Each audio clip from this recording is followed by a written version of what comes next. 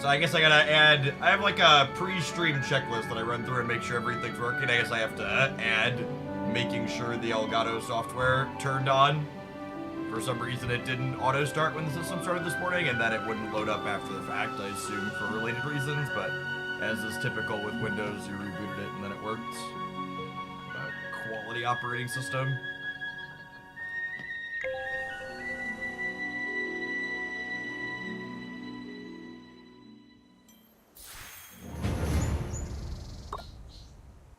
Yeah, I saw that last night. Our server beat the world boss, and then obviously I was a fish, and then bought the extra things that they offered afterwards. So I think rather than diving right on into duels this morning, I want to look at the new cartoon character, because I did the typical card gamer thing, and I definitely picked her up, but I haven't. I haven't fully read her yet. Be good. Hey! Pretty lively, aren't they? She summons these little creatures inside of the fights. Let's take a look at what she does. So she summons a Spinny when the battle starts. When actively used, summons a Smashy and deals AoE damage. And obviously, I want to toggle the full.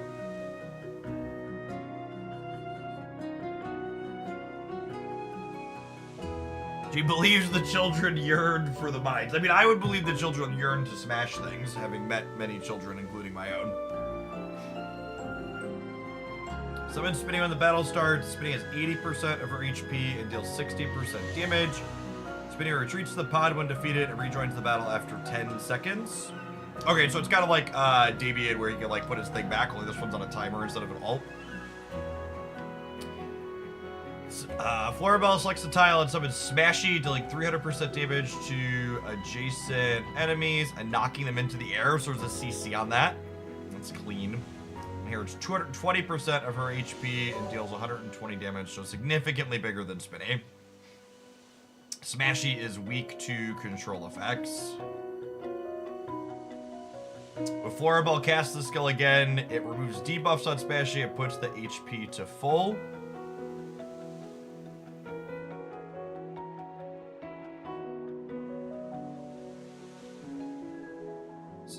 Attack damage. What does this do? Feeds a Petlium. Feeds a Petlium with Petal Plum to transform them into a giant for 8 seconds. Giant Petlia will gain haste and life drain. When multiple Petlia are on the field, the skill targets them in order. Smashy, Swifty, Spinny. Oh, is there another character? So she has Spinny starts. Smashy's the alt. Is this the other one? Summons Swifty in the back. She has three different friends. Swifty has a 6 tile range attack and inherits 45% of Florabelle's max HP. Zippy, thank you for the gifted subs. Appreciate that. Oh, does your what's it called go well? You were in here the other day talking about having a thing going on, right? Yeah, you passed your exam. Congrats.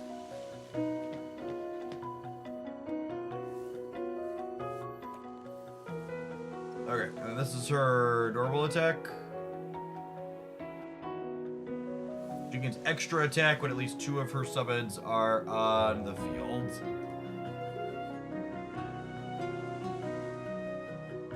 Allied Petlia in their giant form are immune to control effects. So this gives allied summons on the battlefield, gives them a shield. Okay, so Mythic Plus makes your summons a little bit more durable. Some of whatever this, what is this resource called? Title Essence. I need to learn the jargon.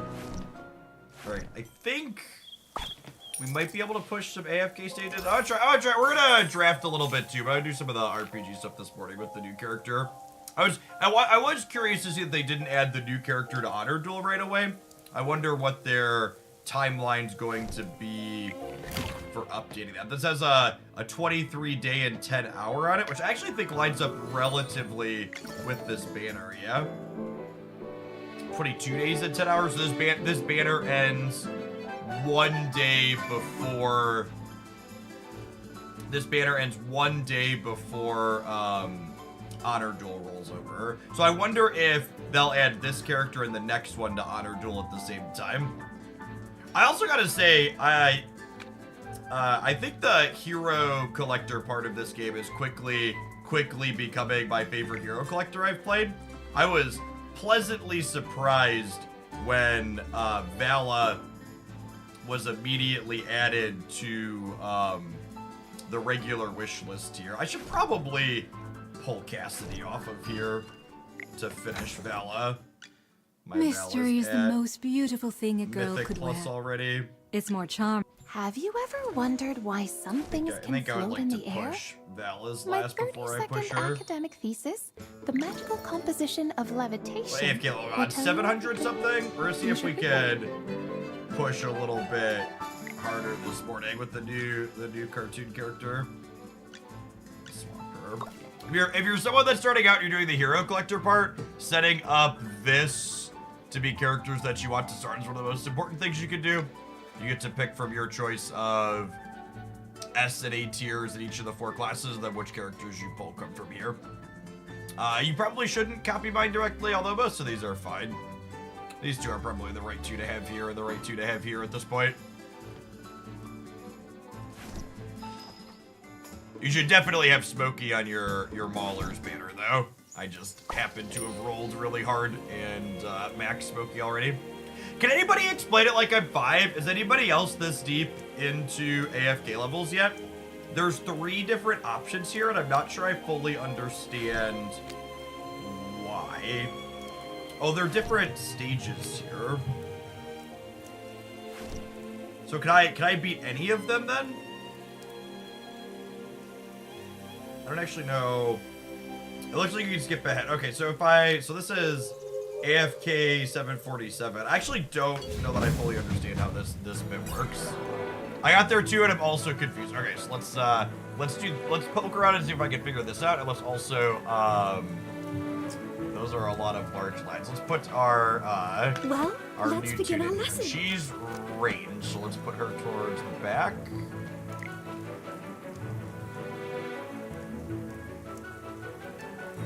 Yeah, some of them have multiple teams now. So I've had some of the ones with multiple teams. I'm gonna put the speed on regular so we can kind of see what she does. Although one of these guys walked around and is beating her up. I'm also not sure if my teams are gonna be ready to let us push more here. Yeah, it looks like we just got crushed. Divine shield protects me! Did I spend money by chance, Chad? Of course I spent money. What kind of question is that?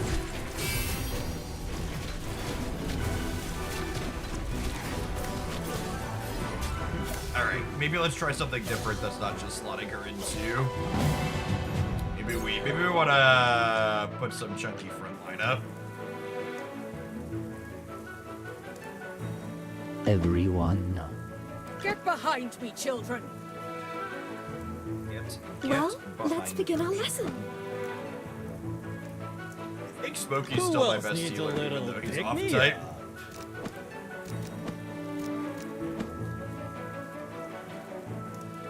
You're not even worth getting Here up for. too. Arano, thank you for the 55 months. Welcome back. My kingdom to be able to order this window. Yeah, favoriting some of them would be nice. Although typically you're using your ones that are higher rated more consistently.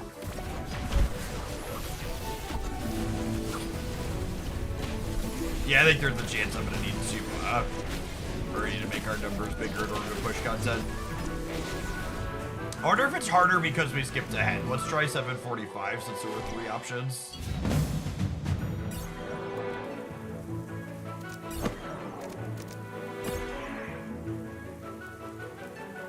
Oh, they have a Vala. Let's put Greenie in the back so she takes the Vala.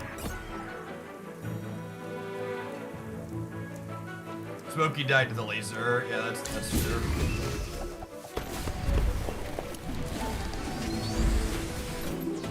even when they weren't in line to the laser. I think our numbers probably just aren't quite big enough yet.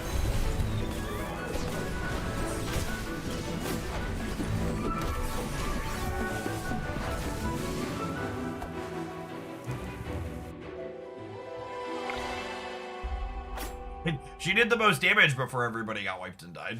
Yeah, I think this is probably, I assume I'll end up sitting at this wall for a little bit until I end up breaking.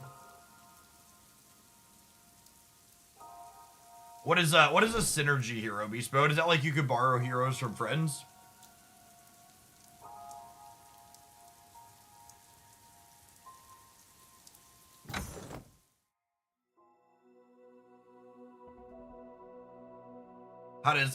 How does that work? I haven't done that yet. I don't think, could you do that in AFK stages? What if we try her in... Well, I wonder if she's good in here. I hit exactly 40% in here. On my other set of dorks. Well, let's begin our lesson.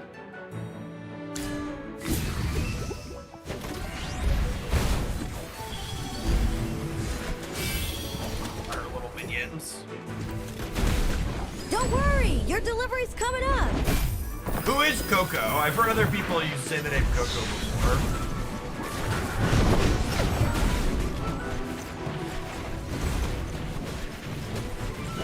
Which character is that? What's a Mauler support? Okay.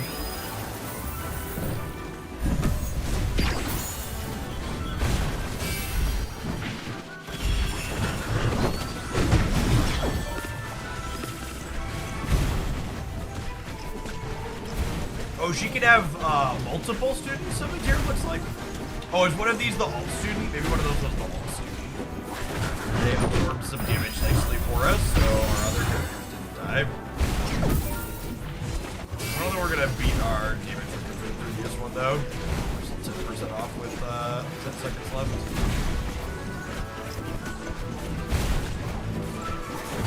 Guess I'll up to 3, just one in the back and then 2 in the front. Another victory to my name.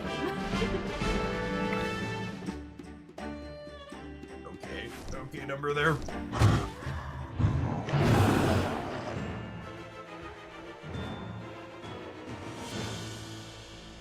Lucius isn't good there. I mean, the team comp needs another sustain in here.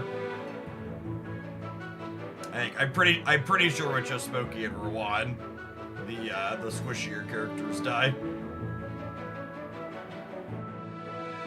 This is We for can submit research. another damage sheet for the scene, but I don't think Smokey and Rowan give us enough sustain. Don't worry, your delivery's coming Maybe up. they do. Maybe we just deal enough damage with their DPS that it doesn't matter.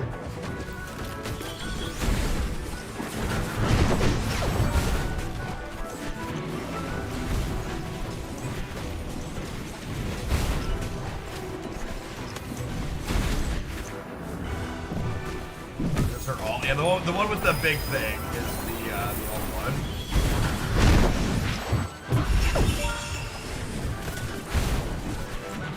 Pass it. Ooh, we might actually beat our record. We are sustaining without a shoot. I think 40% is just by record.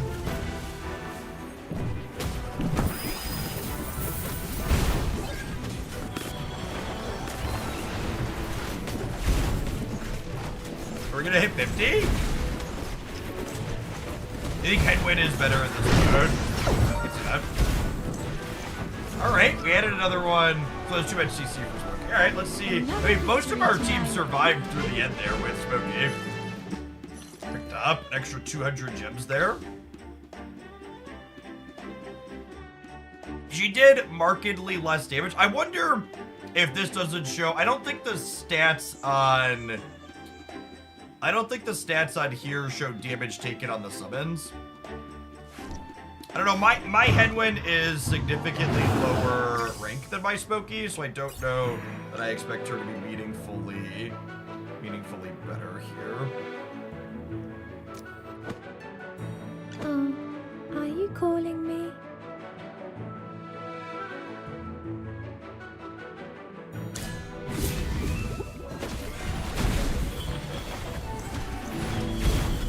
Don't worry, your delivery's coming up. Yeah, but Smokey does more than just heal, right? He provides, he does other support stuff.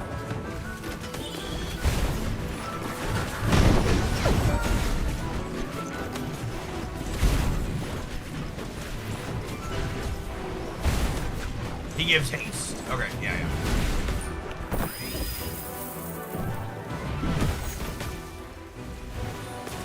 Alright, Vala almost died there. I just got to the point in the story where Henwin, you meet Henwin's character.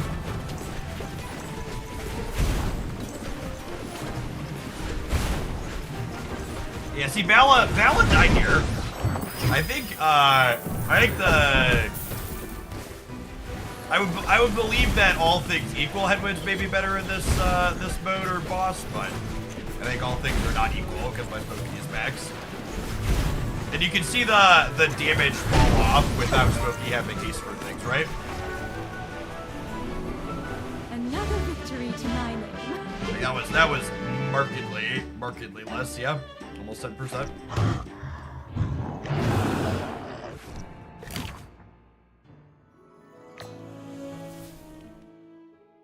Like I have Arcane Labyrinths I haven't done yet that I need to just clear 9. Let's try our summoner inside of. Oh wait, hold on, I forgot to. You have to change your heroes at the start, yeah.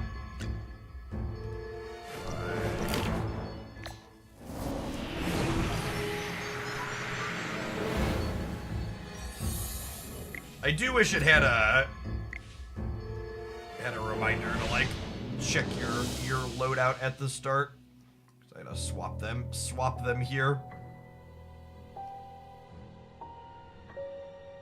Have these 5. I wish you could kind of reorder them to think visually about who's doing what. You have 12 dorks in here. Usually I like to think of them as like 2 teams when you're playing in this mode.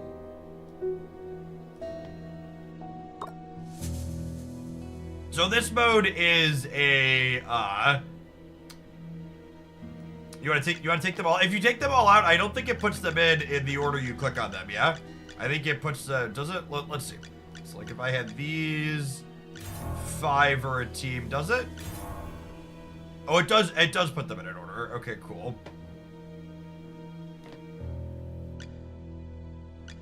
Probably want him. Like these 3 together, and then we need a healer in there, Henwin, and then...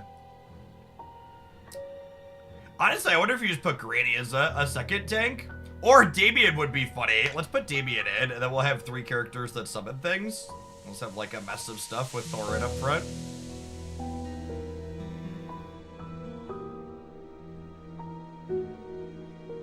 I might want an assassin sometimes. I might want the CC on him sometimes.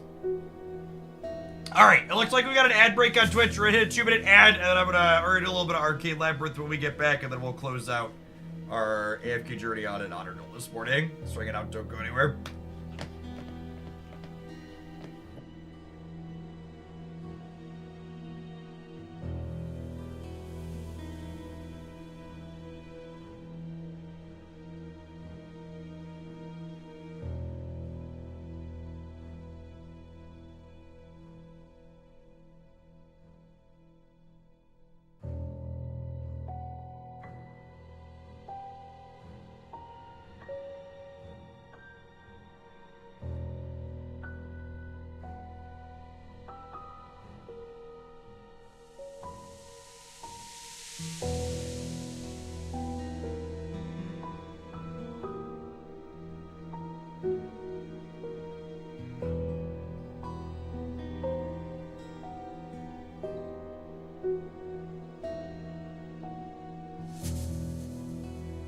This is the first game of this genre I've enjoyed. There's so much. It really is. The more I play it, I feel like I need to. Yes, this one's on mobile as well. I feel like the more I poke at all the different game modes this has, Div, that there's a good chance that in a month or two, once I've poked at it some more, that it's just like firmly best in class as far as hero collector game go. Like just like every bit, the extra game modes it has. One of the things I really like is I'm not like I spend on these games. I'm probably what you'd consider a dolphin, but I'm not like an omega whale or kraken or like the biggest sea creatures that these games hunt. And in every other game, having access to every character is not something that would ever happen. And I really like how the hero collector part of this game is structured so even free-to-play players feasibly will get every character in the game. And then the part that they whale hunt on is getting duplicates and repeats of those characters that you can focus on, lets you upgrade or unlock slightly better abilities for them. It's nice that you can like actually have all of the cartoon characters in your roster and then focus more specific on the ones that you want to upgrade more. But like in a game like Genshin, for example, I'll never have every character because it's just like way too expensive. And this one, on top of giving you every character, the fact that you don't have to like grind levels and gear for each of them individually is also awesome, because you get everything to play with, and then you get everything to play with, and then also you like can actually use them, so you don't have to like endlessly, tediously grind.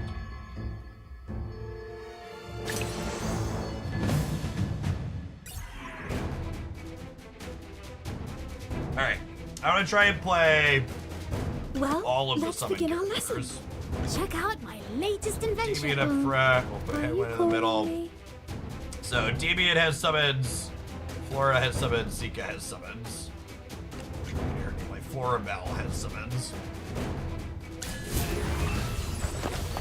We've got him up front to hopefully buy us time for all the summons to happen.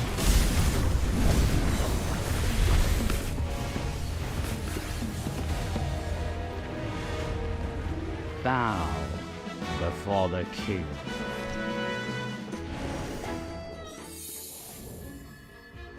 So this game mode is a roguelite where you choose buffs and modifiers as you go through. This gives 20 energy back after casting an ultimate, and which of these bonuses you chooses which other bonuses you get. So I like going into this one if we're looking for characters to have their ultimates or those other energy recharge bonuses. Yes, yeah, you have full cross progression on PC and mobile. Almost all of my off-stream time for this game has been on mobile. We'll level our main heroes. I just rolled my last guy up to 160.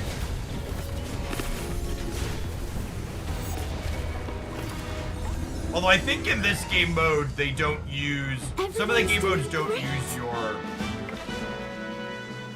Wow, she out-damaged the rest of them by a significant margin there.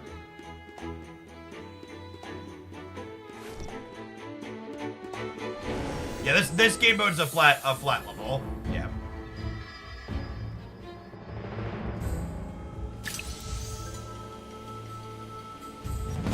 Yeah, I never played the first game in made by AFK. AFK Arena is what I never got into.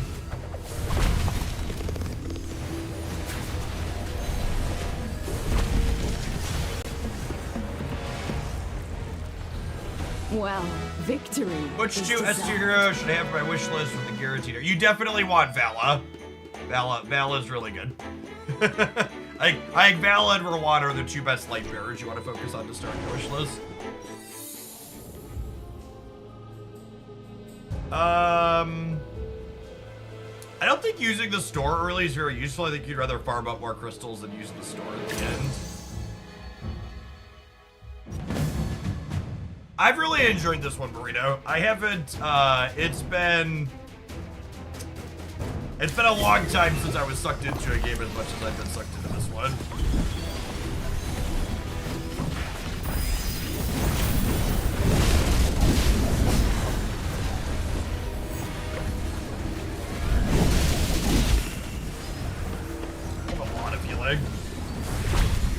push through. We're gonna have a big damage number this time through. The stuns on Sika and Floribel do a lot together. Well, victory Cody, is thank you deserved. for that tier 2 and for the 5 years. I appreciate that. Welcome back. You do have a throne. Sika popped her ult this time, so she out-damaged Floribel.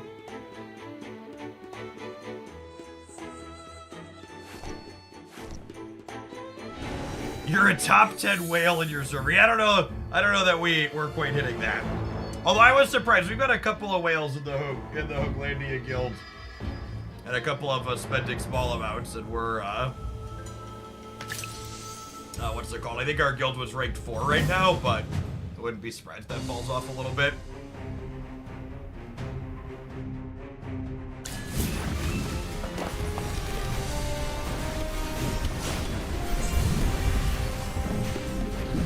Any beginner tips? The only -- thing to make sure to do is set up your wish list on the default banner.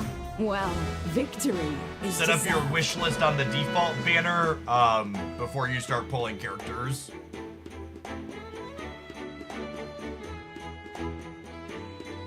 The Hooglandia Guild that I have set up is on server, was it 103, I think?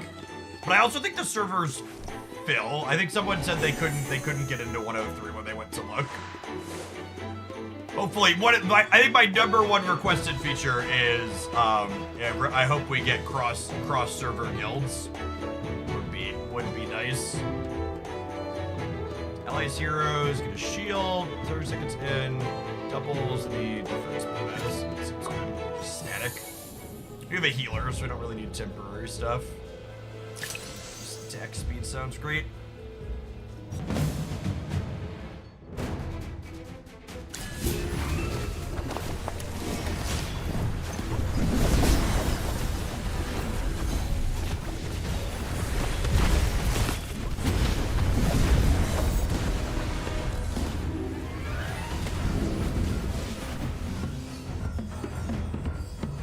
Everyone's doing great. I would recommend never spending. I'd recommend never spending your spotlight keys unless you're guaranteed to get something you want. Don't gamble with them. All right, I think I'll finish this Arcade Labyrinth offshoot. I wanna make sure we get it drafted this morning before we kick over to Snap. Done an enemy hero for 2 seconds after the enemy's also ends. That's a life. The other thing to know is there's a login bonus, so it'll eventually get you 1 of every copy of the character. Yep. Accurate. Okay, so while we've been talking, we did a bunch of the RPG stuff this morning, so I wanted some of that. I wanted to do that. I haven't poked at. But the big part of this game that I was honestly very surprised. I wasn't expecting it inside of a hero collector game like this has been great, is this Honor Duel mode. So Honor Duel is a competitive auto battler drafting mode where the amount that you've whaled or spent or time that you've been playing doesn't matter. You're playing into other people who are drafting lineups just like you're drafting lineups, and you can draft characters that you don't even have in your collection to play with. It's also a neat way that lets you sample characters you don't have access to.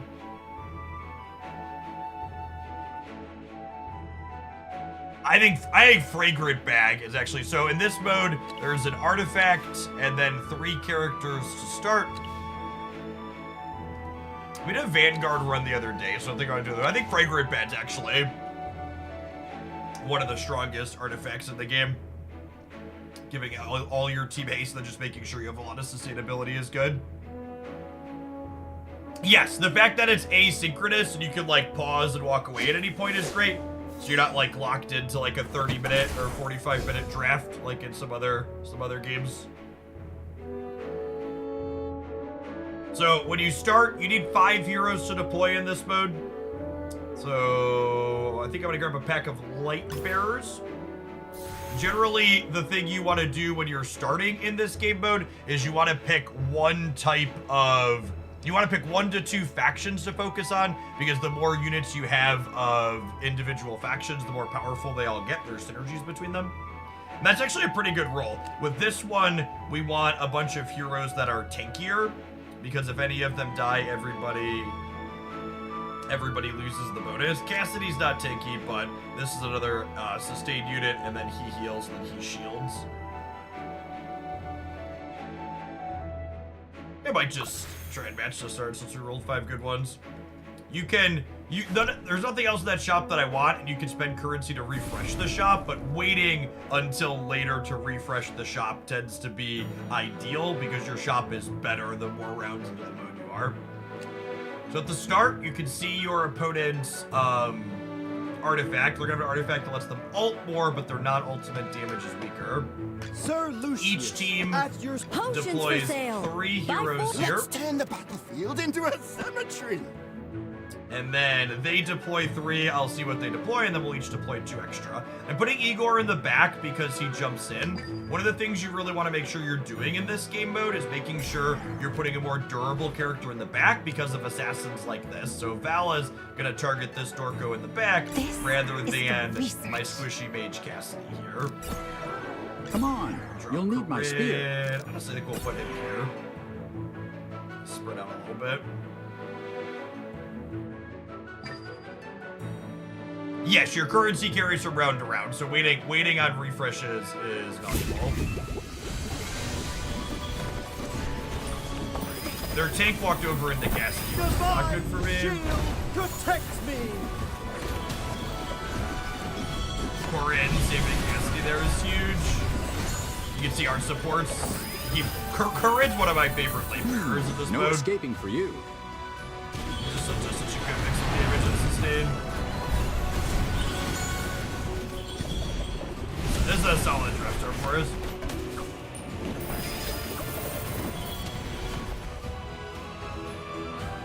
Experience is the best. One of the things you want to be doing, especially when you're newer and you're not quite sure which characters are working for you, always making sure you're checking your stats at the end to see who's actually doing heavy lifting. And you can see here, this team's good because it's a pretty diverse spread. We had 3 different characters, even Rowan did pretty good. Cassidy's probably someone we don't want. Cassidy's probably someone we don't want in our team long term. Although she did take a lot of damage. I mean, she was getting stunned a little bit, so maybe it's not quite representative. When we find like a Tamisa, I wouldn't mind replacing her.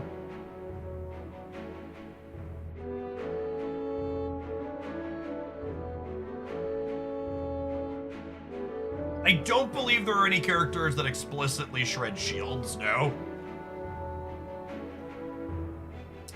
I wouldn't mind re-rolling to try and find another copy of Rowan. I think I wouldn't mind replacing Cassidy with someone else who's tankier. Like if a Thorin pops up or a Tamisa, I wouldn't mind subbing over her, I don't think.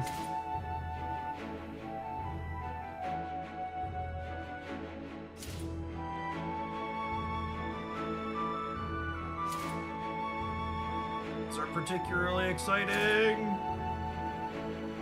This is also an item we're looking for. So this is Rowan's best early item.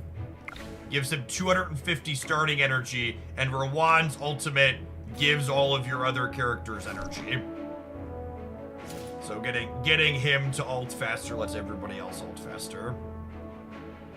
And then naturally, Cassidy was our first dork. We found one here. I might pick her up even though she's a little clunky in this team. We did have enough sustain to keep her alive, because now I have 2 characters that I can roll towards an upgrade on here. And of course, there's the Thorin on the next roll. I might end up in with the Cassidy upgrade. Yeah, I think I might grab Tamisa here and then not play Igor, because again, if you have all characters of the same faction, you end up getting a bonus.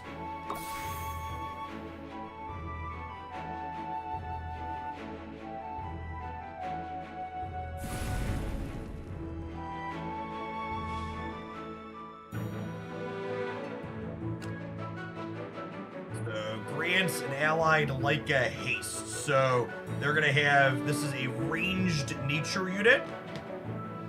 Sir Which makes Lucius, assassins a little bit less Potions for likely to be sale. noteworthy. Buy 4, get 1 free.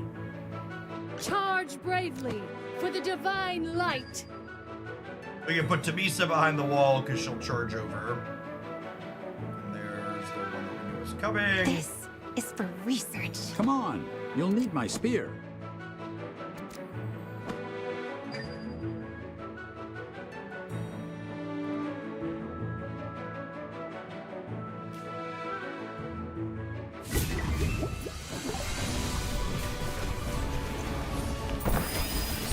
One got to go ahead and get his ult. Then Lucius hit his ult here.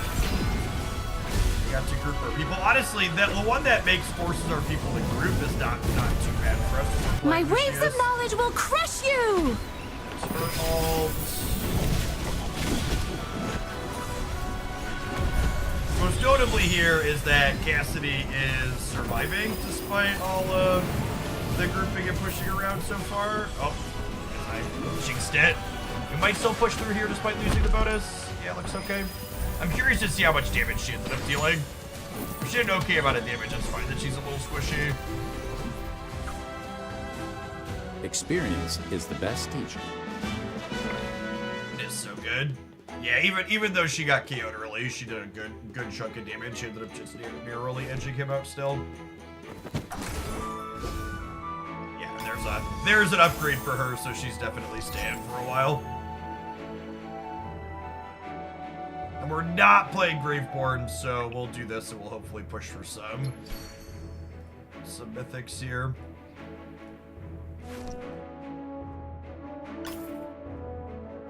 So I have Igor, who I can sell if I'm not going to play him. So I could roll one time here and be able to buy an upgrade still, which we missed on.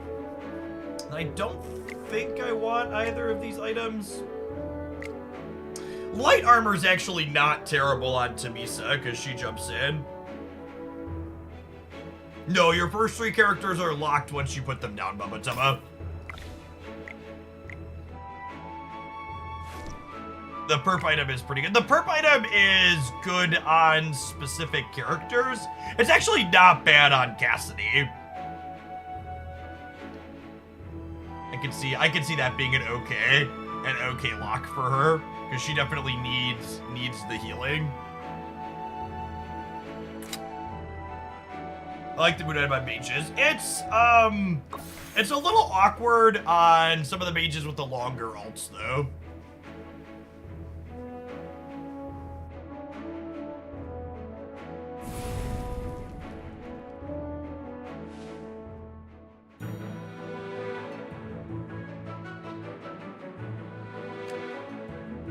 Okay, so they're playing Maulers, which have a lot of sustain, but it's also good to note when you're starting that there are some type advantages here. So the fact that they're a Mauler team means we'll have an advantage with our Light Bearers. Sir Lucius. I think this is one of the top artifacts in the game in general. Potions for sale. Charge bravely for the divine light.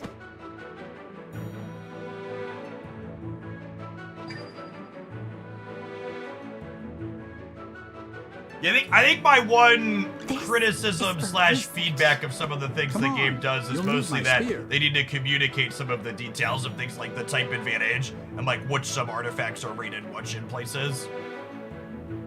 Things like faction bonuses here. Things like that. So if you have 3 of a type, you get 10%, 3 plus 2 is 14, 4 of one, and then 5, so you get 22% attack and HP by playing all 5. One of the biggest pieces of advice I have for people when you're thinking about how you're drafting in this mode is locking into 1 to 2 factions early and then focusing from there so you can get that stat bonus.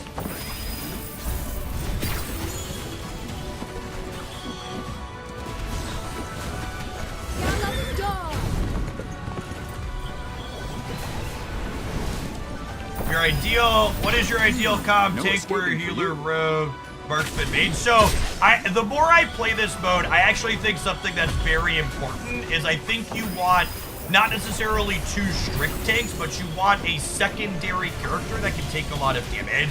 So like Tamisa and Corinne, for example. So like Lucius is a frontline tank. You'll see me start him up front every time. you want a secondary character that can take a hit to put in the back to pull Valas and Assassins off of your back line. Perfect battle. Because, like, the level 1 line of thinking when you're positioning in this game mode is that you want your squishies all the way in the back, but the reality is you actually want your squishies in the middle, sandwiched between your bulky characters. And then Tamisa and Corinne are ideal secondary tankier characters because you look at charts like these and you'll see them also deal damage. So they kind of like serve a mixed role in that slot. I actually think the only 2 locked roles you need to have on every team are frontline character and then some type of healer. And then the light bearers, I think, are one of my favorite comps because they have a lot of characters. There isn't a dedicated light bearer healer, but there's a lot of light bearers that have secondary healing. So like Rowan and Corinne are both characters that provide support without being dedicated supports.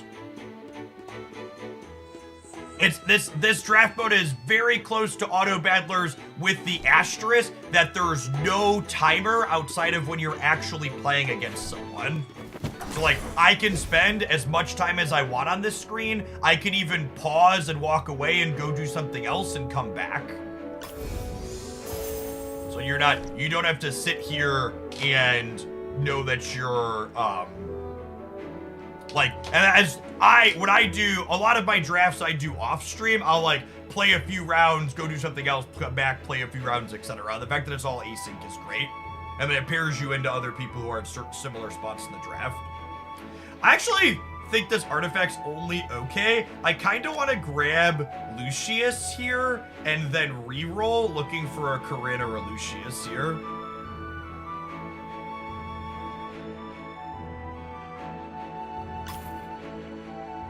I might leave this pinned because if we miss on rolls for upgrades on these, I might buy this just so I have the upgrade. And we're refreshing 7 on the shop here.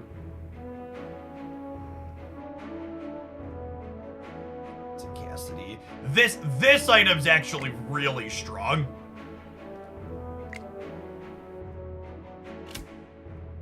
I think I'm gonna pin her, I'm gonna buy this, and then we'll go from there. This is one of my favorite items on your frontline tank. It gives a 12% shield periodically and then taunts enemies onto him. So that way they can pull aggro off of your other nearby things. I'm gonna do that, I think. The taunt is very, very good.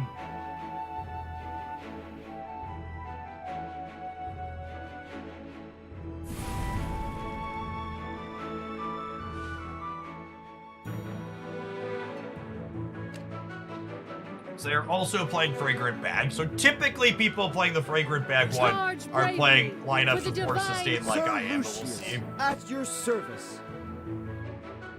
Potions for sale. Buy 4, get 1 free. And then I'll probably put my mage here and Corinne behind. Oh, they're maulers again. That's great for us. This is for research. Come on, you'll need my spear. They have more legendaries than we do, but we'll have the type advantage. We've got pretty solid items.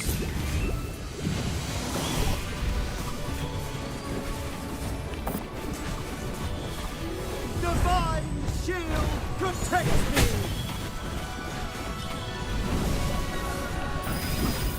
Oh, she needs to die before she could all be falling apart. They had the same item we do, so we lost a character first, meaning we lost our bonus and they didn't.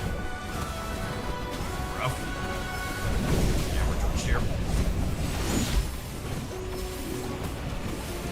Yeah, the first one to drop a character. Yes, this is an auto battler.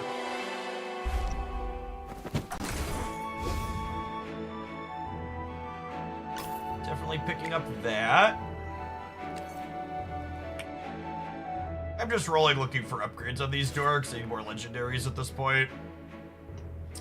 Getting more upgrades on characters that aren't quite working towards Mythic yet is unfortunate. I'm gonna pin this for now, because if I buy it, I go down to 19, and then I only have one more roll to find extra copies of these. And I would really like extra copies of those. Huh.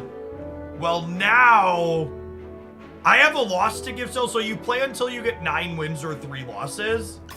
I think I'm just gonna do this, and if we take an L, we hope to just roll Mythic on her and then run him off after.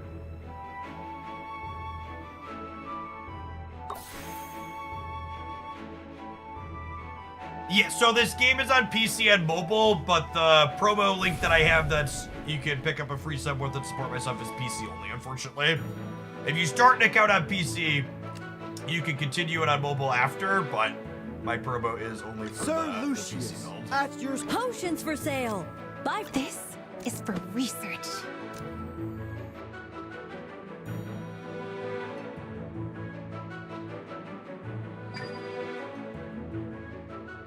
I don't know if they have a Mac client. I don't think so. Come on. You'll need my spear. Charge bravely for the divine light. And this is exactly, so you see this little dagger? This is their assassin who's gonna want to jump on my thing here. So I'm gonna start him in the back so he pulls the assassin off for a wand, and then hopefully Tamisa helps him out here. Although she probably charges.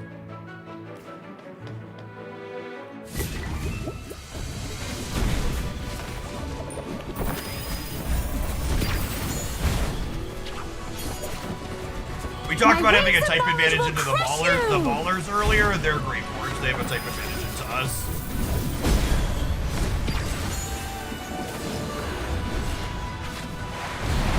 Yeah, we just lost Cassie before she could ult again. Okay, well that's our second loss for sure. Tamisa is doing her best here, but not only do they have a type advantage too, but I only have 2 legendaries in this run right now, which is a big deal. They are Lucius and Tamisa. They are trying.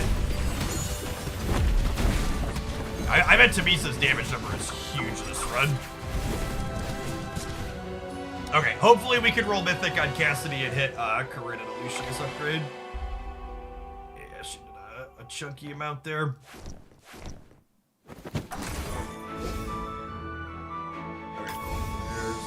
Corinne to legendary. I really need to hit Lucius to legendary and her to mythic here. What we're gonna be rolling for. Part of me wants to gamble on this. There's only eight light bearers. Well, we hit the Lucius, but we bricked on the other 2.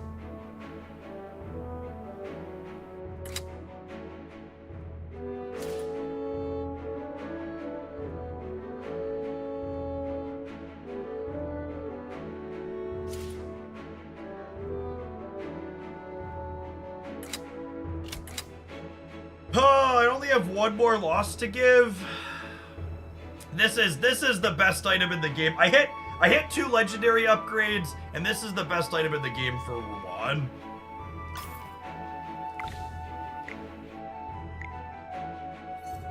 I can put the ult faster on her. And then if we win this, hopefully we get one of these 2 to mythic next turn. And if we lose again from here, we are just dead.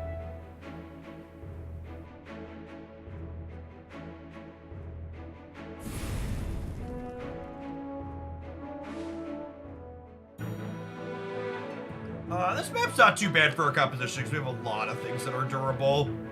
This Sir map forces Lucius, people to be at spread your out a good service. bit. potions for sale.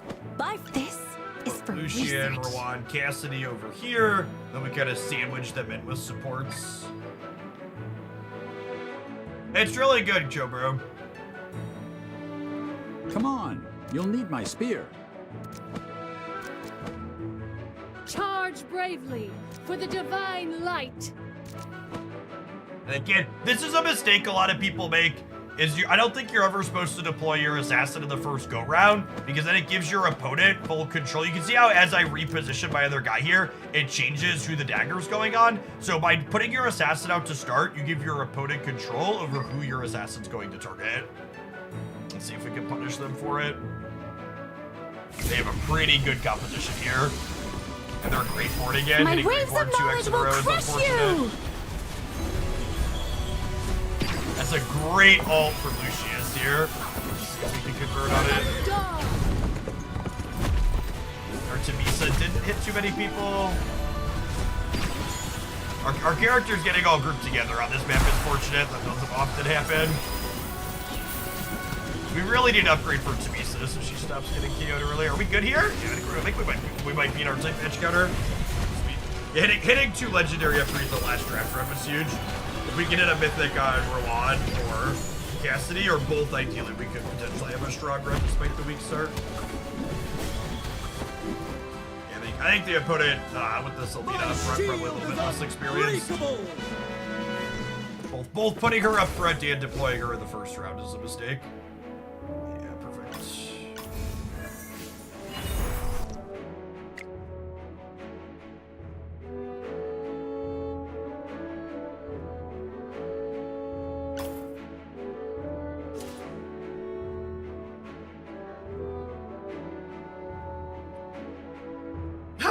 I think I just take that.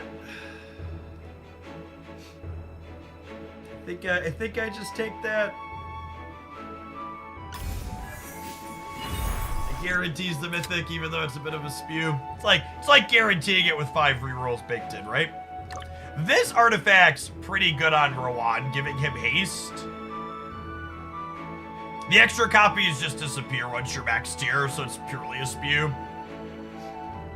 If I put these on Rowan, I don't know. I don't know who I would put Gaze of Power on. It'd be kind of a wasted artifact, so I think I probably don't. And we'll obviously pin the Tamisa here. Alright, we hit 2 mythics. We're 2 mythics, only 4 wins in, which is above rate for sure.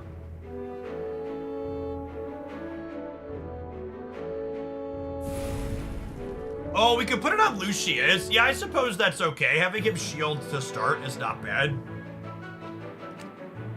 Okay, so they have, you always want to look at their artifact. They have Muriel, who is, so they're going to be light bearers, and she's a sorceress. Sir Lucius, at your Potions So for that sale. also means I want to take my dorks and spread them out a little bit, because 1, they're probably Vala, and then 2, her ult hits a bunch of people at once. Charge bravely. Come on, you'll need my spear. Start him in the back just in case they put Vala in their second round.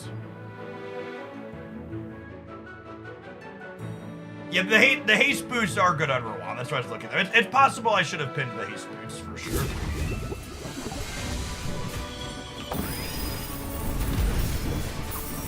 Oh my god, did they have... I missed it. Did they have the instant ult artifact on Muriel already?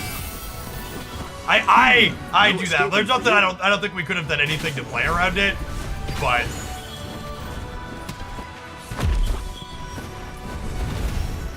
They must have had the... I don't think it lets me see on the replay. I wish it would let me click on their artifacts on the replay. So there's an artifact that's definitely the best artifact in this mode by a lot, that it lets your character ult the first time for free and does a little bit of extra damage. I bet that one gets adjusted on the first time they do their balance pass. Her ult is very strong, and this artifact for her lets her power up. I'm gonna do one more. That was disappointing. Instant ult and 20% damage. It probably just doesn't need the 20% damage.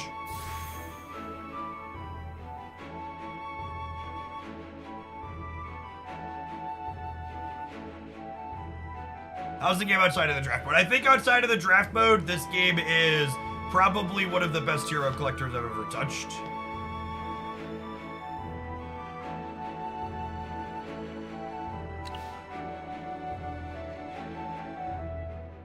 A lot of the mechanics that they have for it are very good.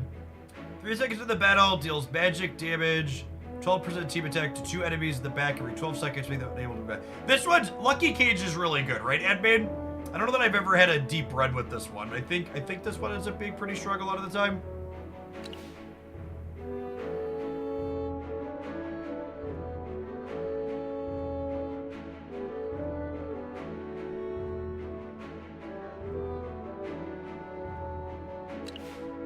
Crystal Cell with Thoran in the opener is pretty good.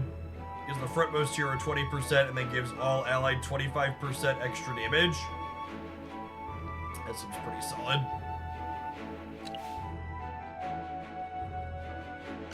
I think Niru's actually pretty good too.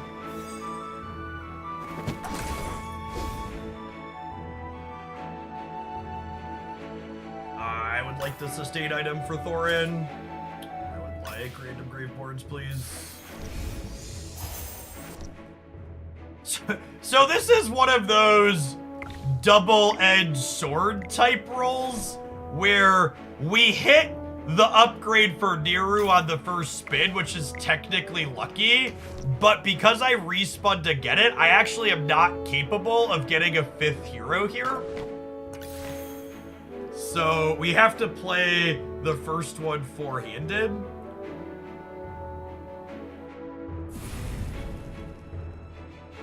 Do I unlock the other great board trio? Yeah, maybe. That's probably right. Everyone must. Oh my. Looks like some. Let's go harvest together. Sylvina for Present. the last round. Your command. Thorin will carry. Yeah, I mean, our combat items are like, the characters we have are not bad. The 3 great boards we have are excellent. We're definitely looking for a splash healer.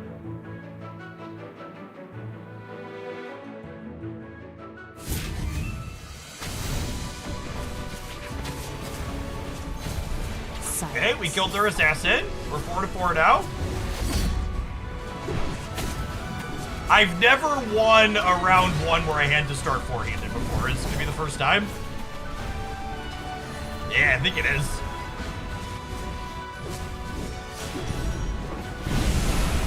Oh, if you're only 4 characters, should you only deploy 2 in the first round? That's a good thought. Yeah, that's technically a thing you can do. Oh well. All right, gamers, we're gonna finish this draft as long as it can go, and then we'll snap after. We're gonna take a quick ad break before we do that, though. I'll see you in 120 seconds. Thanks for hanging out. Don't go anywhere. Ooh, Rowan.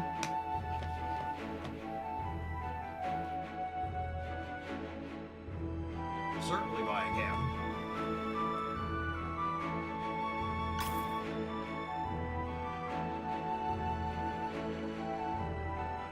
Honestly, with the Rowan pickup, I might just run into the next battle from here and just vibe. Does drafting cost? So, drafting technically costs in-game currency, but it only costs you 5 or 10,000 gold per run. And for context, my account currently has 23 million gold on it.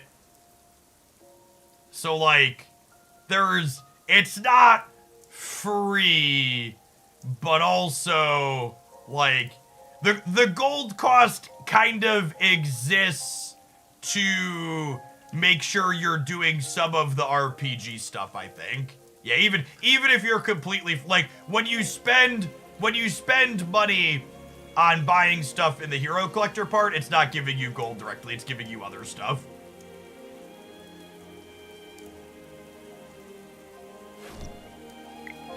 So it's essentially free so long as you engage with the hero collector aspect at least a little bit and play the RPG stuff occasionally.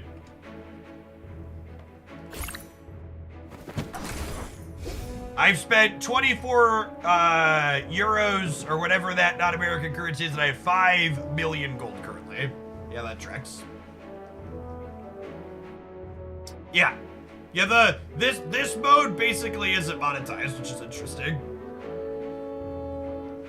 And the hero collector part actually is good, and the RPG is voiced. It's a good single-player RPG aspect, too.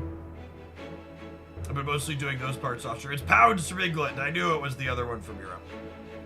Sorry, England's technically not Europe anymore. So for those of you joining us after the ad break, thanks for sticking around. We picked up Rowan, and then I'm actually just not going to grab anything else here for now.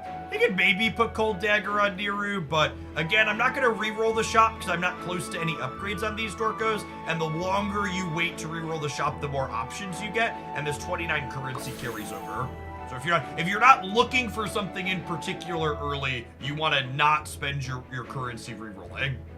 And even once you have all 8 spots in the shop, waiting if you're not looking for something is correct, because the later rounds you get better artifacts and stuff you can be rerolling to get looks at. Oh, actually, the same artifact we do, so their frontmost character is also going to be important for them. Potions for sale. Buy 4, get 1 free. Oh my. Looks like someone needs a little warming up. And again, this is noteworthy positioning. You'll note I'm putting my mage second here because I want to sandwich her in between. I want to make sure she's not my backline. I want a tankier melee character to be my backline. Your command. And then Sylvina here, you see her dagger changing depending on where we put her. I definitely want her to target Rowan and not this. It's unfortunate we can't get her to target Muriel here. But Rowan's a fine second.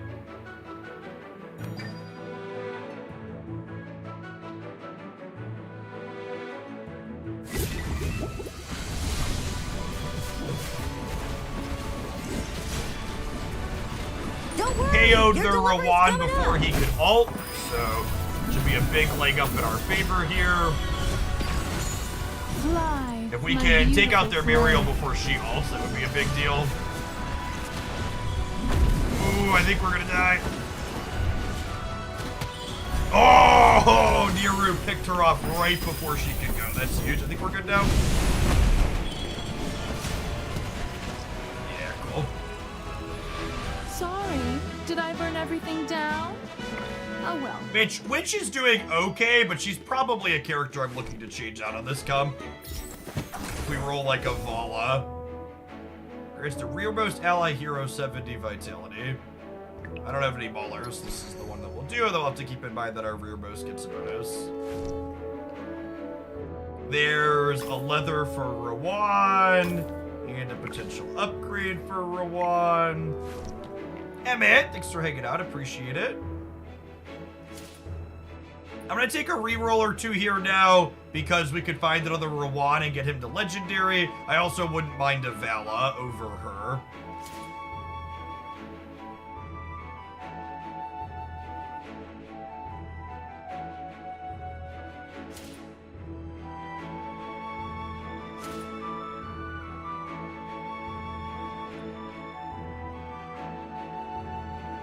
The light pack would have been 3 Rowans. Stop it. Okay. I wouldn't be surprised if we take an L here going into the 3rd round only having 1 legendary. I don't have a choice at this point, so we'll run it.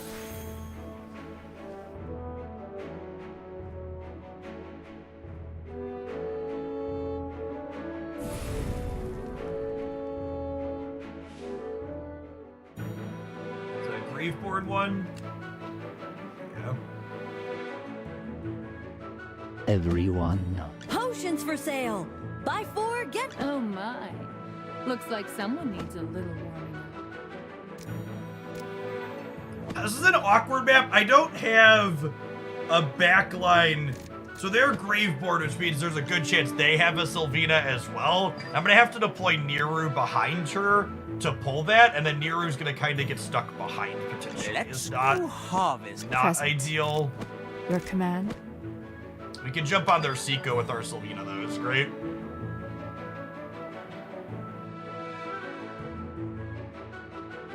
They only have 1 legendary as well, and then I correctly preempted their Savina here, so she jumped on our melee, so she just doesn't work. This round is 100% getting decided by the fact that I understood how to play my assassin and into their assassin if they did not. Although their Seiko might kill us anyways. Oh, their characters might just be a little bit better. Unlucky. That's so unfortunate. Poor Thorian, he tried. Our Sylvina just did not have enough burst to take down the Seika. That's so sad. Outplayed and still crushed.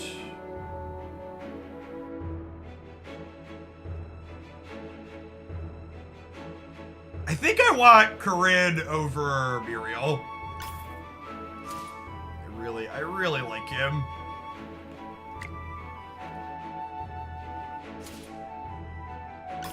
Warren upgrade is huge here. A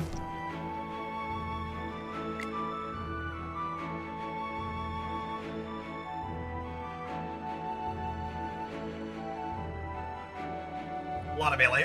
Corinna is range 2. He also dives into backlines nicely, so he can support Sylvina a little bit. I'm gonna pin this because it's a guaranteed upgrade for somebody, but I'm gonna roll once or twice and see if we could get. I'm gonna see if we can get the upgrade for him. Ooh, that's really good.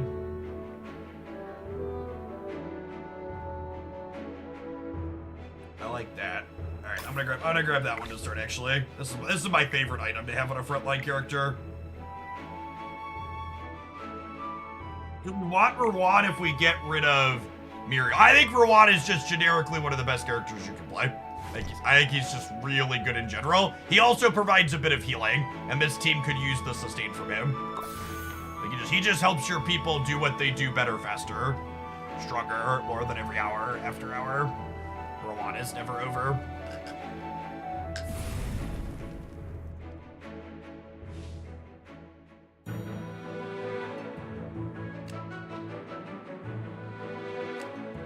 All right, so put him up front. Let's go. We'll put him behind. Together. And the nice Potions for part sale. about Buy having 4, Corinne get 1 here free. is he can pull Vala's and Sylvina's off of my people while being a ranged unit.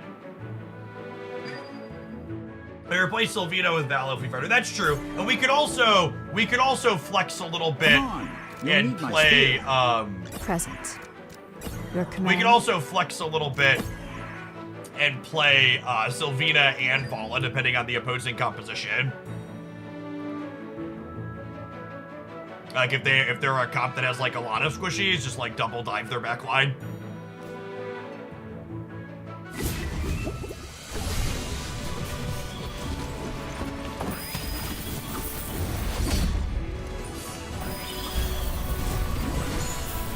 Good ult from their Lucian. Sylvina failed to kill their Vala quickly enough. Silence.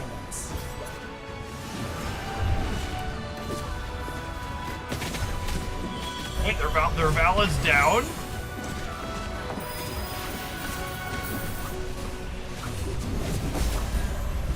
They have 2 sustains left. I don't know that we're gonna have enough damage to cut through these.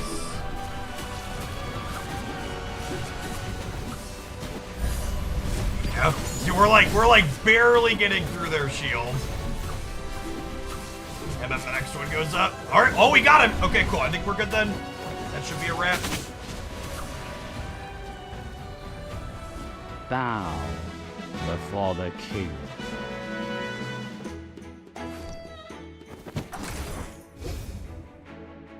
All right, 3-1's a solid start here. I'm torn if I want this axe. I think I do. I think this is one of Corinne's best early weapons. It's just like a mix of sustain and extra damage. And now we're rolling looking for upgrades on him and Rowan at this point.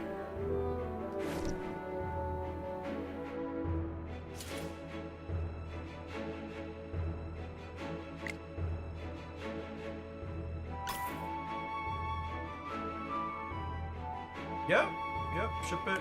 No Valley, it's a little sad. Yeah, the honor duel content especially, I think is really good stream content. It's very, very accessible. Anybody can pick up the game and jump into it very quickly. And there's a lot of strategic depth to it to talk through. I think my opening is basically always these 3 until we find a Valor or something. And then we Sylvina to Assassin depending on where they go. Although Sylvina's strength is falling off now that we're getting higher and she's not legendary yet. Present. Your command. Definitely want to target this. Come on. Gorgo. You'll need my spear.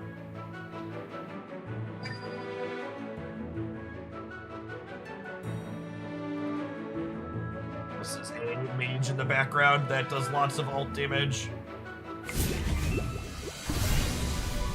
The fact that they positioned everybody in the back there was not good for our assassin. just got deleted off the map.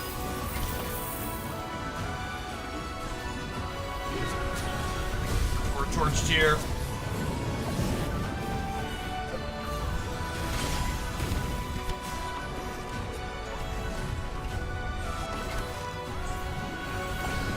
We have 3 grave boards, which are type penalized into them.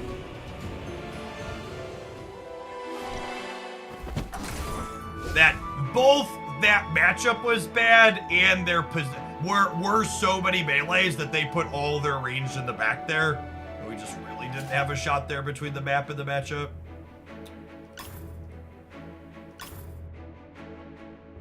Okay.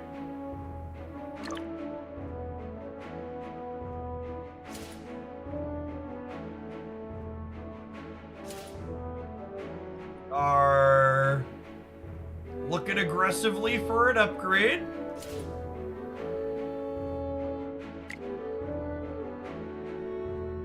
Oh, that's the Vala too.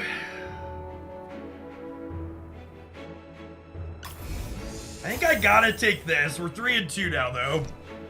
It sucks that I can't roll for Niru. Am I pitting the Valas? I think I am.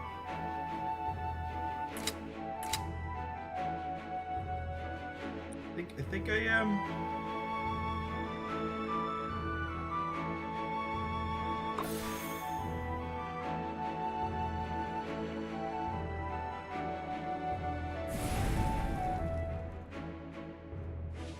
This is the Sylvina item from the opponent.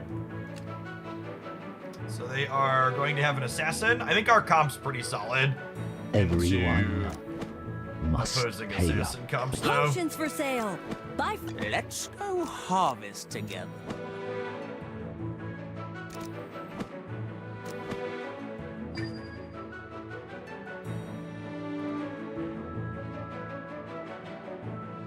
Come on, you'll need my spear. Present. Your command?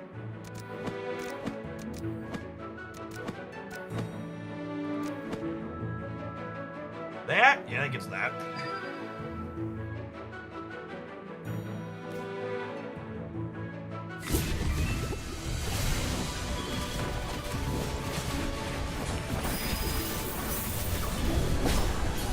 Oh, they're still being ulted first, but ours won the fight because Corinne was over there to help them to start.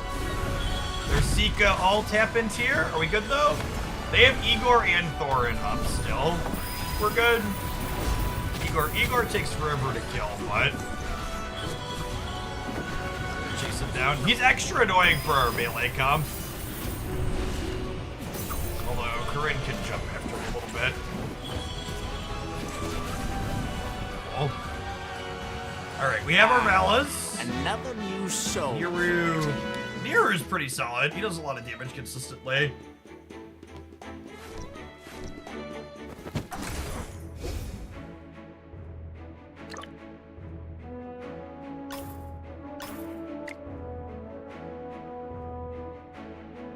This is a solid item on Vala, but we're also getting late enough into the game that we might just be able to get a legendary item for her soon.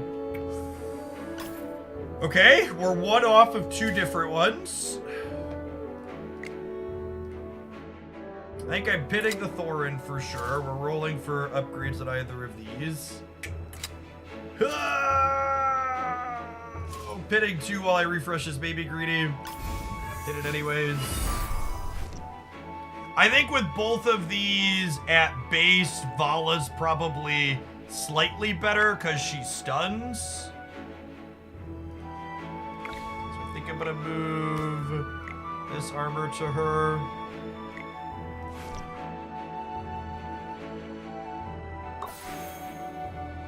Hitting a mythic this early is solid, especially on a character that has the sustain like Niru does.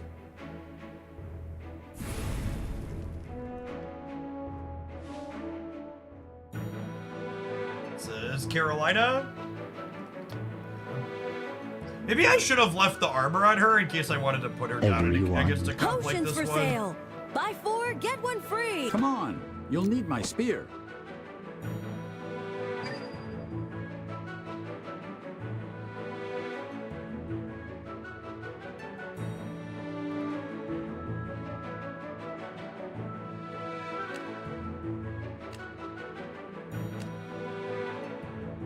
Let's go harvest together. What kind of treasure awaits us today?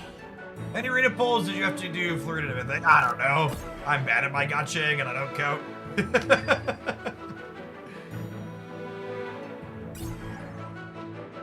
Takes it takes what it takes.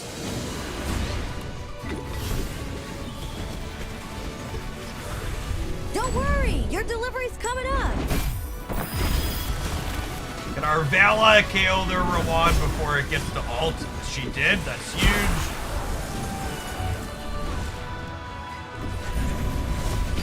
She just got a shield though.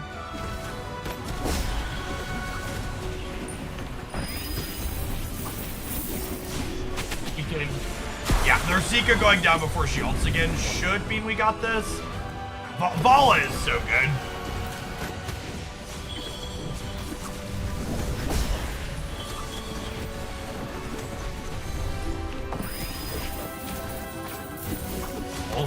Vala's only epic, and I bet she's still probably gonna have one of our highest damage counts here. Definitely had a lot of KOs. Bow before the king. Yeah, second highest. Corinna's so good. Genuinely just like one of the best characters in the mode.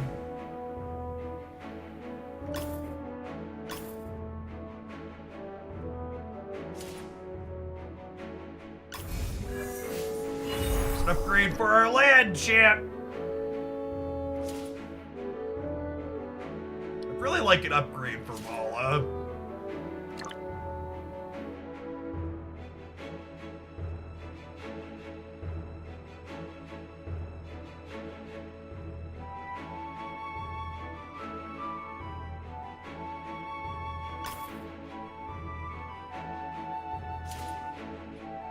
So I could roll a couple more.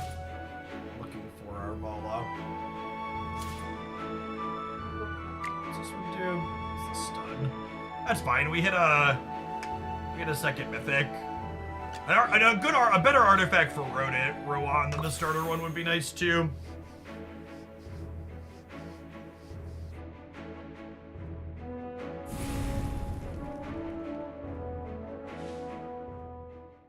This is the Sylvina artifact again. I think in general this tends to be a good map for Sylvina, but I also think our composition is pretty good into her. For sale. Bye. Come on, you'll need my spear. I mean, I think I'm gonna just put Vala here in the center, regardless of what she's targeting, just because I don't want her to get picked by their Sylvina. Oh my god, they have Mythic Sylvina. What kind of treasure awaits us today? Let's go harvest together. We have two Mythics, we'll be fine. We have two Mythics as well, we'll be fine.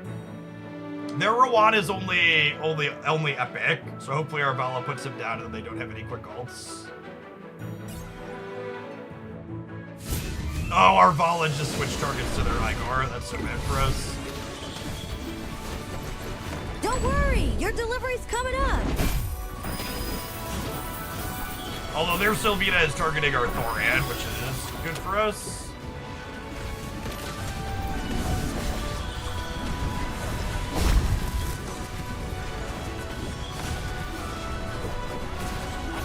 Oh, I think we're torched.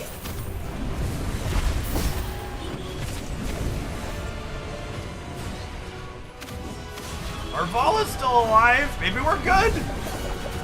I'm curious to see what the numbers look like here. This fight, there was a lot of chaos in this fight.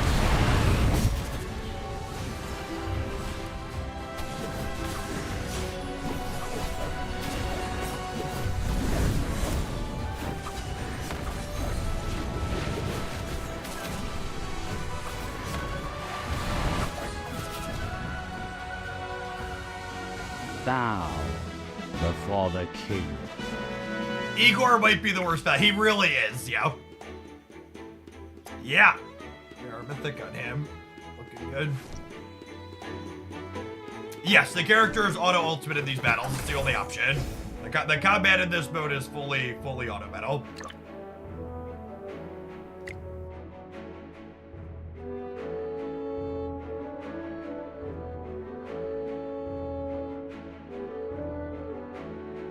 Just rolling looking for upgrades. We're close to more mythics here.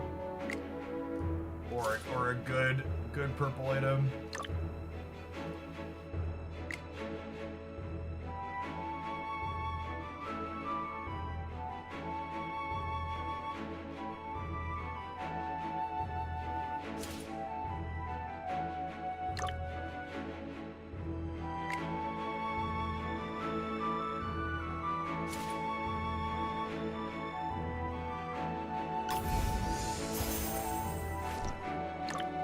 Good.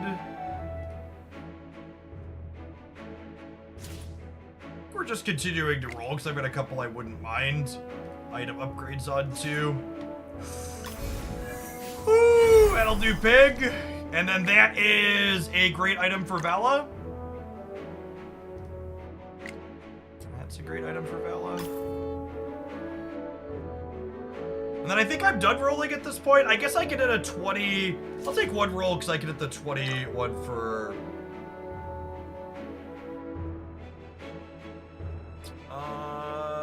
that's Vala's, like, dream item. Obviously putting this one on her for now. Its ultimate deals damage, right? No, it does not.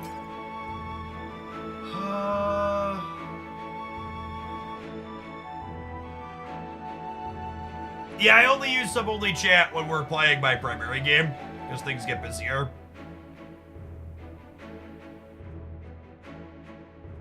I guess if I buy this for Vala next round, I can put this one on Corinne and put Corinne's weapon on Niru, is probably a fine shuffle around. Let's do that.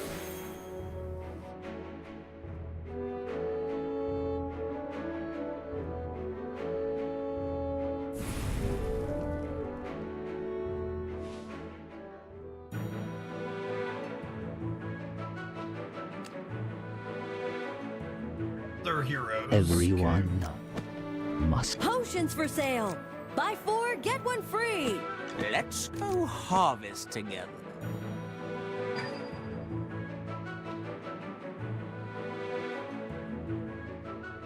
What kind of treasure awaits us today?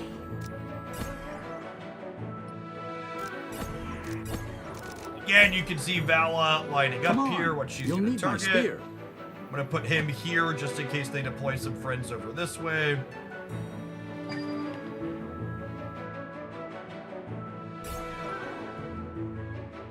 He's ranged, so he'll get into combat relatively quickly. He jumps around. Looks like Vala's going to get to KO her target before it gets to ult, which is huge. Having that pop before their healer ulted was a big deal.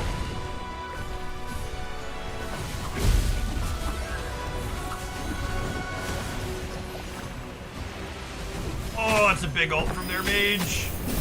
Their mage is now dead, though. Vala is still alive. Experience is the best teacher. 7 and 2? Kai does so much damage. It's actually unreal.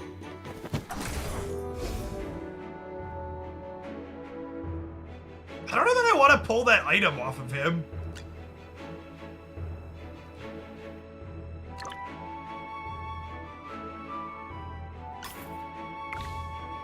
Yeah, I think it makes the most sense though. Niru does some okay damage, and him having more sustain is fine.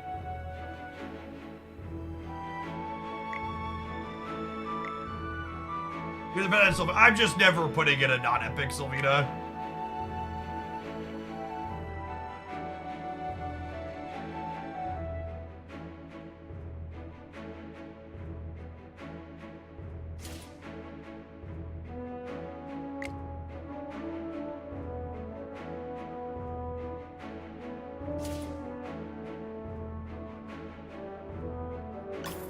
Vala. I really need an item upgrade for Rowan. Well, I mean...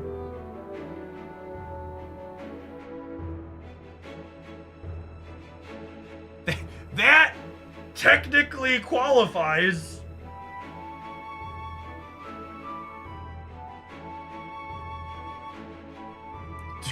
Do I just pay the 20 premium to be able to put that on him? I think Colorful Exponent is better on Vala than this one is.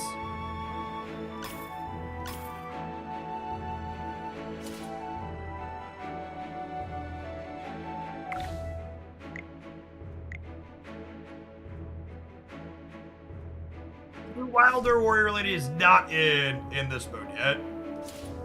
Can refresh one more time because I can sell both of these.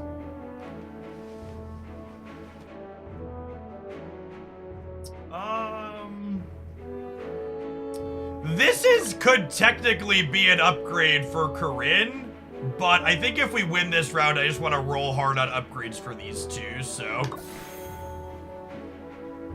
think we just chill. We've got 2 more rounds at most. If we win the next 2, we finish 9 and 2. If we lose the next one, we're done. There are just so many people playing this will be an item today, and I really just do not think that one is that for sale. Buy Let's go. Mostly because we have Mythic Corinne here.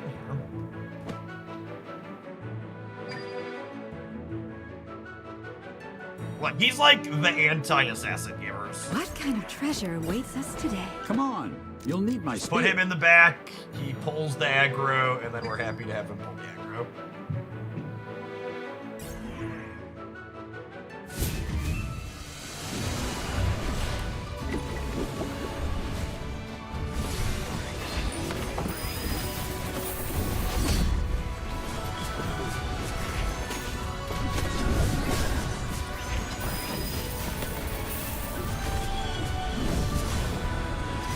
Killed their assassin once. Our ball is down though. Oh, I think we're dead. 7-3 is not bad.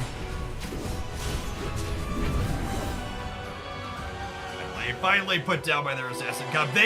So we KO'd their assassin before she got our thing, but they had Mythic Nero on their assassin too, which pulled her back up.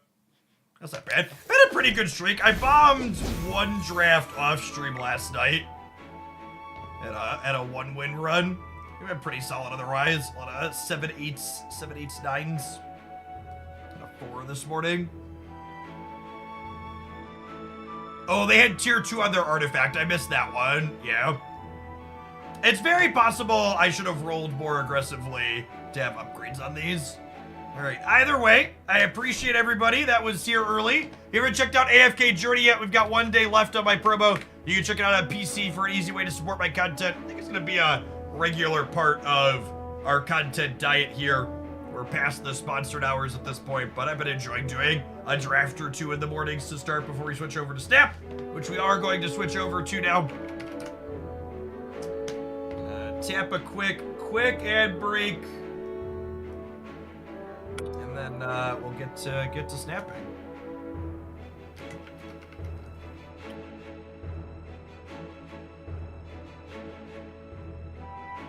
Non-subs! We're gonna toggle sub-only mode over as we'll probably pick up some more viewers as we move over into our slightly more popular game. You want a free way to pick up a sub to chat more regularly? Check out the sponsored promo. And as always, you can chat using channel points. Subscribers, I'm gonna run to the bathroom really quick. BRB. There's an update queued for Snap. Excuse me? At 7 megs. I wonder if they fixed the end of turn bug. That would be ideal, huh? Alright, BRB.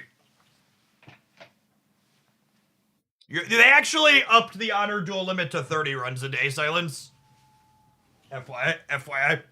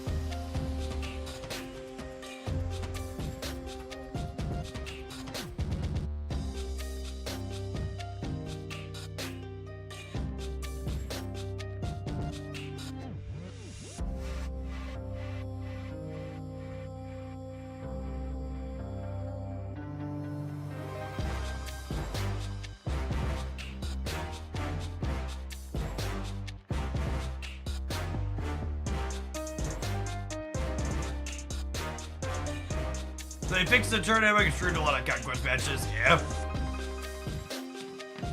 So it's definitely obnoxious.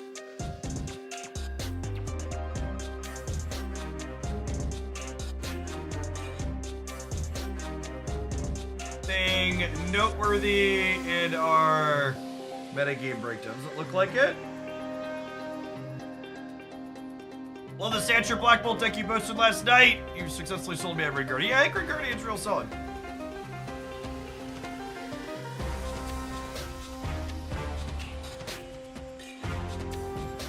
Cerebro 2. Low win rate, good average cubes. I think this is a deck where, as people get better at playing against it, its cube rate will go down. People are so bad about retreating to this deck. It should not have that high of an average cube rate. They're just bad at being able to count what it's doing and why. Or what its output range is going to be.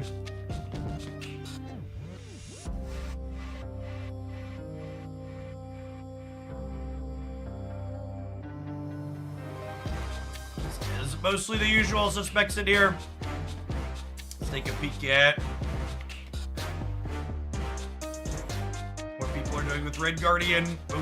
Most successful looks to be just taking it and slotting it into the Lady Deathstrike pile.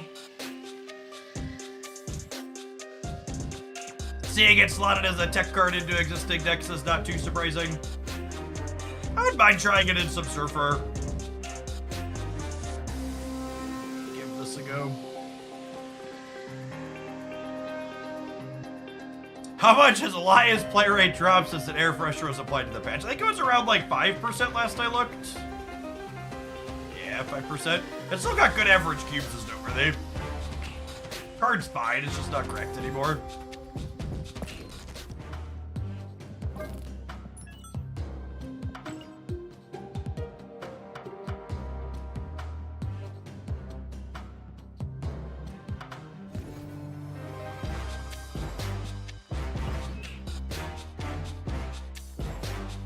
What was the Red Guardian slot in the Pixie deck? What did they got?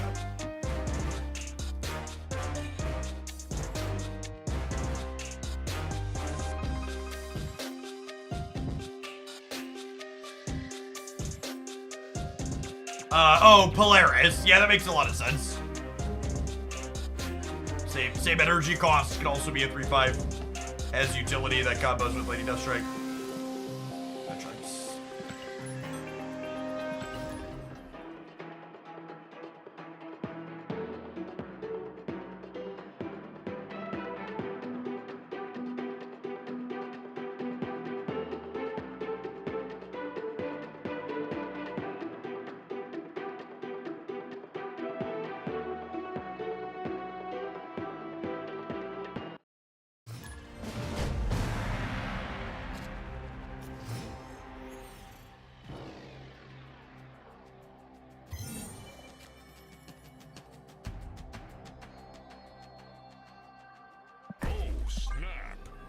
And forge into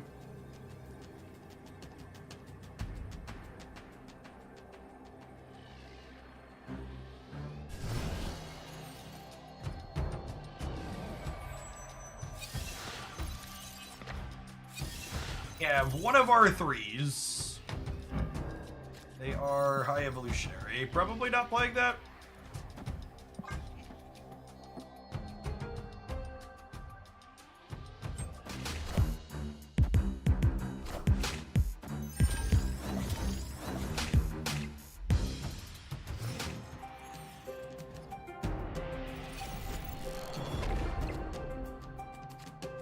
Well, golly!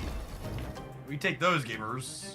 We take those when your brood ends up being bigger than the absorbing man.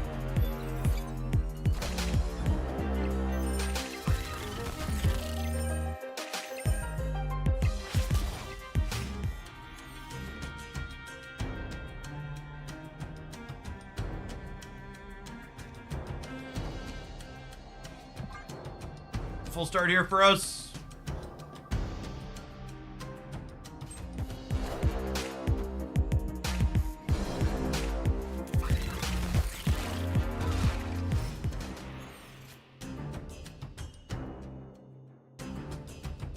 They already played the She-Hulk, so there's no incentive to Mobius. I suppose we just do this. Naza B with the 95-month resubscription. One of the subs of all time. You've seen it all. Thanks for coming back again and again and again.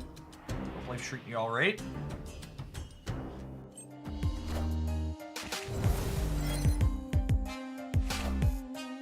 I've been playing the crap out of the Pixie deck for days, and Red Guardian is barely an upgrade to it. Yeah, I mean, that deck was good before is definitely true.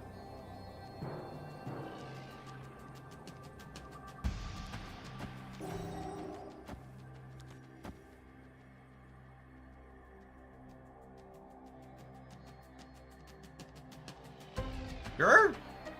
Sure. Victory.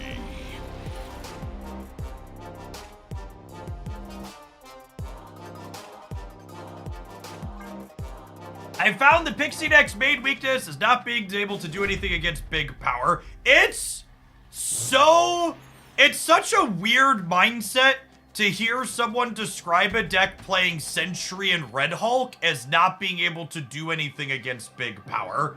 I feel like people's brains are almost fundamentally broken when it comes to tech cards, that they can't just like match up your stats into their stats. I've seen people adding Shang to the Pixie Deathstrike deck, and I think it's a huge mistake. It's not actively solving a problem that the archetype has.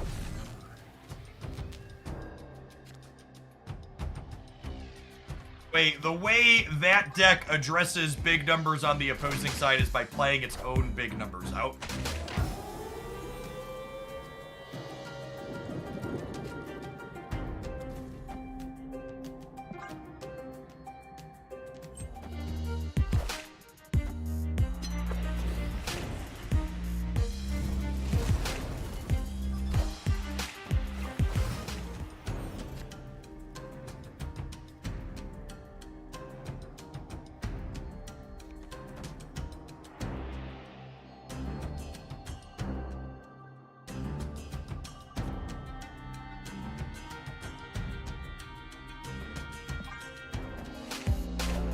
Just pass here. I'm not in a rush.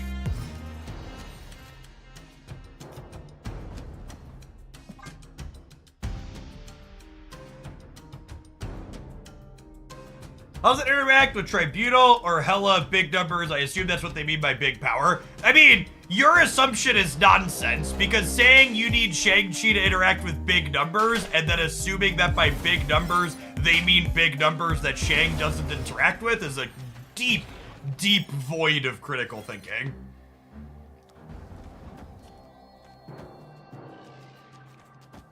Come on now. I assume they mean this thing that doesn't do what I'm talking about. What? Excuse me? What? Opponent snapped. I didn't say the deck needed Shang. That's the context of the conversation that we're having, is the deck doesn't need Shang to deal with big numbers.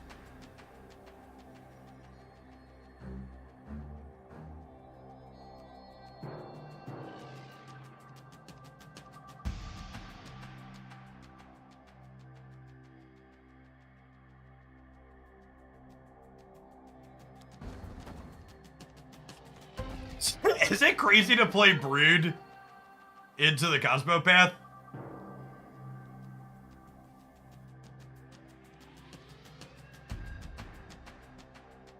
Do I need the extra energy? I don't need the extra energy here, right? I'd rather keep the Nebulous Ball. Maybe I just do this? Yeah.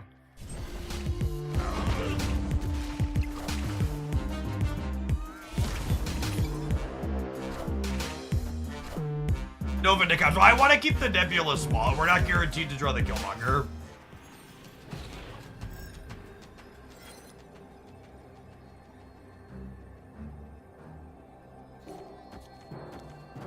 If I do this, the Red Hulk ends up at 29. This is 18. And then plus 8 is only 26. I can't use all my energy this turn because I played into Hope's Edge. I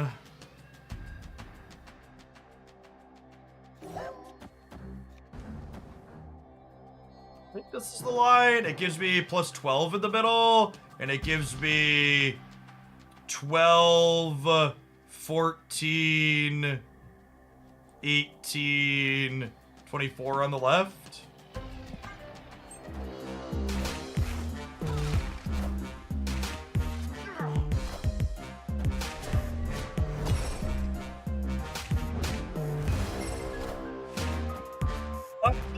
Thank you for the 2 months. I appreciate the prime. Welcome back.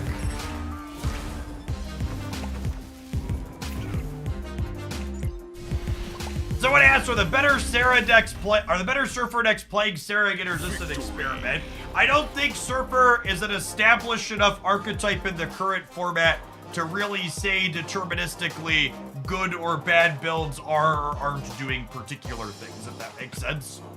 So, this was one of the top statted Red Guardian decks on Untapped. I don't have strong opinions about the cards in it. Maybe we'll have some strong opinions after we play some games. As of right now, mostly neutral on all of it. To gain some experience.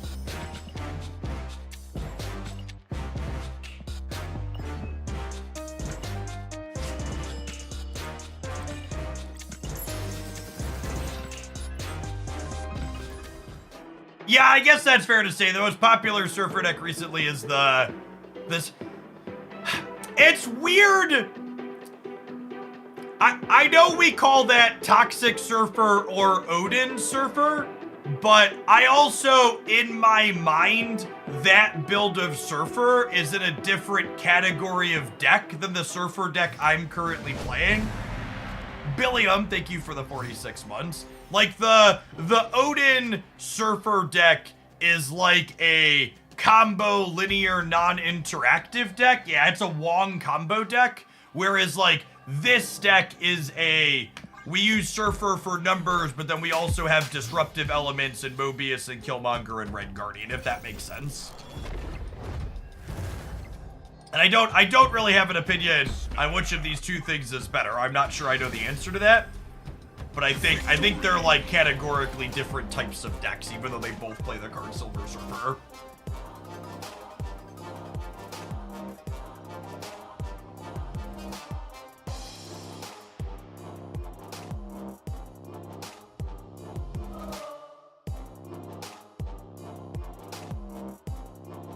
XP farmer. I mean, this is gold, so I think they were leaving because I snapped.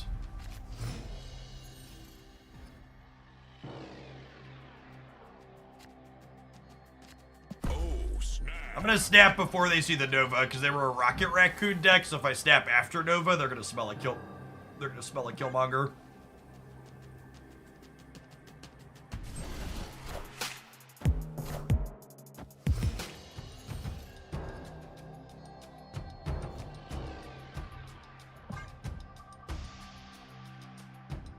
They notably did not Ant-Man Onslaught Citadel.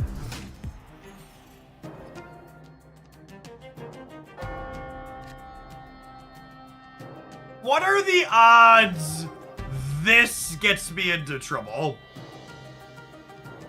Oh, they're probably Cerebro 5. Yeah, that's a good shout.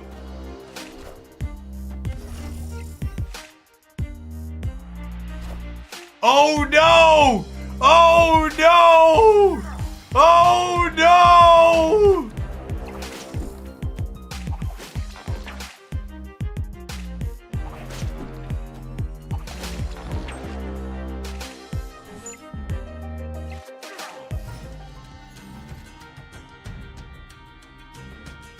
Opponent snapped.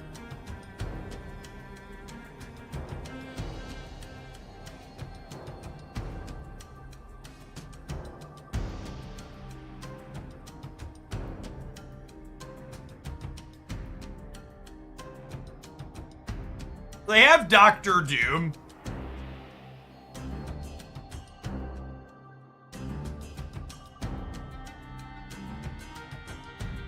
Or, I mean, I think they snapped because they got a bunch of free stats.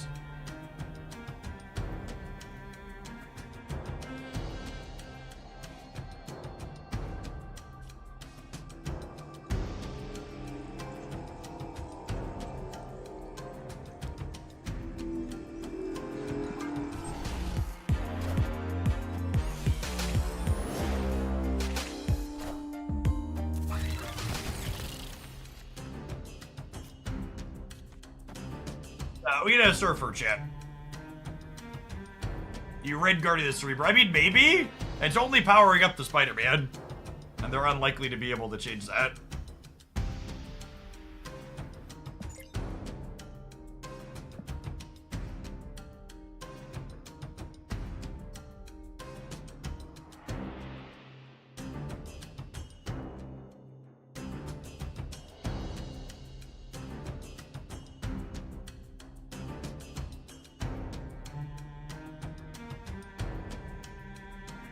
Need to be 15 less than that, so we're gonna get to Red Guardian. Something over there.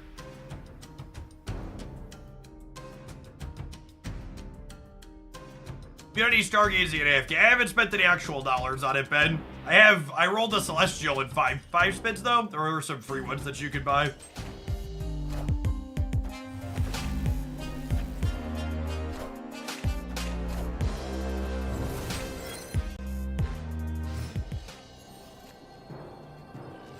Papi!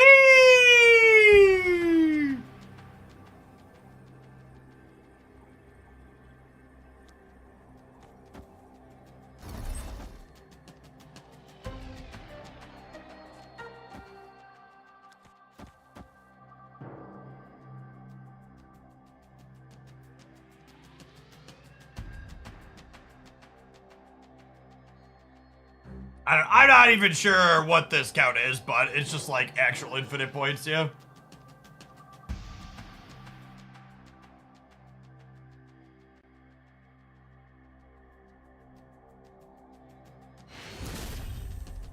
Oh, come on! Why'd you snap me if you weren't staying here? Just thought better of it at the end? They probably weren't thinking about Carmartage till the end, or that Onslaught Citadel was good for us with Sarah. Yeah, it feels like it was I feel like they impulse snapped on 3 because the Gladiator was bad for me, and they didn't think it all through.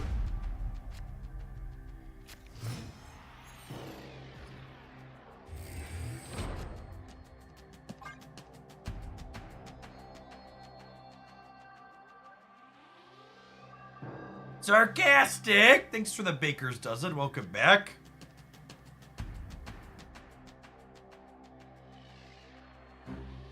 So, I say if you're not snapping and then retreating, you're not snapping correctly, but it's just one of those things where the board wasn't really meaningfully different on the last turn compared to when they snapped. I guess they didn't know we were a Sarah deck. They hadn't seen Sarah yet. If they didn't know we were a Sarah deck, that's pretty reasonable. Maybe that's the case. Unfortunate that I can't play for Stark Tower. Oh, that location blows. Our hand was so good. Should have known Analand was coming up. Our hand was great.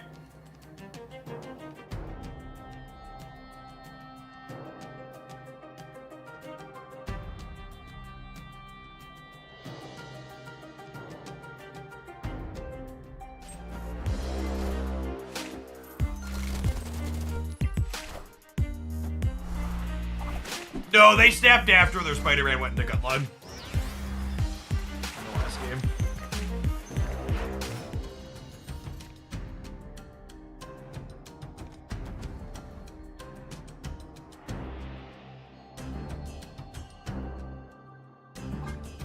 Snap.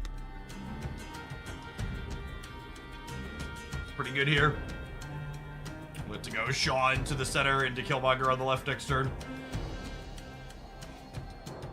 Yeah, playing a Cerebro deck Red Guardian release week is a bold strategy for sure. One of those. You didn't really think this one through moments.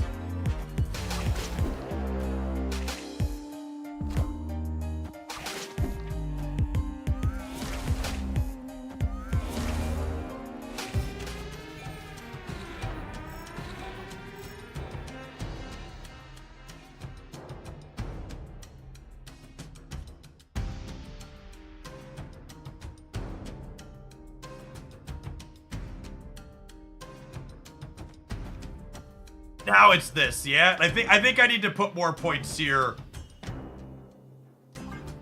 Simply because, oh, I messed up, chat. I messed up. I should have ended on Brood because if I draw Absorbing Man. All systems go. I wasn't thinking about it.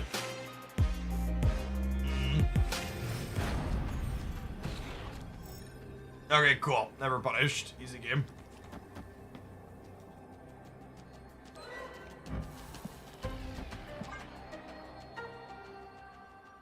Yeah, but if we would have drawn Absorbing Man, I would have want to go Absorbing Man, copy the Brood into Killmonger.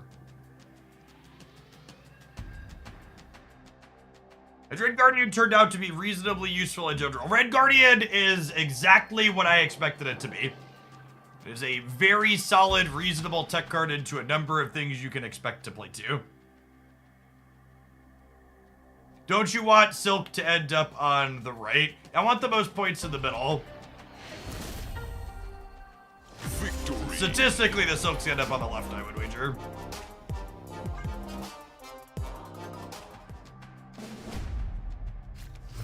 Could be right to Killmonger right, Surfer middle because of that. I could see it. Gonna play the old 3 to 10. Give him the old snap on one here for that.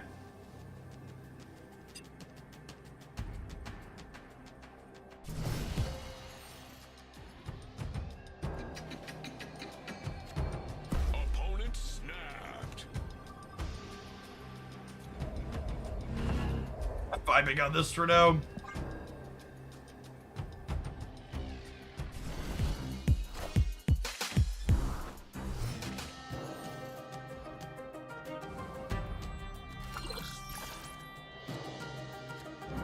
Papi! Papi!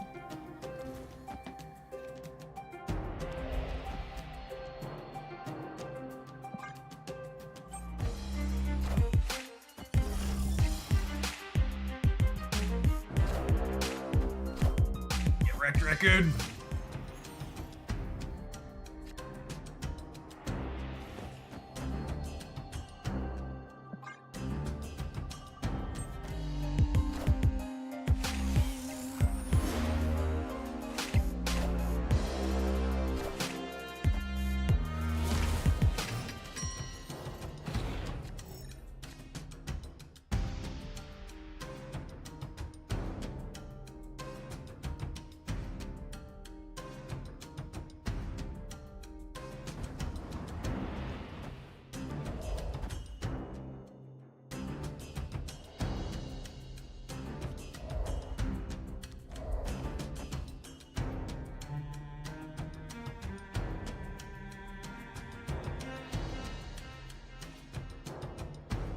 I think it's just this.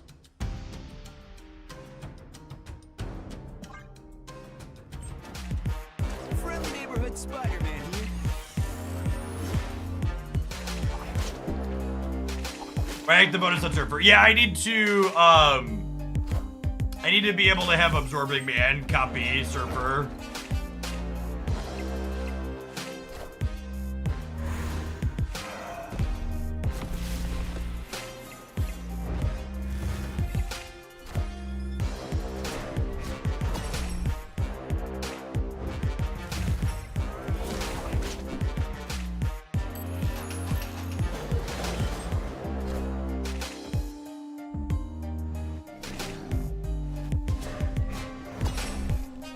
Bigger than 20 at both of these spots, so with their Cerebro down, we should be good to go.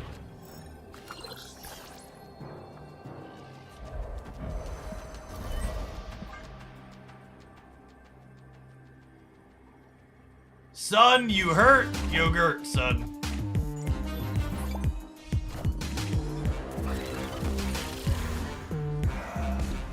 That with a little casserole here. So this is Dr. Doom in the middle.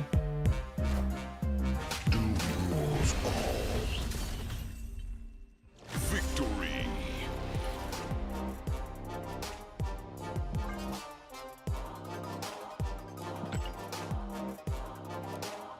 Deck's been pretty solid so far.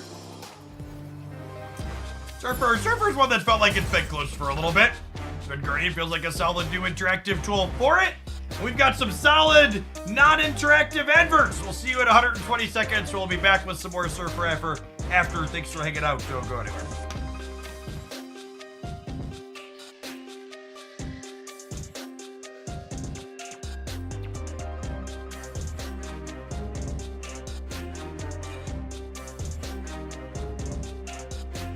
Do one or two more. We're gonna do one or two more sets with this while I'm having fun with it, but I don't know that I have another deck that I want to play after this, so let's take some viewer submissions. If anybody's got anything they want to inflict on me for a $10 tip, send it my way.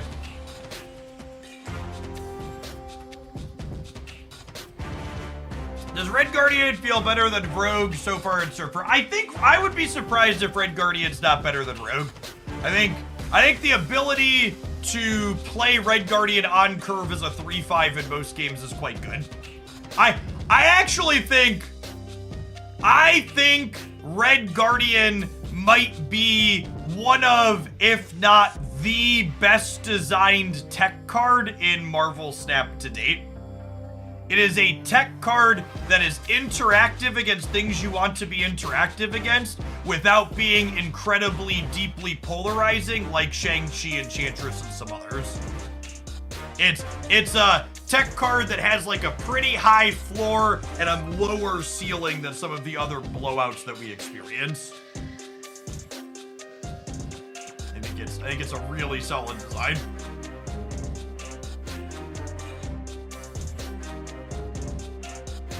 Bather. So about the last few months bounced me off a step, but I'm enjoying catching your streams and watching you brew with new cards. Thanks for 11 months. If you haven't checked out my latest addiction, Matthew, you should check out Journey. The drafting in AFK Journeys hooked me like no game since Snap has hooked me. It's great. Brian Lou, thank you for the 5 months. If you have Spotlight keys to guarantee Red Guardian, I think it's a card you will get plenty of play out of.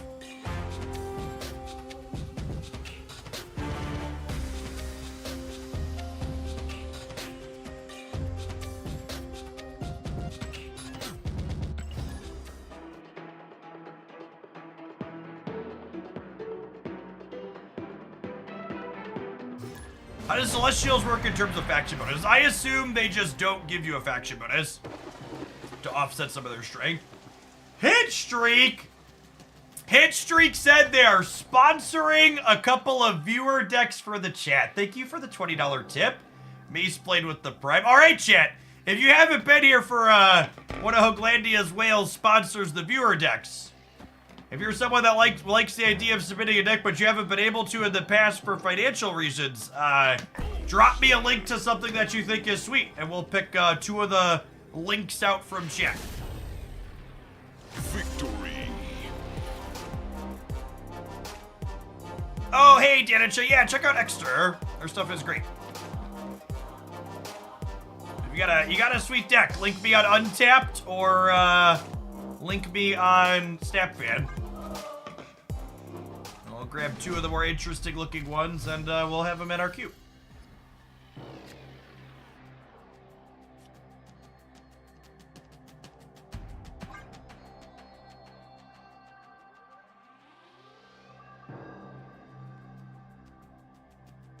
Opponent snapped.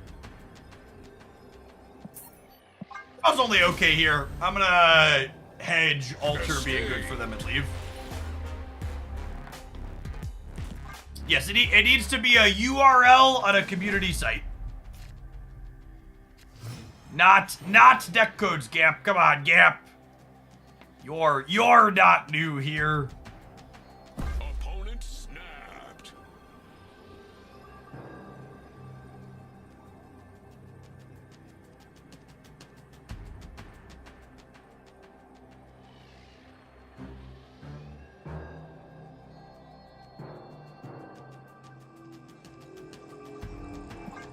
We'll stay for the snap. My hand's good.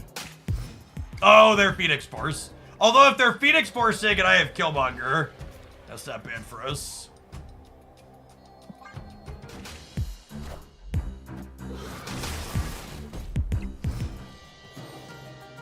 Pixie Patriot. We actually played a little bit of that one yesterday, Gap, if you missed it. Or was it the day before? Ooh, Gladiator is good here. It gives them a 50-50 to bring back something else. And if we pull like a Venom out, it'll eat their Carnage. Oh, wait though. The Lamaria means if they have Phoenix on curve, this doesn't work. Damn it. Damn it, Bobby.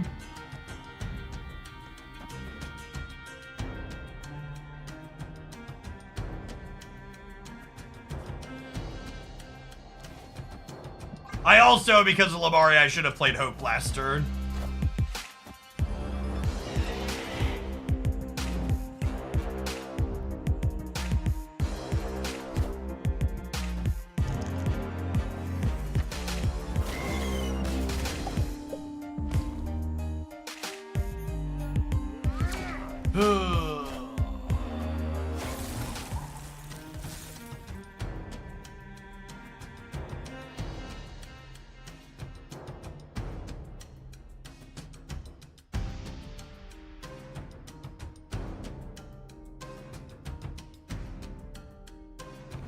We have a 50-50 on Red Guardian here.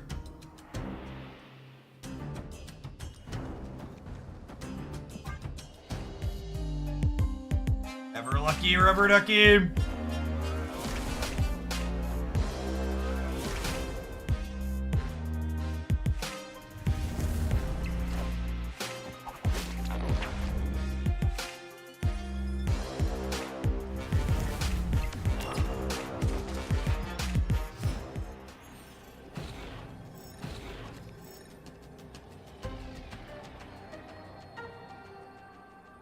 Edge. Escaped. Yeah, untapped deck links are fine. Lost a coin flip and then lost a 25%er. Unlucky. Also lost to the random fucking location, making it so we couldn't grab their thing a turn earlier.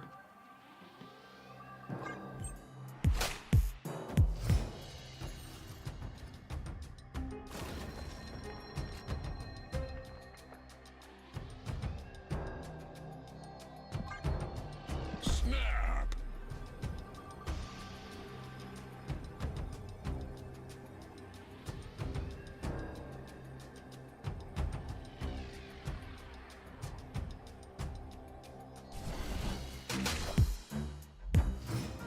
Command reminds me I should publish our Red Guardian video on the YouTube side.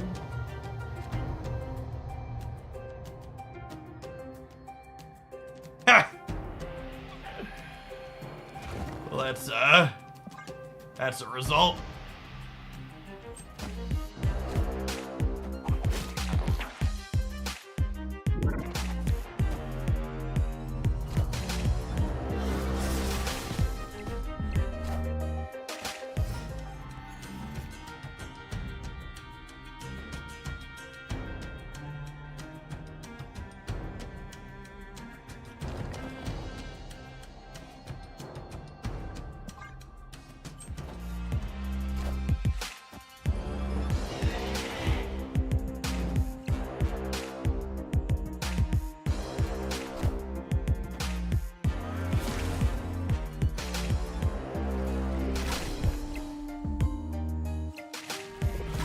They won the coin flip, but then got it eaten.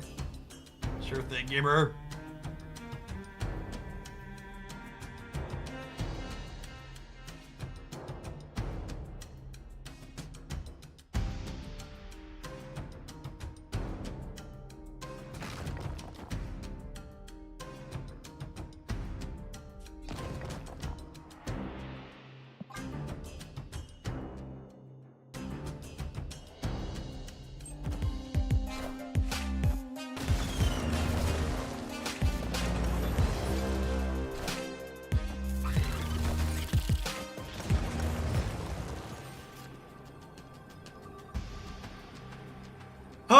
want to be 3 to 9. This probably dies, but I don't want to be 3 to 9. Oh, for fuck's sake.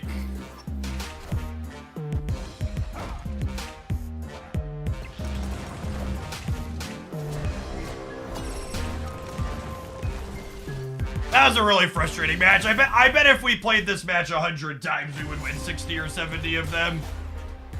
It's incredibly bad variance twice in a row. Never a Killmonger in sight. The Lamaria in the first game. Tough beat.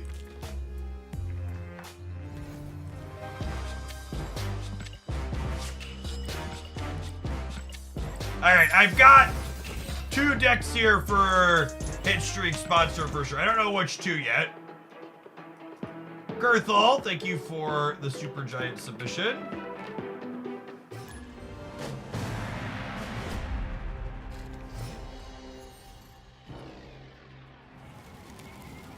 Parker!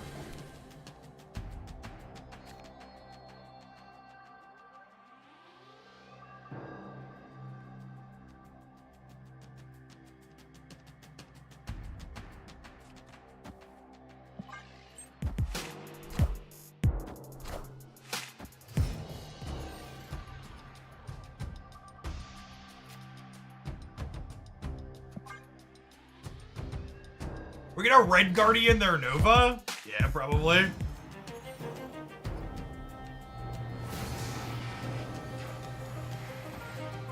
Opponent snapped. Gang Renslayer. Are they like Mr. Negative? How to retreat? I give the chance to Mr. Negative. Escaped. Turn 3 negative in Danaland.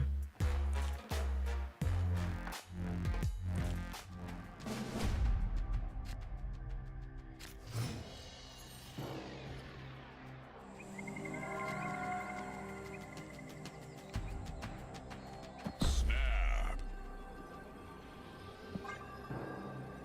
Sand is quite good. Nova into Forge to Burn to Absorbing Man. Victory. Amoken, thank you for the brand new Prime support. Appreciate that.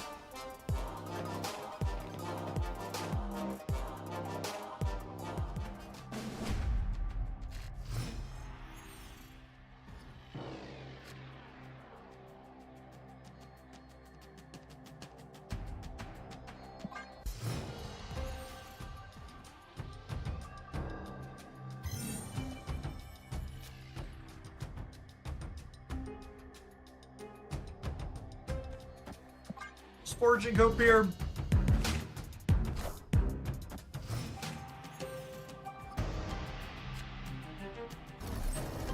So we draw Mobius, that is. Oh, snap.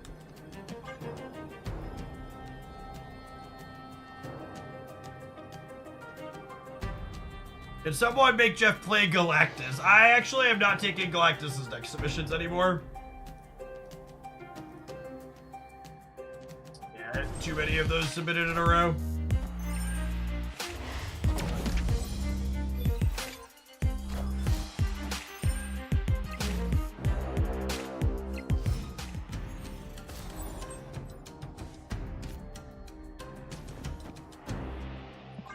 Draw this turn's real solid.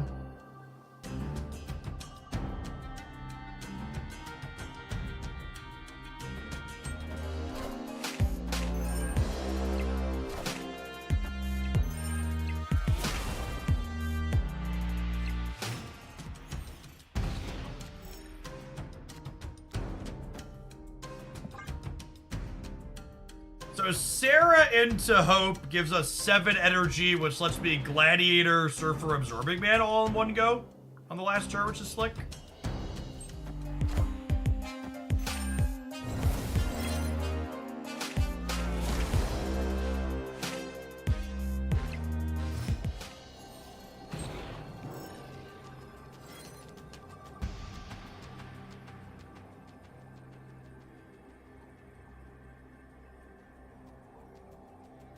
What are they possibly setting up on the left?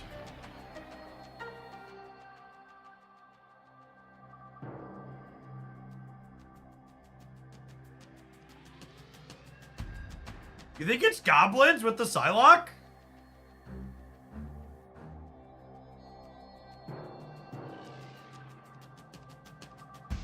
Some type of wand combo?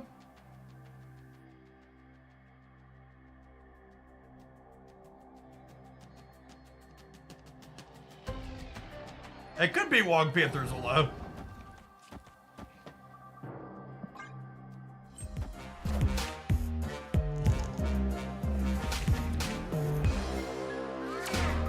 That's probably what it is.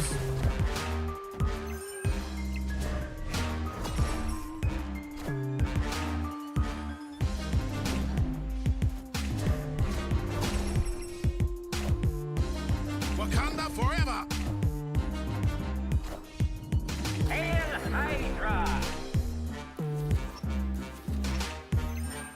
We beat that, yeah. Forever.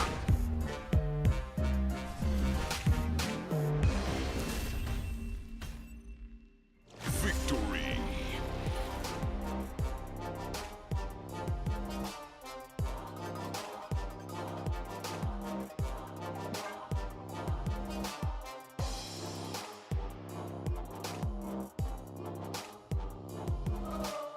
I think we were winning even if they shagged us, yeah? If they shagged, they would have only been at 7 and we would have been winning here still. We would have won here and here. We were 100% there. There wasn't a 50-50 with us alone. It was a heads I win, tails you lose angle for sure.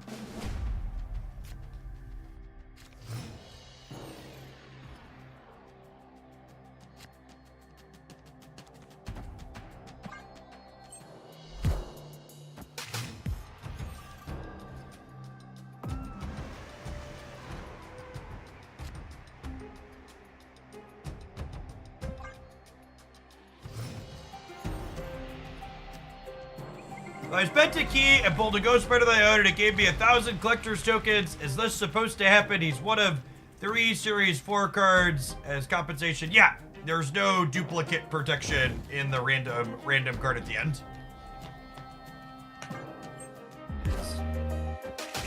That is a working as intended spotlight cash system.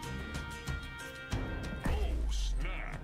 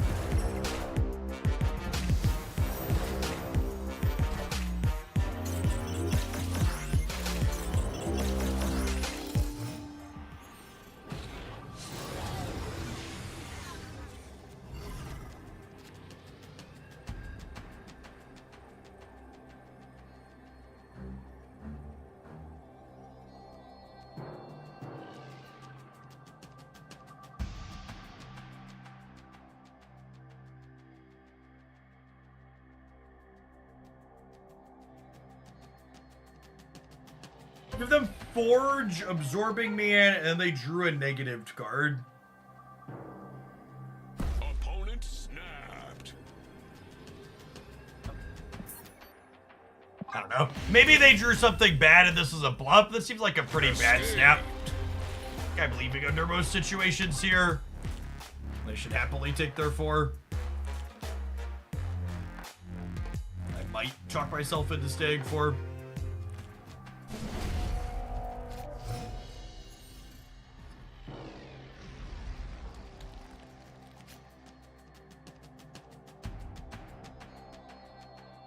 Oh, they can Absorbing Man the Ironheart event. Yeah, that's a good shot. I wasn't thinking about that. Yeah, really, really mediocre stat, unless they were just bored of waiting.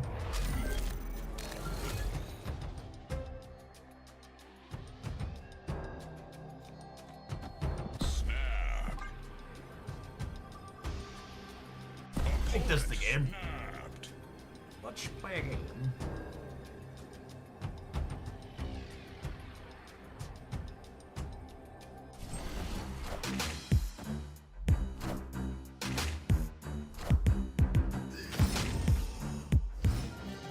Some good RNG. Hopefully we can peel our Killmonger.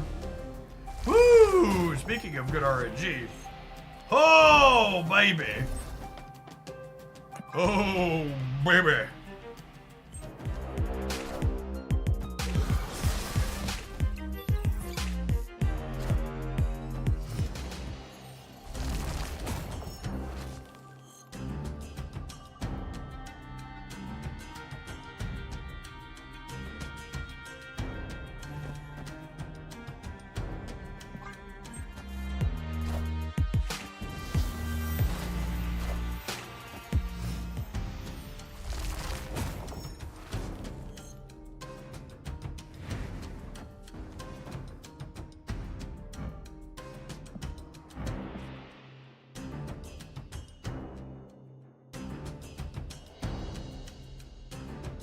Do I need more than? Do I need an 8th energy next turn?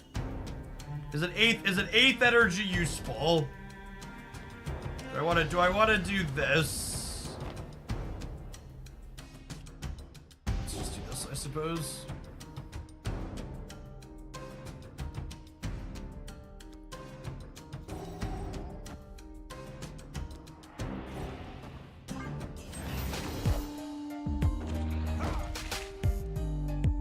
Swung right in the mouth.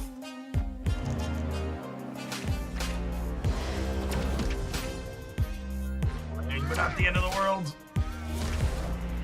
We'll both get an energy, fair trade.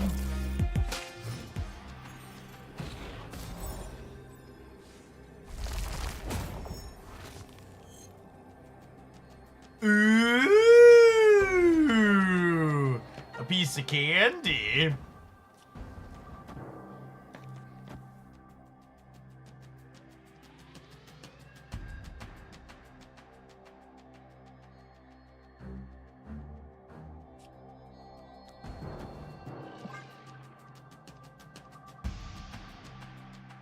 So I'm gonna gain 5 over here up to 18. I might as well Killmonger in the middle.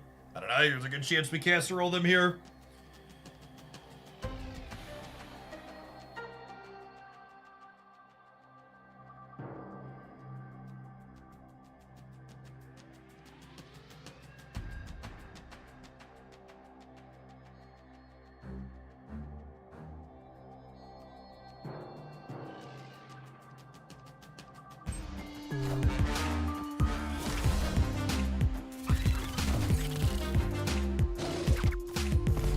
Didn't play for the left or the right.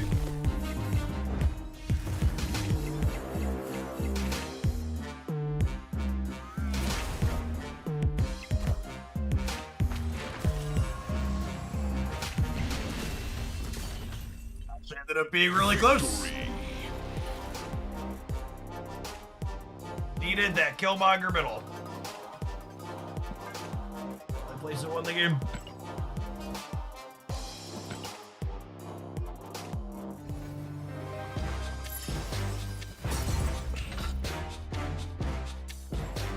Alright, it's time for another round of adverts. We're gonna play this deck for one more set, and then we'll move along to our first viewer deck submission of the day. Thanks everybody for hanging out. Don't go anywhere. If you're watching on the YouTube side, tap the like button. I appreciate the people that help with that engagement.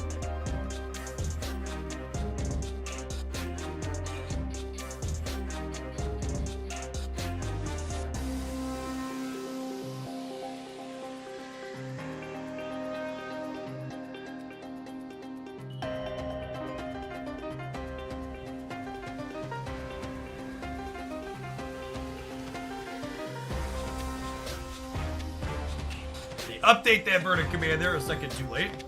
There's a link to our Guardian review. Card's real reasonable.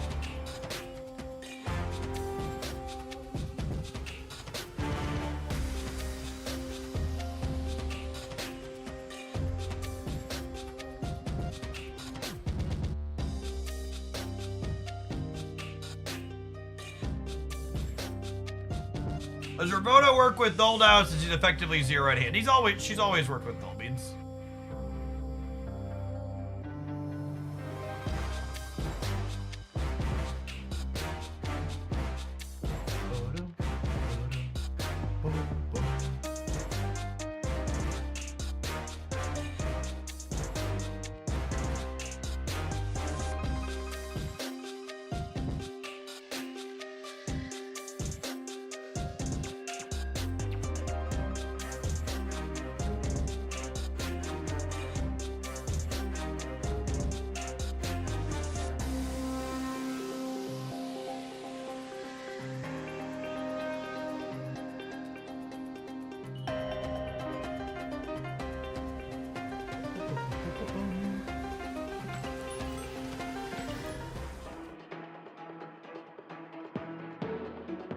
Is null ping to a 6-0 now after the patch? Yes.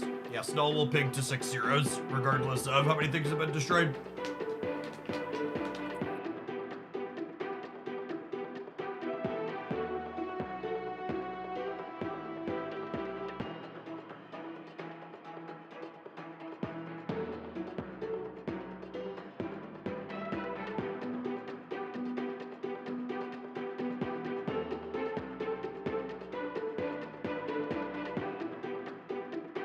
Oh, picking Evo Hulk. He does keep the gain power because he's on an ongoing effect. There's the difference between like an ongoing and like a high Evo Hulk or like an Ikea powering up a card in your hand. Those are functionally different.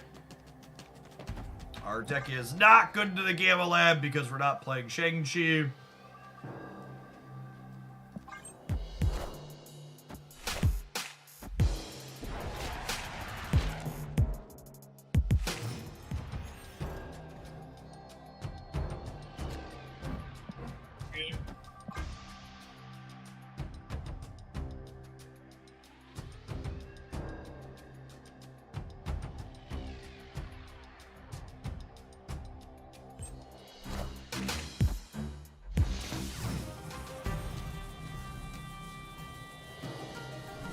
Yeah, my base assumption is that my opponents always have Shang-Chi. Because, well, gestures vaguely at the format around us.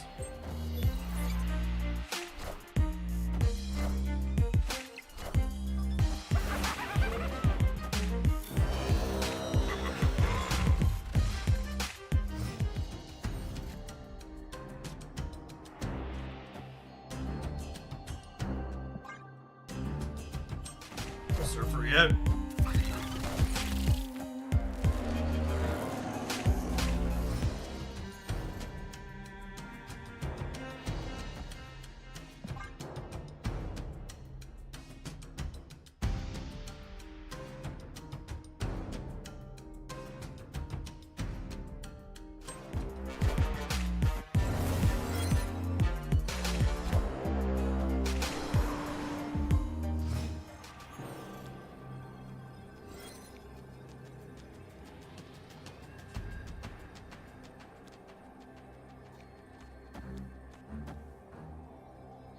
Plus 12 in the middle?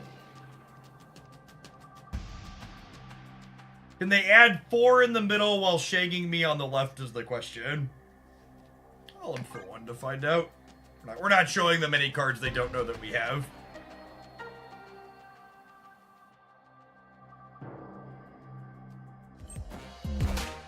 Oh, they do have a D-Man, that's true.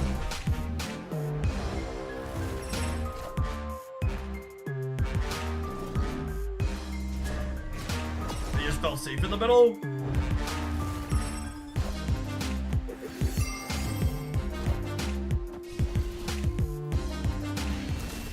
Whew, that's close. Victory. That was close, gamers.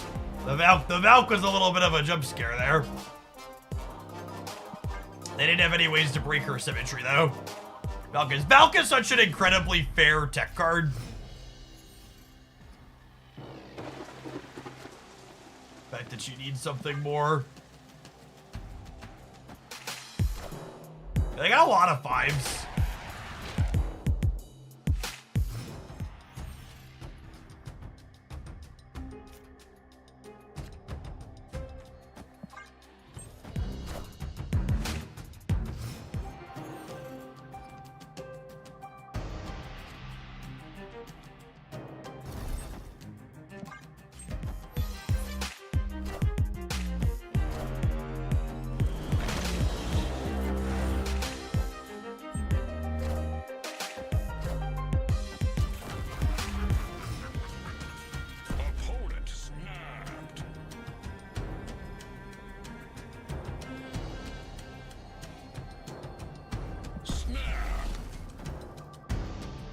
I'm not playing the Sebastian shot out yet because I don't want to get Killmonger, or I don't want to get Shang-Chi on the left if I can avoid it.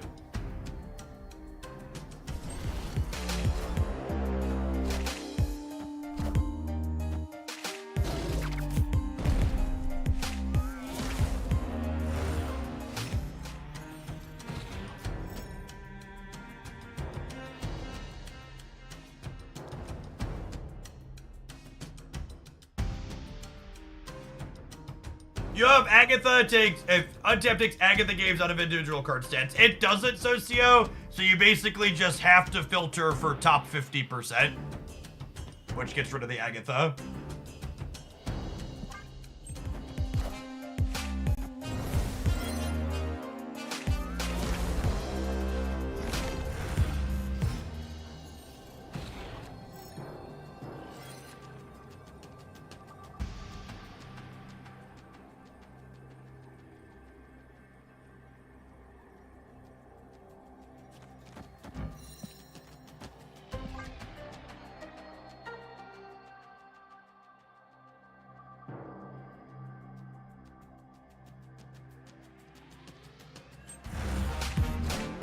Alright, will the real Slim Shady please stand up?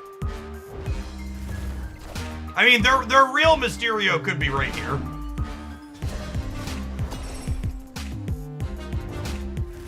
We could be getting shanged in the middle.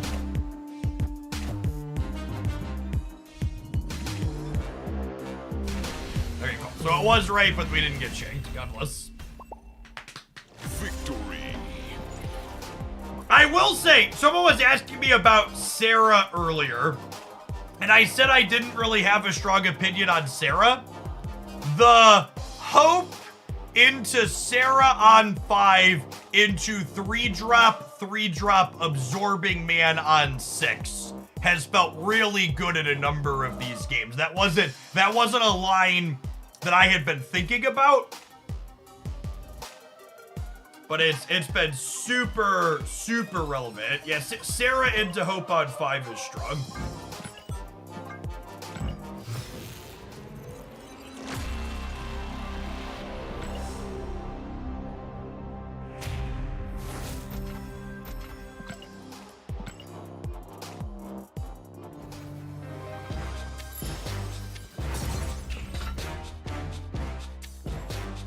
All right, let's see if we can wrap up this infinite ticket, and then we'll kick over to our next viewer deck, huh? You have a review video on Red Guardian? I do, yeah.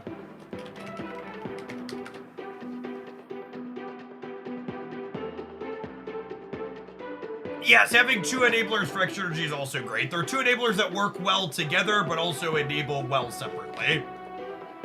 Clean redundancy.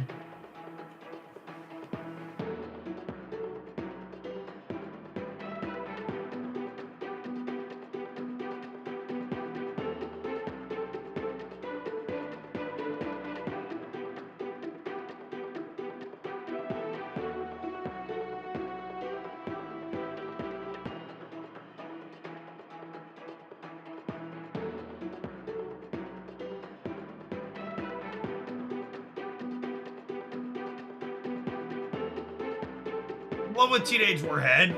I don't know. Are there a lot of matchups in this format where that card is useful? A lot of the decks, I guess it's good into Living Tribunal, but Red Guardian's already good there, so I'm not sure you need another card for that. I think with Red Guardian you get a little bit of Warhead becomes a little bit redundant. I also think this archetype struggles to have priority on the last turn when you're playing Sarah.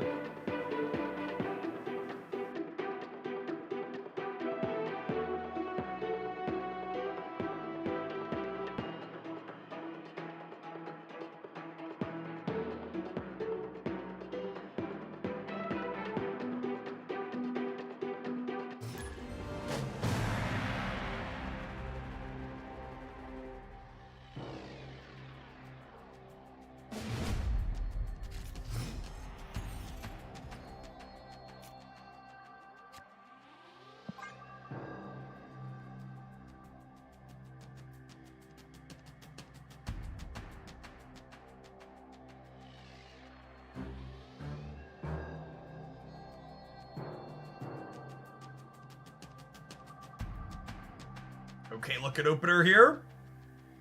Love a forge for turn 2. I'd probably snap on that. Although them Novaing into cloning match means we can no longer snap. It means they are likely destroy. And it means they are strongly favored with cloning bats.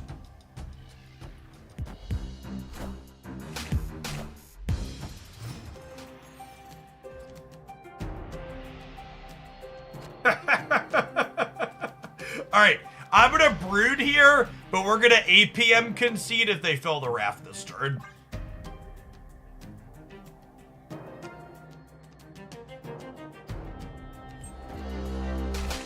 Okay, I think with them not filling the raft, I'm going to...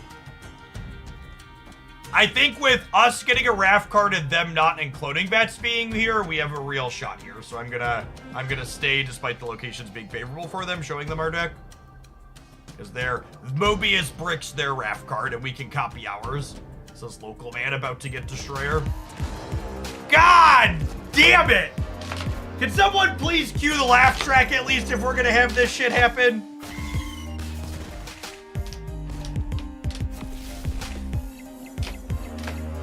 Holy. Lucky. You ever, oh my god! And there Nico stopped my Mobius from flipping. So their card is playable. What the fuck even is that? How is that real life? Come on, bro. It's just like... Nobody's gonna believe this script. This is supposed to be live TV. You can't... When you have that many unlucky things in a row, it's not believable. The simulation starts breaking down.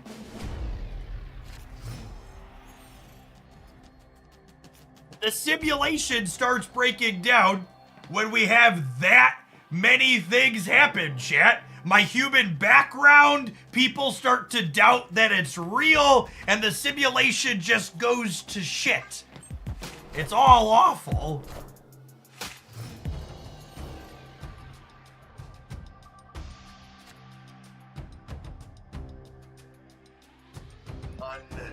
Unlucky. Why did our opponent not snap at any point during that match? Because people just don't snap. What a game. A lot of people play this game like that button doesn't exist.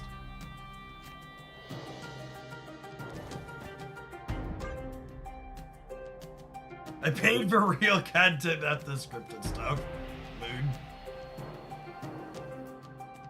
There's a glitch in the snappers. The House of Cards is tumbling down.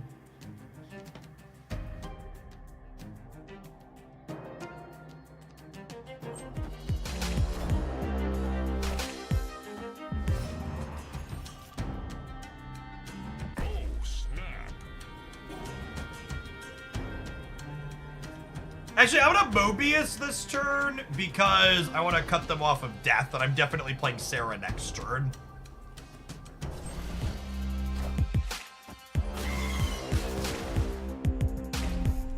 I definitely need to change my underwear.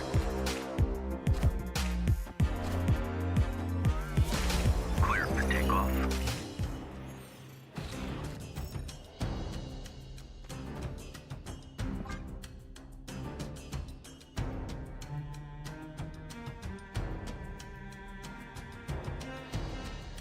That one was up there with the they can't shake me everywhere incident.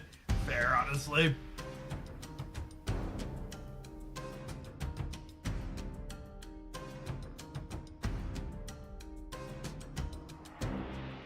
We can't see our machine world. There's an Avengers compound and we need the energy.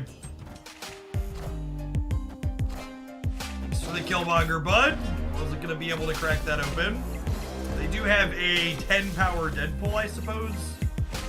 But they can't null with their Deadpool, and they can't death because we have Mobius.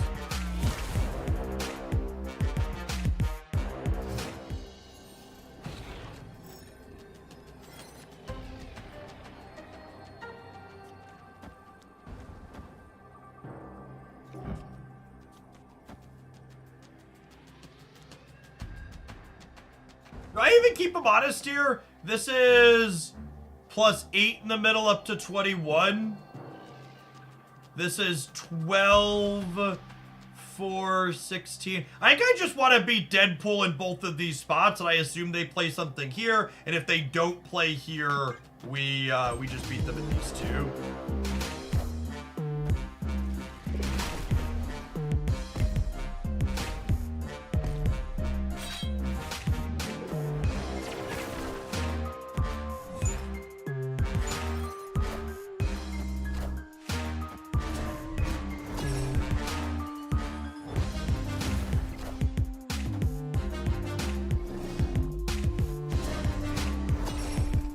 The Shaw Surfer Absorbing Man turn 6 is quite strong. Just like casually add 28 points to the board. In a way that's difficult to predict.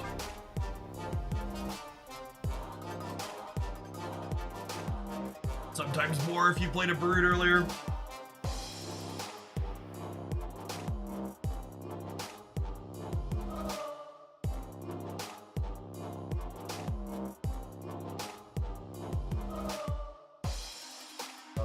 Opponent.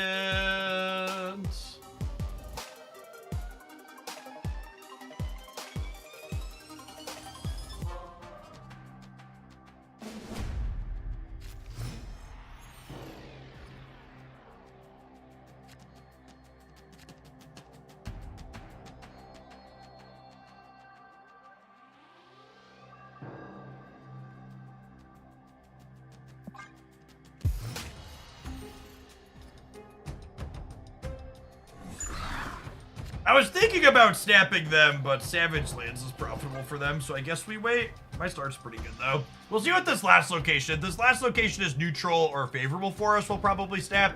Just because I've, like, Brood into Absorbing Man Brood.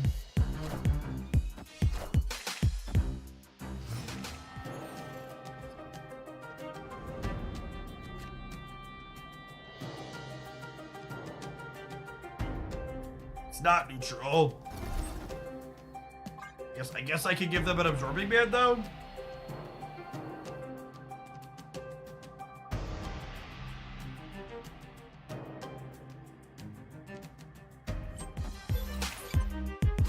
We're not leaving, but I think we're not snapping. Enough said, bud. It's not bad for us.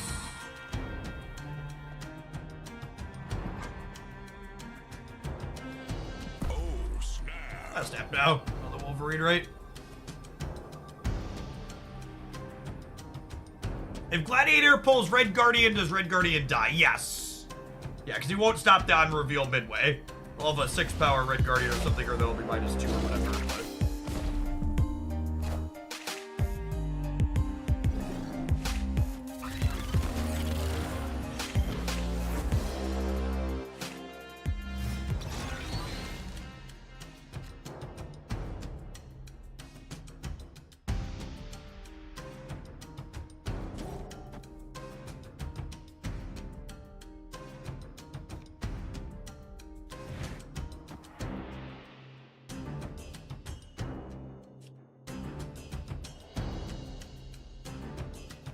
there's just too many things Gladiator could hit that are a danger here for us. I'm gonna take the 50-50. I'm punching the Wolverine. Unlucky.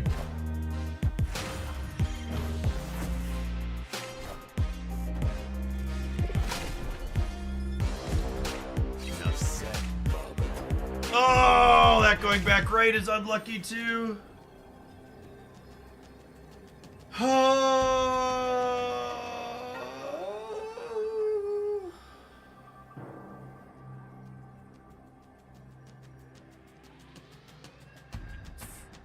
We needed this to go here or here. Opponent snapped. Not a fucking asshole. Just didn't sound. It's just funny to me how once people make one mistake while snapping, they just make subsequently lots more. It's like, this is the person who in the first game, they didn't snap despite 2 incredibly favorable locations, so we got to leave for 1 cube. And then this one, they emote gloating because we snapped and then things broke favorably for them. Just like, not a remote concept of how to use the mechanic functionally reasonably at all, while also being a dickhead with the emotes. Just a wonderful, wonderful combination. Yeah, they see it as a, I'm winning the game now. And their gloating with the emote is because they think other people view it as an I'm winning the game button. So when we press it and then didn't win the game, they feel like they got us. Snap.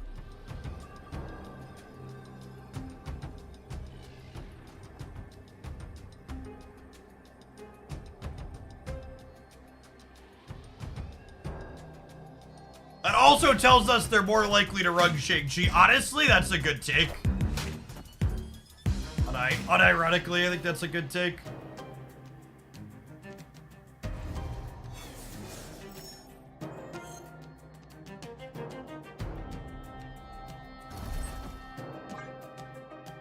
It's unfortunate they have priority here. Why play the Space Toad? Doesn't it just potentially enable death? It draws a card, gamer.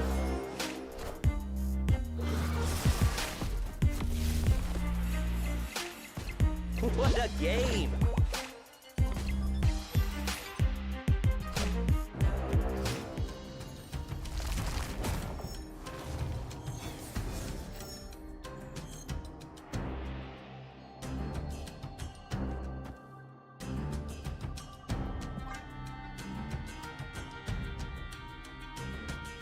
I think the comment about their emoting and snapping behavior making Shang-Chi more likely in their destroy deck, I think is probably spot on.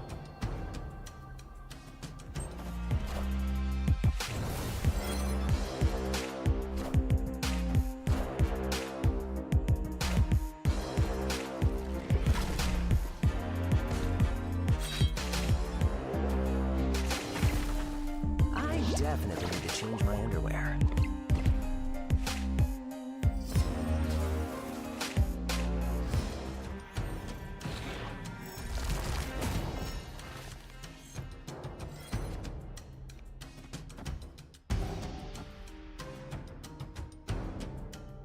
I'm gonna pull Deathlock out of their deck with this Gladiator as my cold shot.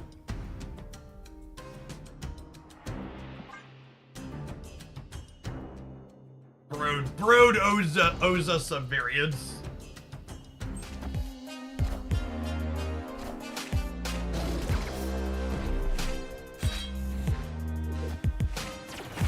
'23 staying right is good for us.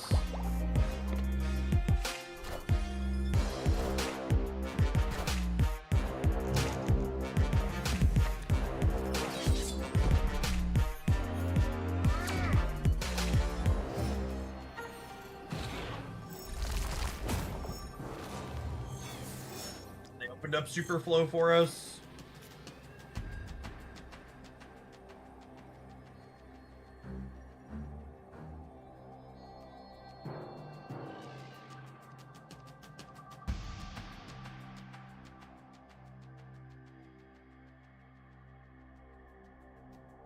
Opponent snapped.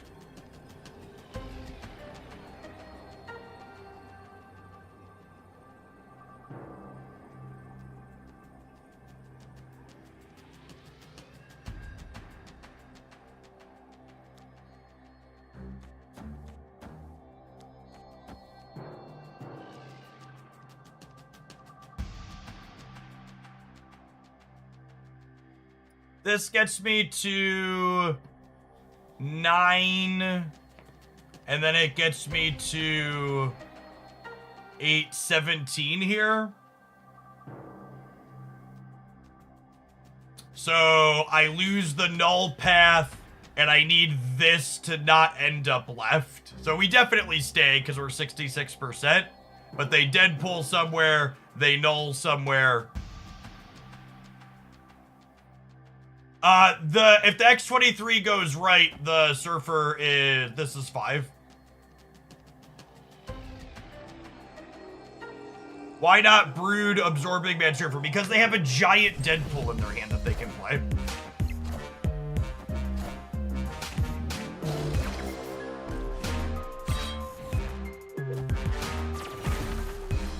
What a game!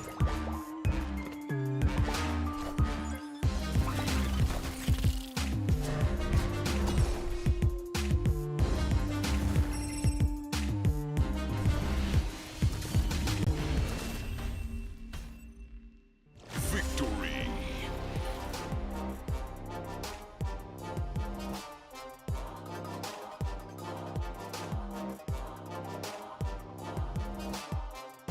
Yeah, we were 66% to win here. So long as X23 didn't drop here, we were beating their likely note every time. We lose where this is, and we win so long as this is here. They didn't have Shake, that's true. They were playing the Lady Deathstrike build. Good, that's a good shout. This build felt clean. Red Guardian, to repeat what I said in my Red Guardian verdict video this morning, Red Guardian's big appeal compared to other tech cards is the fact that you can play him on curve on turns 3 or 4 and get a decent rate out of him is a big deal that feels strong. His ceiling is lower than cards like Shang or Enchantress or even Rogue, but his floor is so much higher. And past that just more consistent effect, he's also a tech card that's good against Angela and Jeff the Baby Land Shark in a lot of games, which is unique. We haven't had that before. I like that a lot. This build felt clean. I definitely am sold on Hope plus Sarah after that set as well. Being able to Hope into Sarah on 5, into Shaw Surfer Absorbing Man or Gladiator Surfing Absorbing Man felt really good consistently too. I liked it a lot.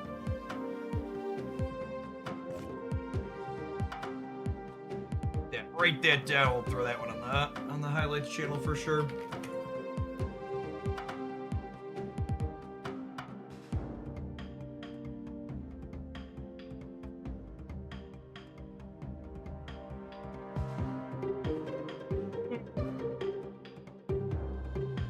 So a couple of people I see popping up in my notifications checking out the AFK Journey sponsor today.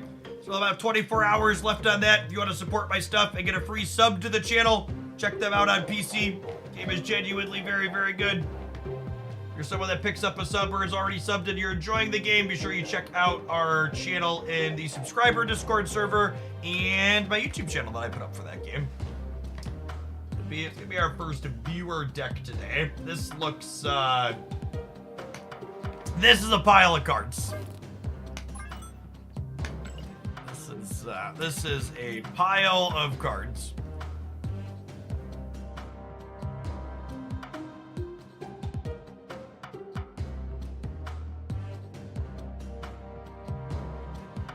There's probably supposed to be a Mysterio in here somewhere, yeah?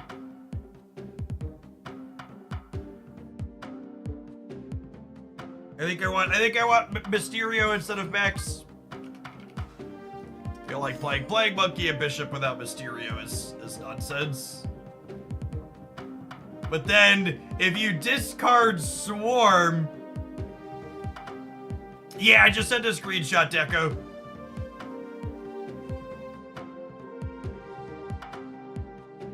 But Swarms technically make your Hitmonkey bigger, gamers. Is a combo I don't think I've played before. It's an amusing one. All right, let's do it. I don't know that I expect this to be good, but it's a novel concept. I like the idea. I like it a lot from a theory perspective.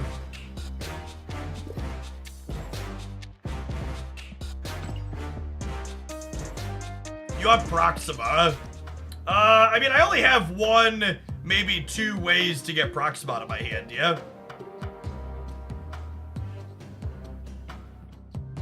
I don't think I ever root for Proxima.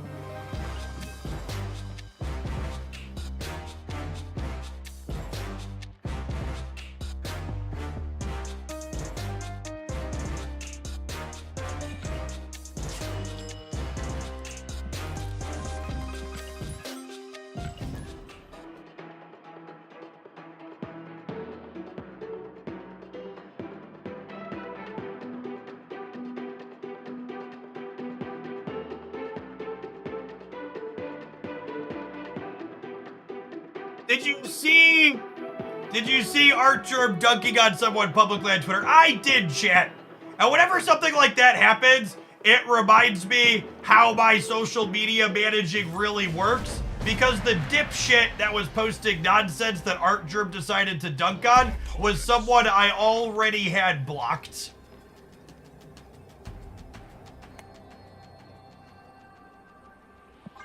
Just what a waste of a human being. Being needlessly toxic for no reason.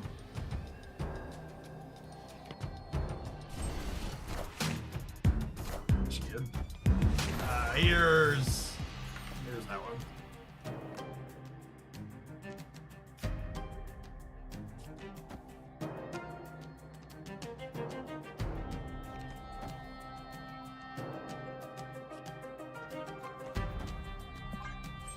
This could be a little speculative.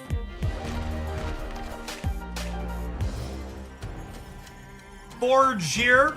One of the 800 different locations in the game that punishes Strong Guy for existing.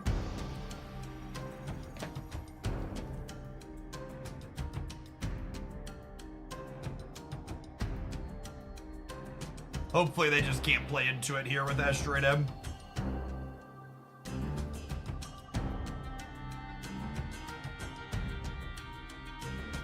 I suppose this makes our collector slightly better though.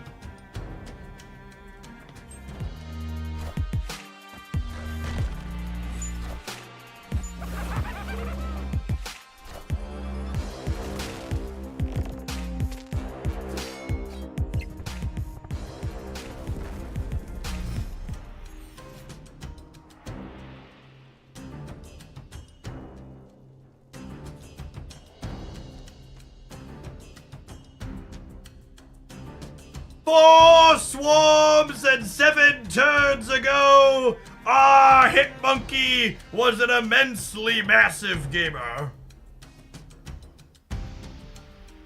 Colleen hits Monkey. Colleen hits the lowest cost card, chat. Not lowest power. Stop it. Get some help.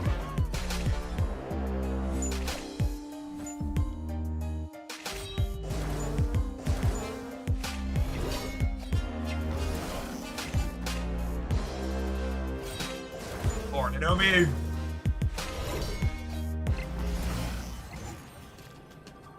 Alright, so Strong Guy sucks shit here, but the Hitmonkey plan is looking real good, yeah?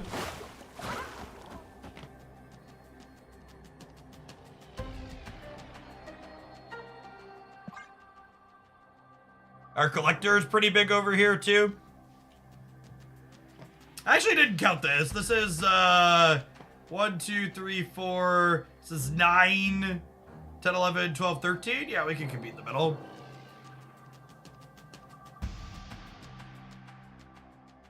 Where's Dazzler? Yeah, honestly, Strong Guy's probably better as Dazzler. Strong Guy would be active, right? He is not. He is not active.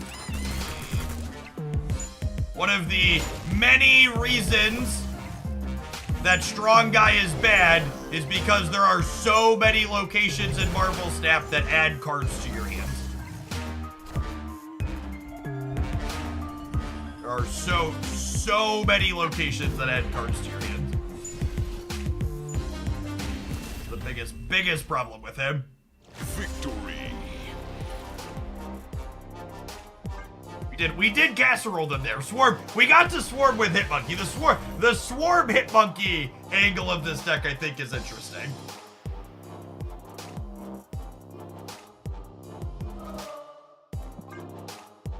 We have confirmation from a second dinner person that the update that was small that went out today is an attempt to fix the end turn bug that's been happening. So hopefully that's successful.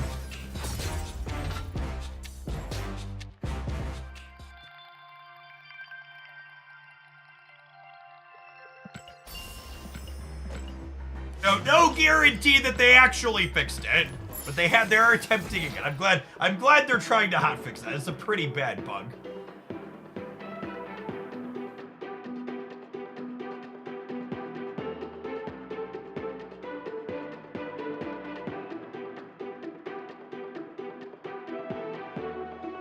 I think Justina and Kim are my two favorite artists.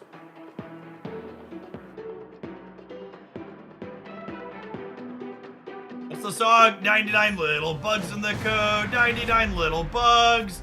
Take it down, patch it around, 106 bugs in the code.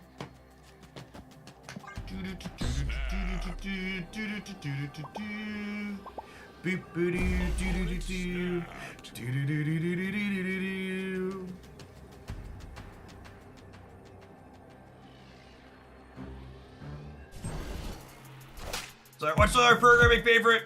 When I wrote this code, there were only 2 people that understood it, myself and God. Now only God knows.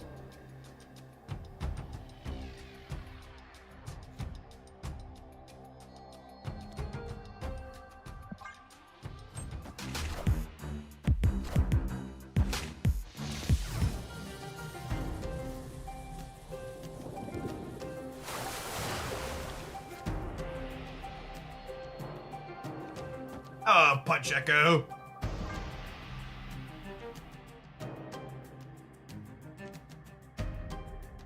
Actually, they're a Cerebro deck, so I should save Red Guardian to punch Cerebro.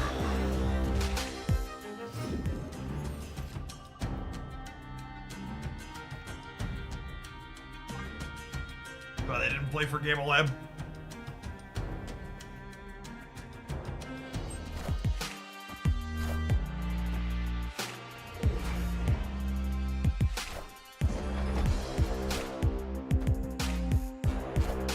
A strong guy. Cause he's a strong guy.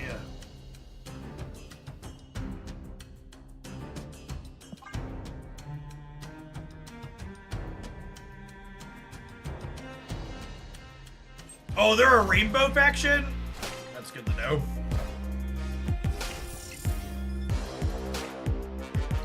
We're gonna punch him right in the mouth, chat.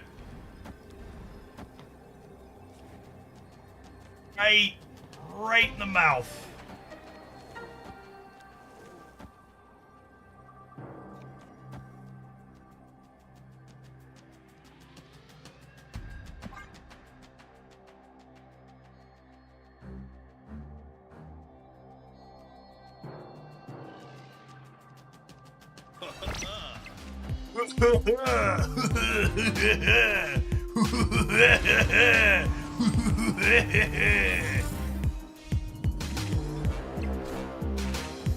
Wind, aid my hand.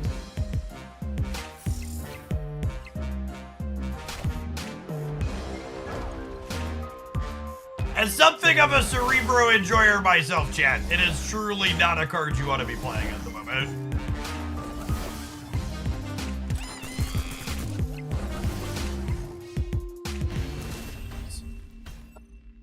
Boop him on the nose.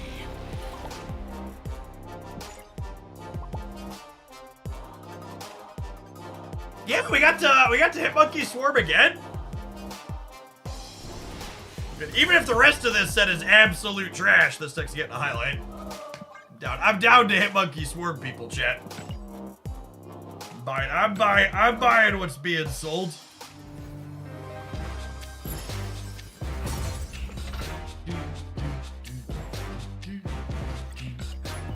Is this like an actual cook? It's not like when people take the new card and shove it in a existing deck. This is a solid, sweet idea.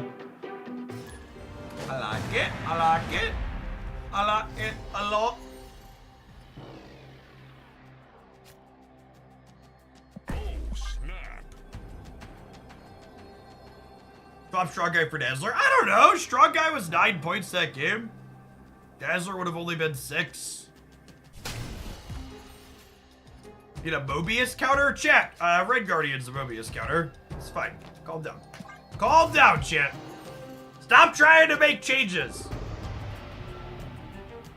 You people love to change decks before you even get a chance to really experience them. It's okay. It's okay to be uncertain of a card that's included and still play some games with it before you put it on the chopping block.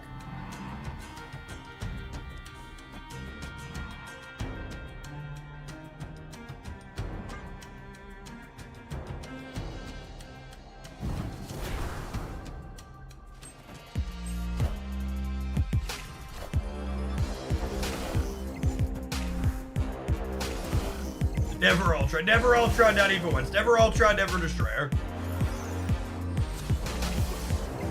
We'll take it. That's like a solid middle of the road. Solid middle of the road Black Vortex.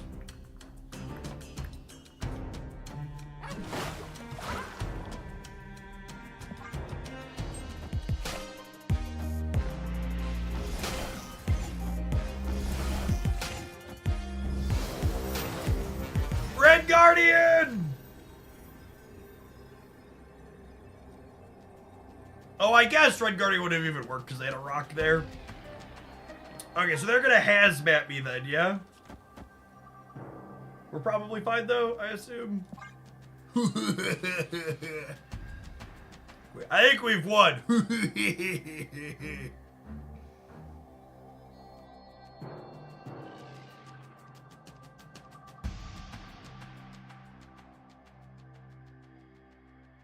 Worth noting, Dazzler and Strong Guy would have been similar here, but that's only because of debris rocks.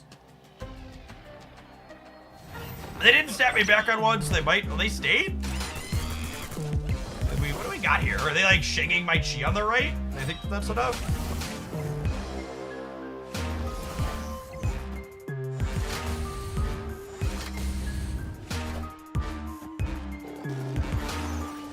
Are ye worthy?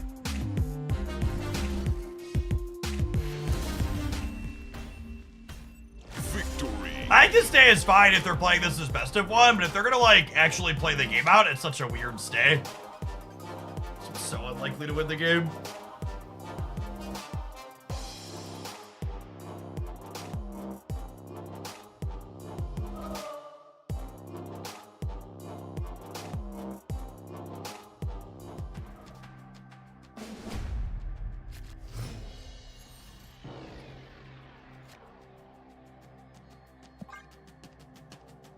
Oh, snap.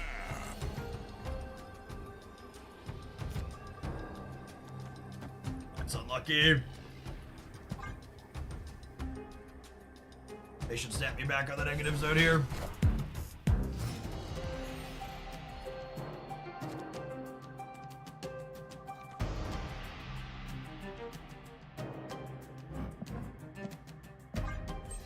Oh.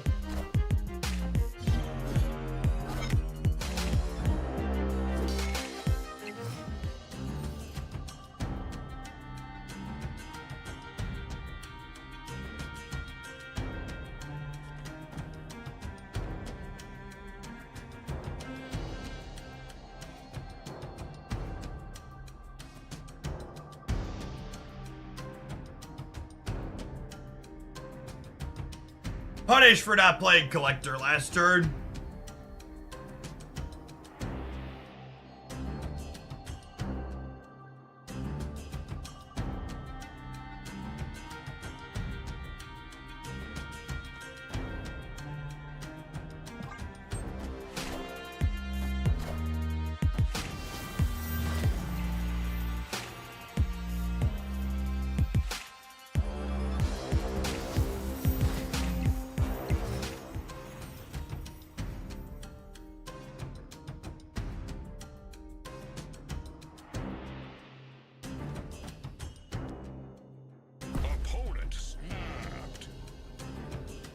Yeah, I think we're just dead because they have priority.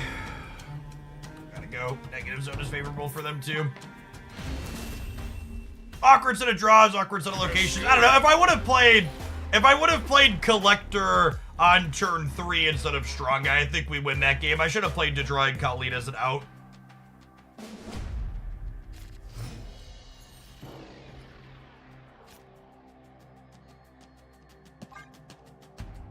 Luke Cage is so good at mitigating location variance. Strong effect.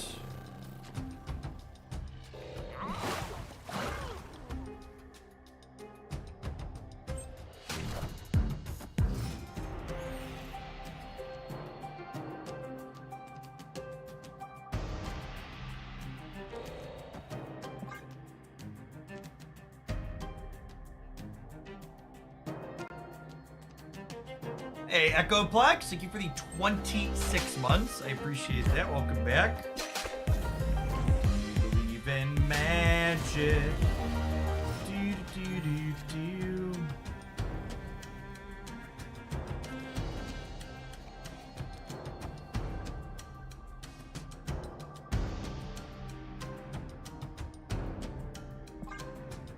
Our priority going into turn 5. Are we?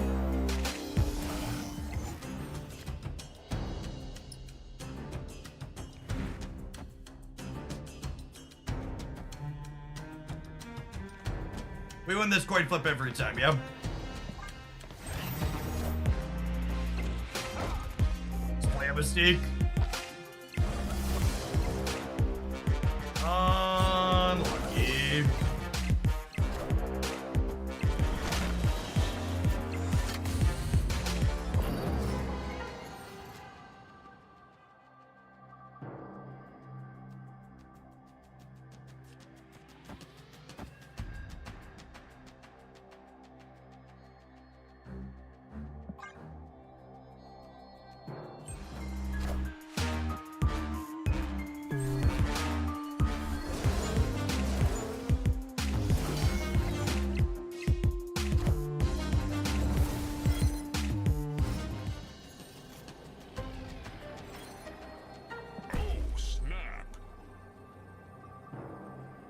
We're gonna snap the shit out of them on that one, gamers. That wasn't an out I could realistically play around. I couldn't play to that one. I can't snap that one in advance. Boomer snapping after the fact is the only option there.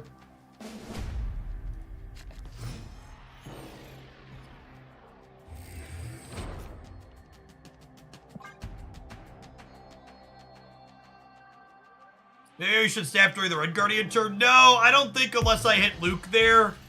I think I needed to hit Luke to be able to win that game is the reason I didn't snap on the turn you're suggesting. Moon Knight hit their Luke Cage.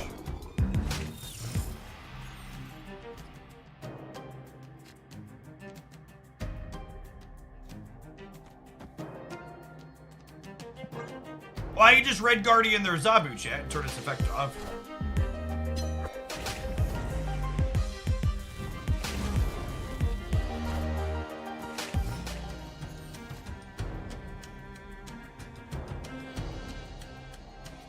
I think I'm actually just passing.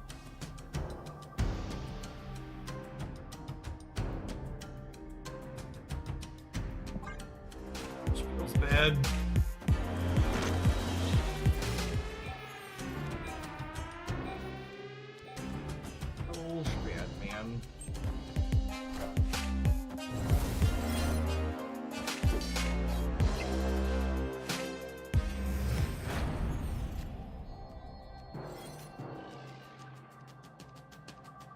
Not the swarm I wanted for Christmas.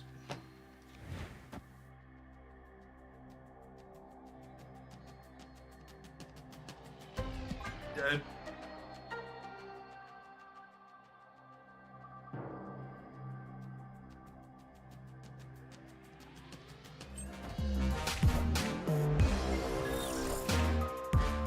Yeah, Squadron was another location that Luke Cage is good for them.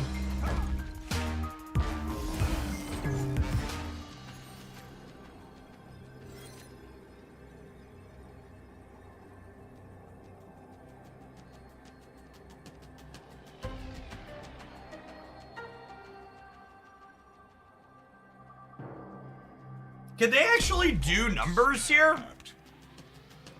Let's say they give me -6 here, and they go +4 here up to 11. So I'm at -2.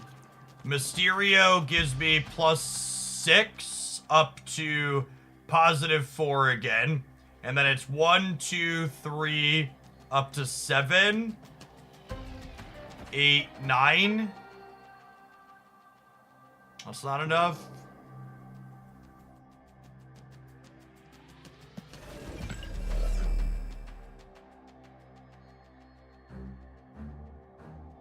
I can't beat Hazmat.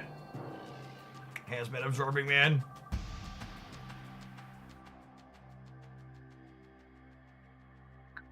Slice it.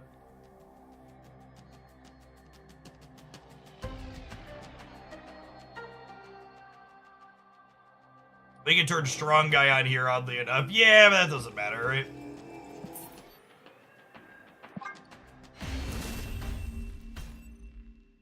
Escape.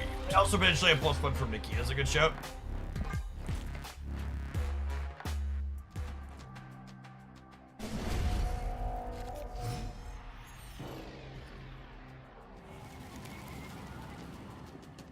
This just in.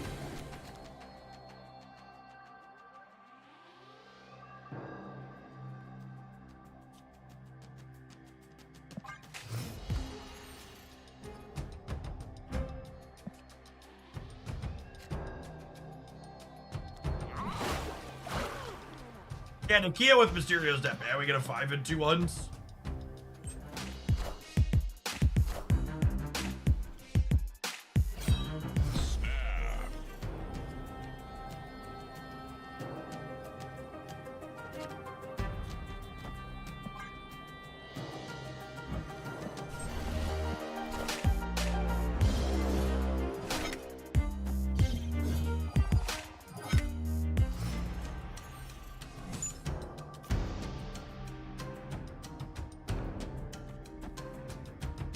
Let's fill the center, I suppose.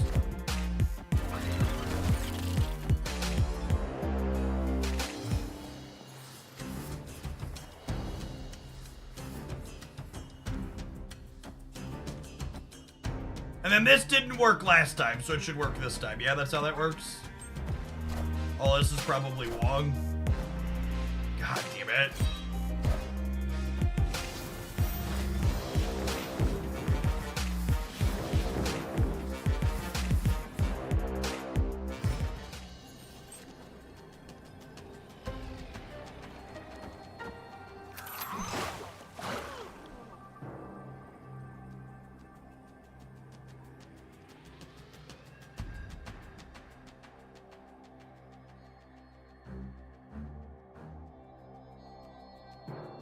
If they surfer into Hazmat and assume they both have the bonus, the Hazmat gives them -4 here, and it gives me -8. So I'm at 12 and they're at 2. And then the Hazmat is 3, which puts them to 5. And then the Surfer is 3, which puts them to 8. And then this puts them to 12.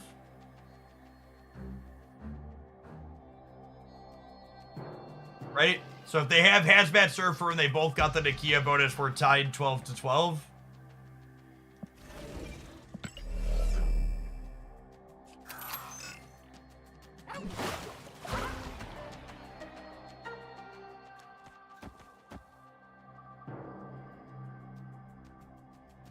Keep the Swarm +2 for collectors. Chat, you're fucking killing me, gamers. Literally dying as you talk. It's fine, let's end this game. It's a Silver Conquest.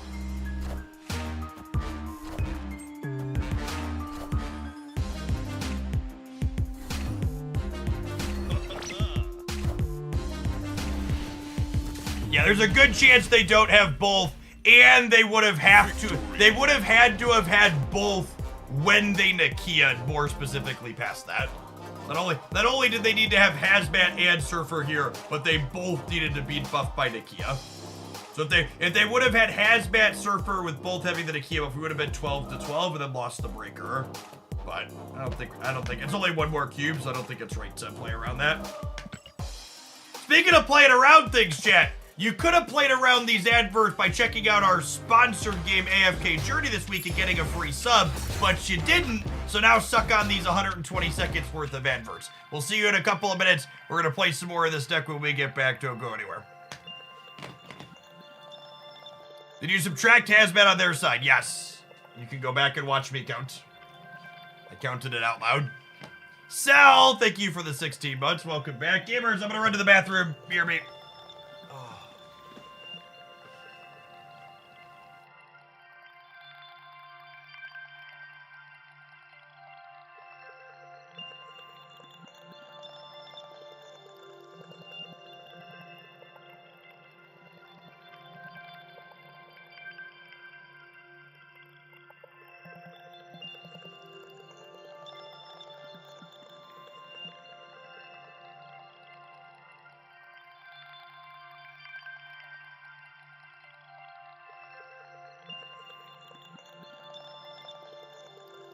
Yeah, I'm so lazy and fat.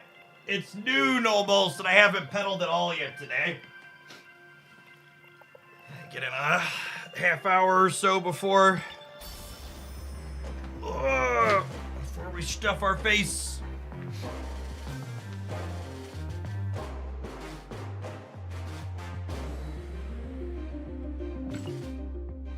There's a play points for diamonds. Good to know.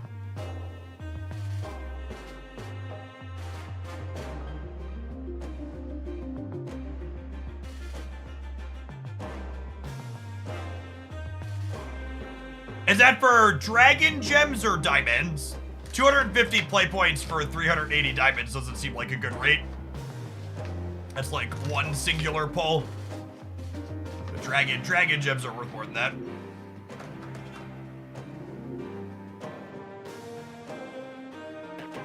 Play points don't exist in Canada. Ugh, I thought you all had it so good up there.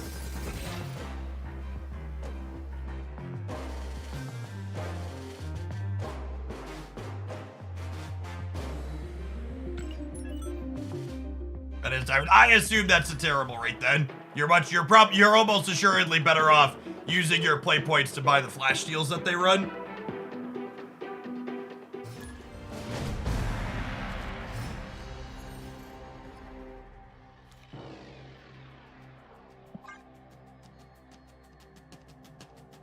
Oh, no, Schwarm.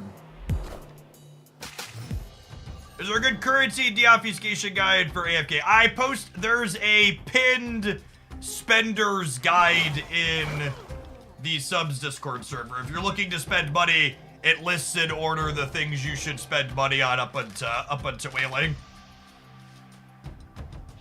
Basically, the TLDR though is you shouldn't ever buy any of the Dragon Gem currency. You should buy all the different recurring things first because they're the best bang for your buck, as is often the case. They have there's 3 different recurring things you could do. Well then.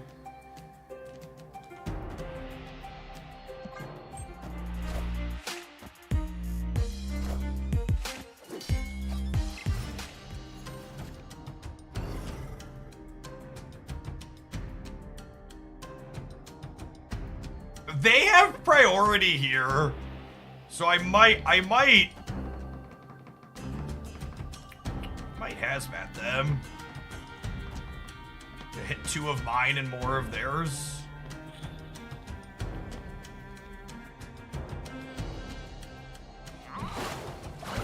Oh, I'm just not gonna be able to get my hand empty because of the Mindscape. Sedge.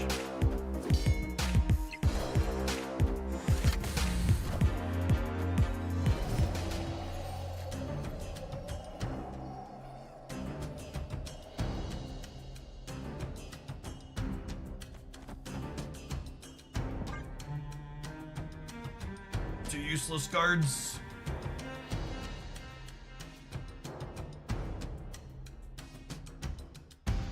Where's the pinned message? There's an AFK journey thread under Gaming General.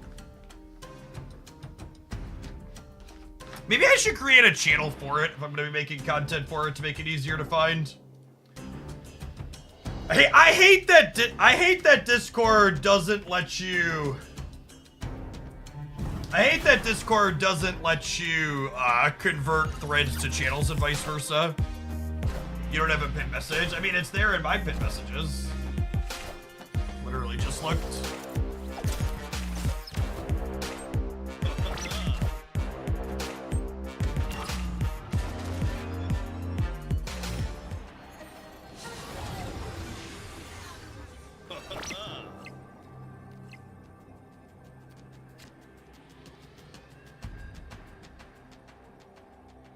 Opponent snapped.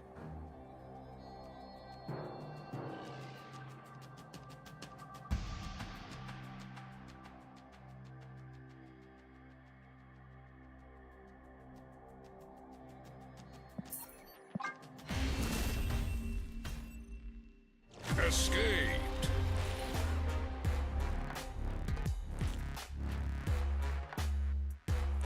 There's no good places to Shadow King on this board.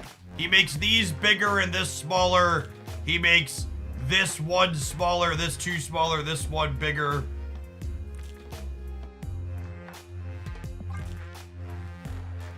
Yeah, you have to look at the pinned messages inside of the thread. Each channel and thread has its own pinned messages in Discord, Ben.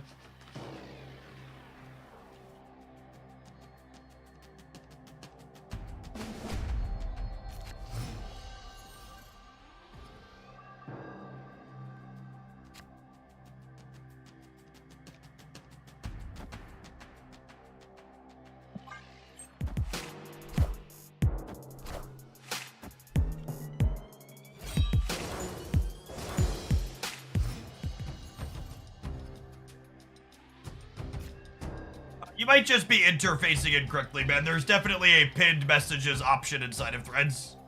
Been using that for a long time.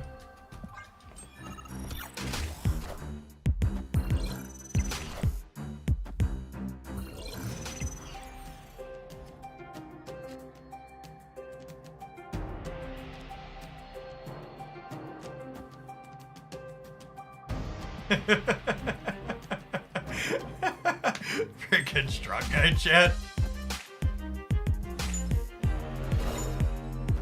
Shuri's Lab does double the real Mysterio, yeah.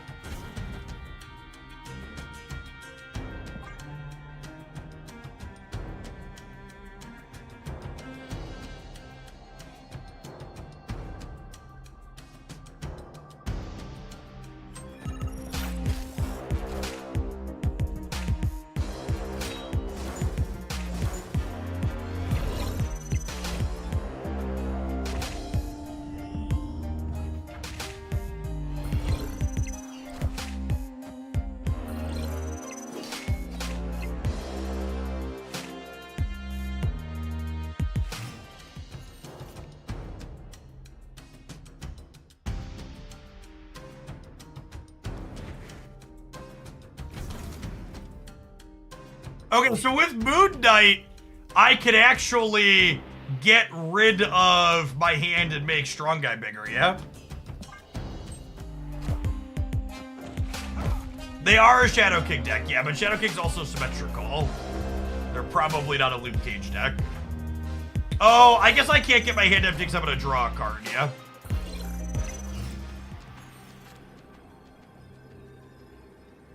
No, wait, that works. Because I can... No? No, it doesn't? No, it doesn't.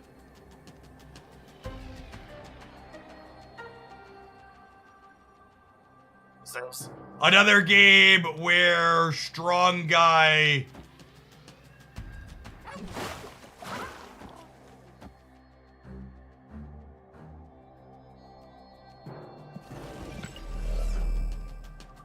Another game where Strong Guy, Strong Guy is worse than Dazzler.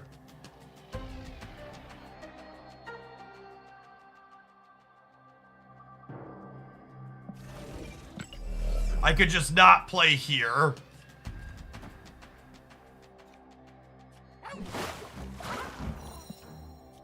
No, that's also not an option.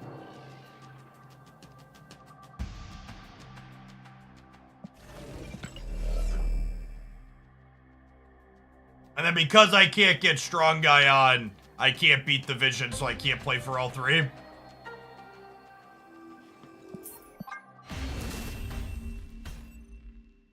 Escape.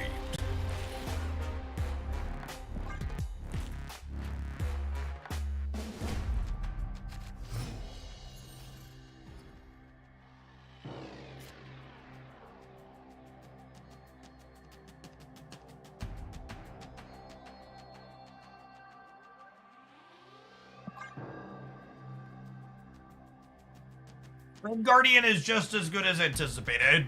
It is almost assuredly a new format staple tech card.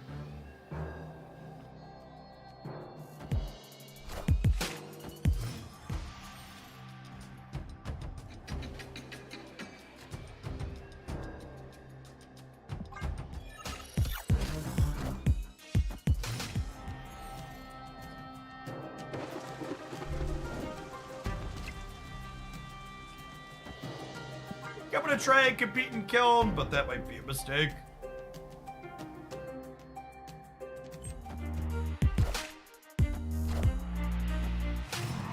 They killed is strange.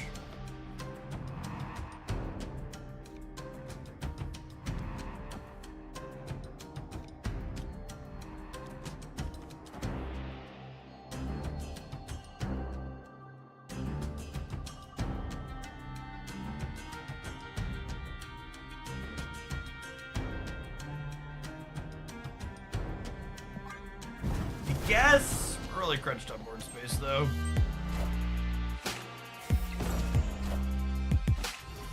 Well, they are a Luke Cage deck, too. All the tech cards.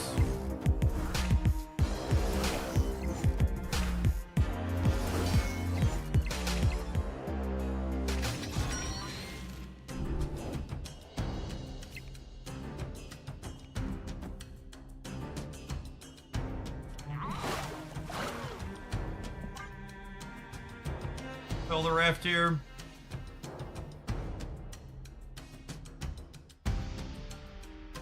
My body is ready for one of these two to come into play and discard it, though. I don't know that you have enough discard to consistently put a Proxima into play. Proxima also gets variance mitigated in a lot of the same ways that Proxima gets variance in a lot of the same situations that Strong Guy gets variance in. I think Dazzler's probably the card I'm gonna put in that slot when we're done.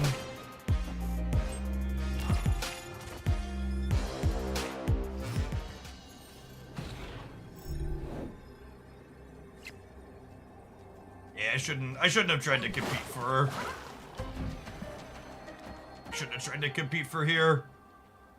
I don't think 8 plus 8 here is enough. We probably lose. If we would have had a good Raft card, we'd have had a shot. Or if I would have put Mysterio here, we'd have had a shot. Just the way it played out. Aren't we winning left? Are we? I guess we're going +3. This is 10, 14, 17. I guess we are winning by 1 there.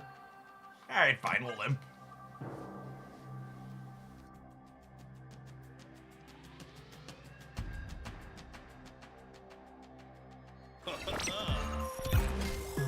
Oh, they drew Jeff.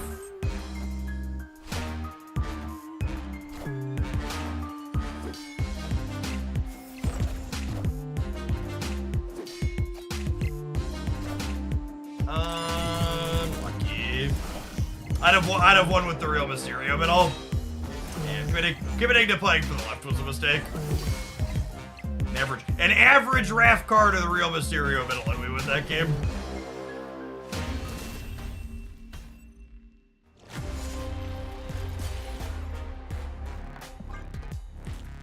Dr. Doom. Yeah, what if they're playing Dr. Doom? With Hope, they must have some bigger cards, yeah? Doesn't Shadow King kill the real one? No, they fixed that bug, chat. It's been fixed for a while. I know it was a long-standing bug, but one's been patched for a little bit now.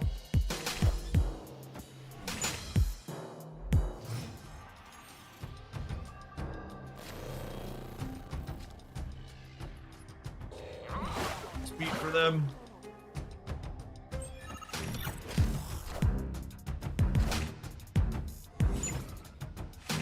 So Luke Cage so he can play Shadow King. I mean, not only that, but Luke Cage is a pretty generically good card. And there's a hazmat deck that's arguably tier 1 at the moment. I don't know that I can snap on this because of the Nebula in the Danger Room, but this is obviously good for us.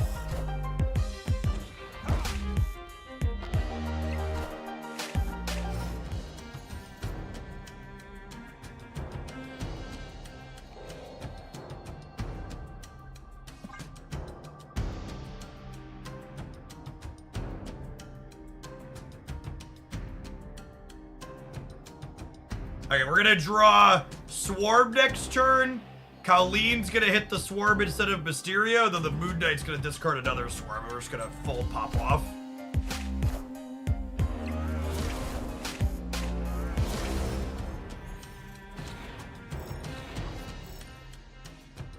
Unlucky.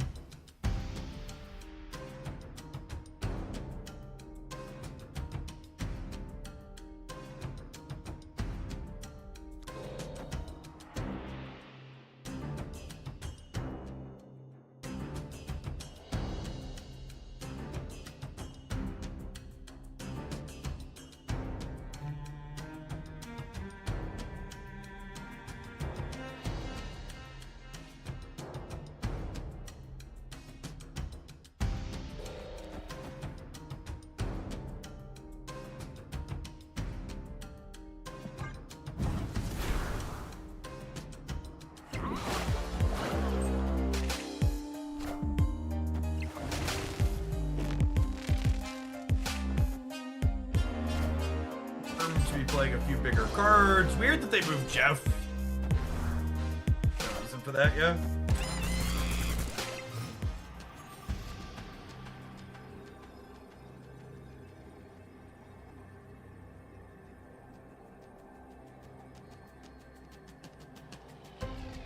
This is 8, 12, only gets me to 14 if for there. Just can't compete with the Magneto. I'd probably put money on their last card being Doctor Doom. Usually these Hope decks have 2 pieces of top end. You're playing a lot of tech cards though, so it could just be like a Rogue or an Enchantress or something. I think I'm supposed to leave. And then next game's the game that we have to win. Escaped.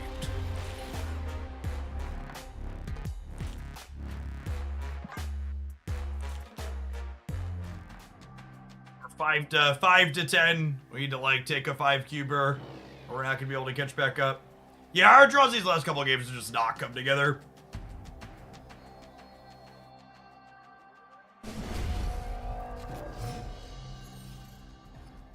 Solid looking start. Not a great location for us.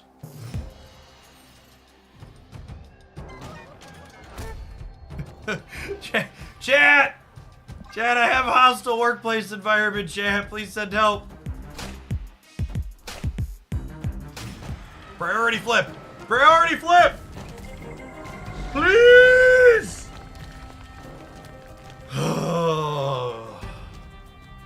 That's so frustrating.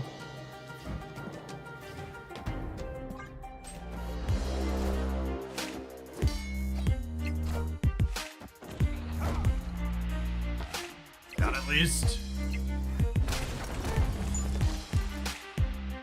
Got the boop we wanted. Snap.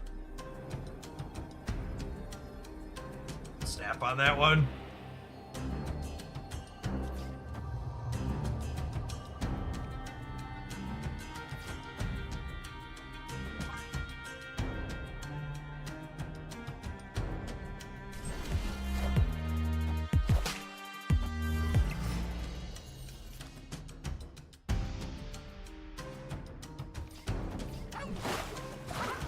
And then we're hoping to draw Blade next turn.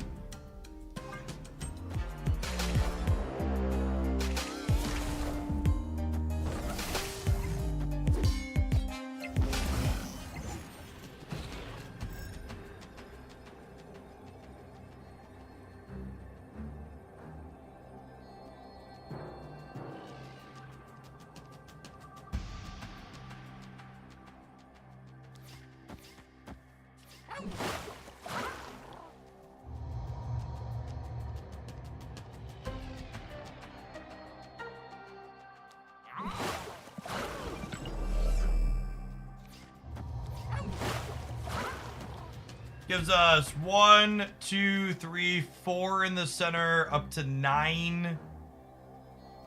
Up to 12.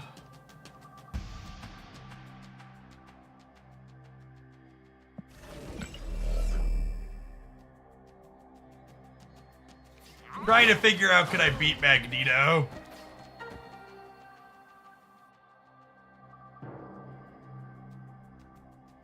Think it's this. I think it's this. I think the Vision goes left and they play Magneto somewhere else. Could be right to put. I think we're probably flipping Monkey against them here. Is likely what's happening. I think they move something left that we're never beating there.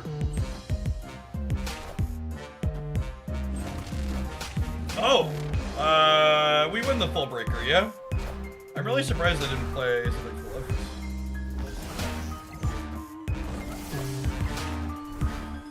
Do we win the full breaker? Actually, I don't know. Dear Marvel staff, do I win the breaker? Yes? Looks like it. Cool. Alright, and it's a win it. Victory. Yeah, they would have beaten us with Vision or Nebula left.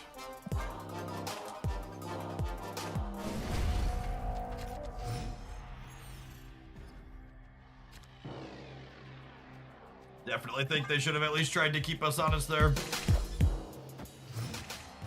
Swarm? Swarm? Swarm?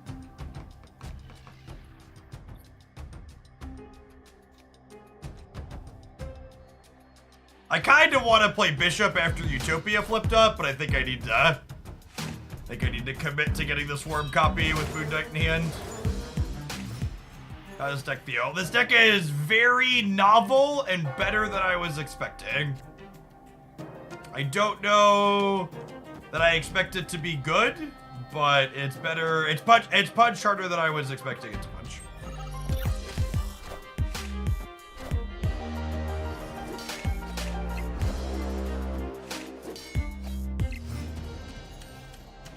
Couple people commenting on why the opponent's playing Luke Cage. Not only their own Shadow King, but it's a solid week to be playing Luke Cage into Red Guardian. I mean, this Moon Knight discards Swarm twice every time, yeah? And it certainly never discards Hitmonkey.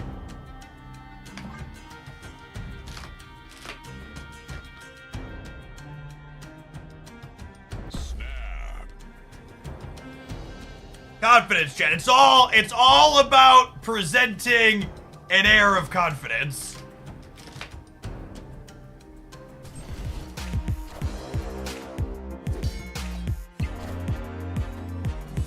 Oh! I guess giving them a free collector is bad. Before I discard their cards. I should have put collector in the middle. Holy chat! See, chat, if you're not willing to do that, you just don't got what it takes, plain and simple. Some of you just aren't cut out for playing decks like this. We're out here video gaming. Took a Shang-Chi and a Magento away from them. We truly are the video gamer.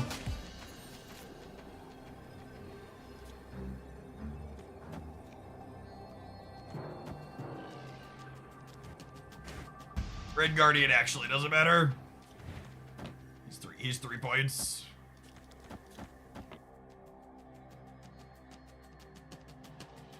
Cage and turning abilities off don't matter. Clip it, ship it, rip it, flip it, monkey! Oh wait, does he remove Cage? He does remove Cage, doesn't he? Holy! I take it back. I take it back, Mr. Guardian! I take it back! Praise your relevancy!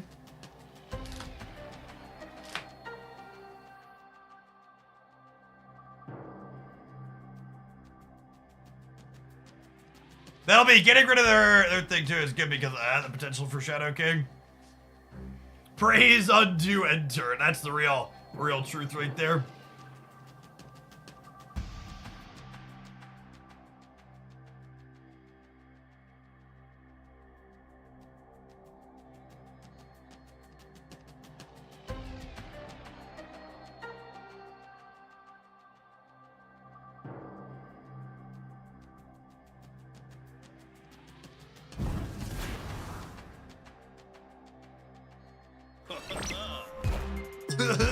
Oh, did they time out?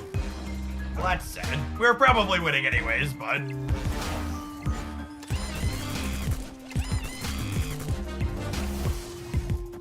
We took away their Shang-Chi and they can't Shadow King us everywhere. That's just a little anticlimactic.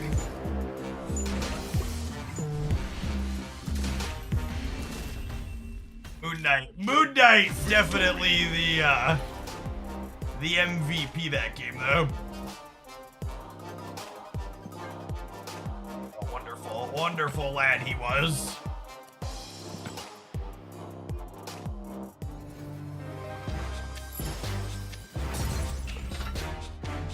All right, that was actually a really long one, so just in case the next one's a really long one too, we're gonna take our ad break.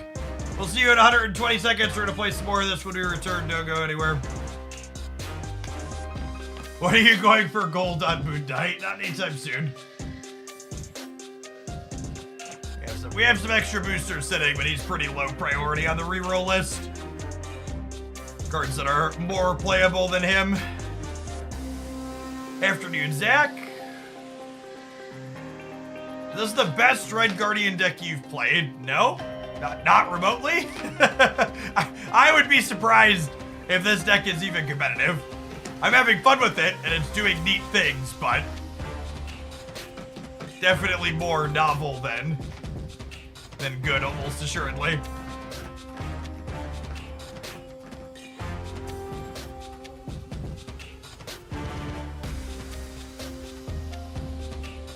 Red Guardian's a very good playable card. Nice little 3/5 you can play on curve. Chat, Red Guardian decks are not a thing. Is the number one thing I need everybody to understand. A deck isn't a Red Guardian deck any more than an Enchantress deck exists or a Shang-Chi deck exists. You put Red Guardian into decks that are interested in having interaction against particular things, and more specifically, decks that want that interaction to be able to play on curve somewhat consistently.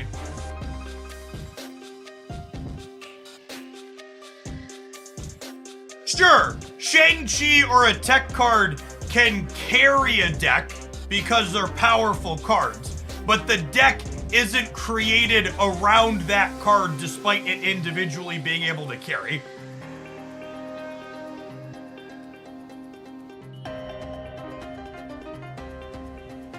It's the TLDR.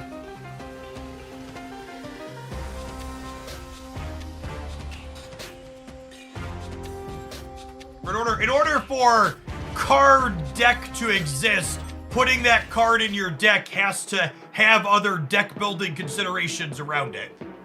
Like Silver Surfer decks, you put 3 drops in. Zabu decks, you put 4 drops in. Stuff like that.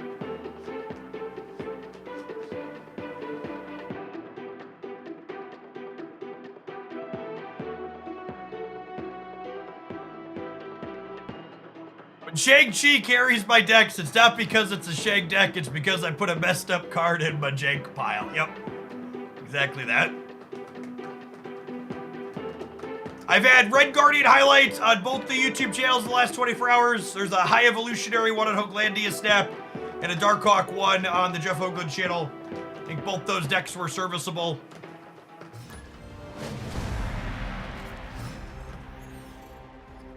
High Evo is definitely a very playable card in general. How long do you think Zabu will stay the way he is? I have no idea. I don't have any inside information that would allow me to speculate that on that in an educated way. I thought they deleted Darkhawk. I actually think Darkhawk is very reasonable right now because a lot of the good decks in Marvel Snap are very linear combo decks, and the Darkhawk Rock Slide Korg disruption is very good into those. It's also worth noting that the Zabu change made Darkhawk more competitive, because the Zabu change means that Darkhawk isn't competing with 3 energy 10 power cards anymore.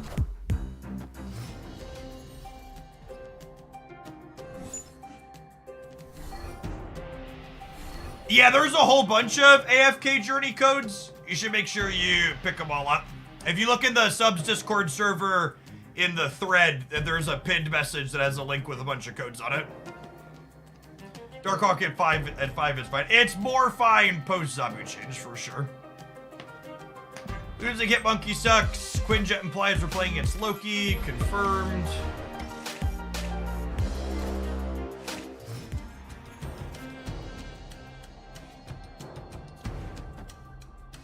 I would like to punch the Quinjet, please. I don't know that I have enough stats to be able to snap here, unfortunately. I'd like to draw Colleen Wing next turn, so we can go Colleen into Blade and make a bunch of swarms would be nice. Do we Strong Guy first? No, I want to cut them off of the extra energy from this ASAP.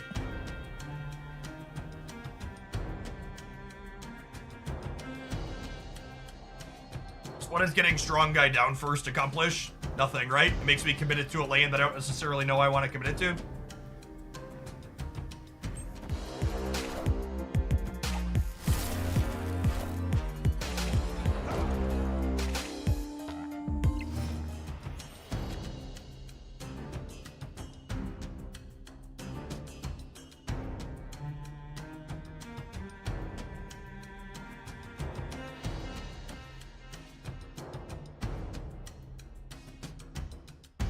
We win this 50-50 all day, yeah? Snap. Our Moon Knight doesn't miss, chat. You saw the last match.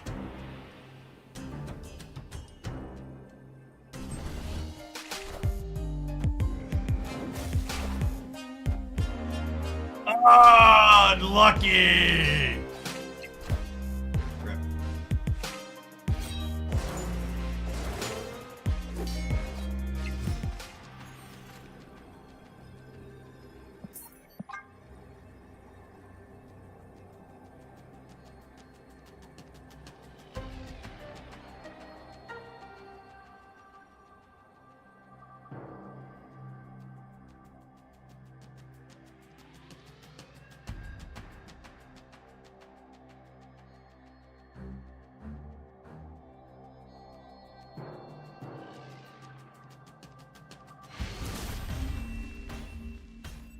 Escaped.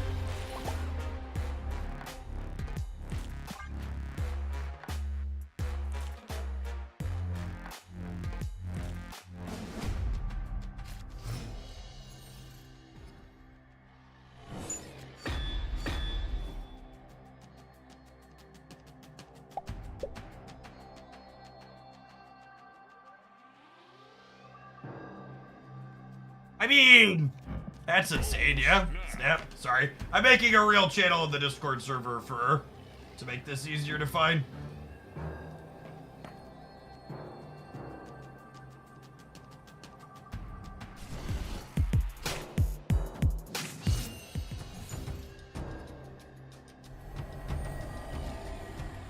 Stop having people ask.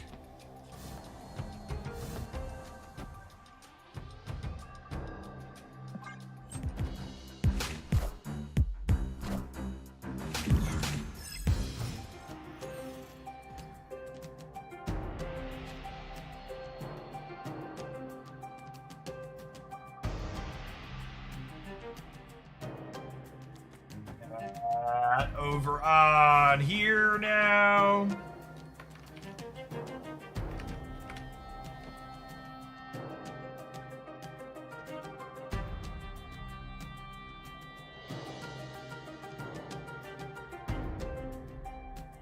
I haven't fully decided yet, Ben.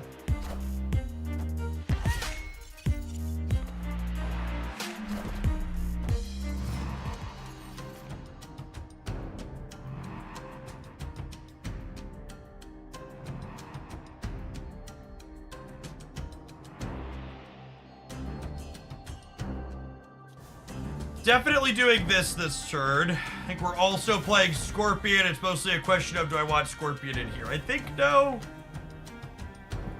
I also don't think I need the real Mysterio in here.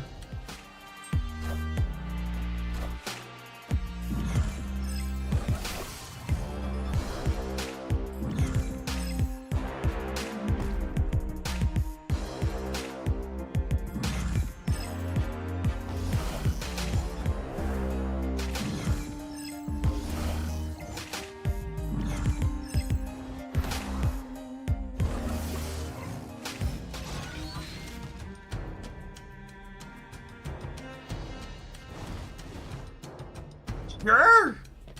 Sure, it makes Mockingbird free too.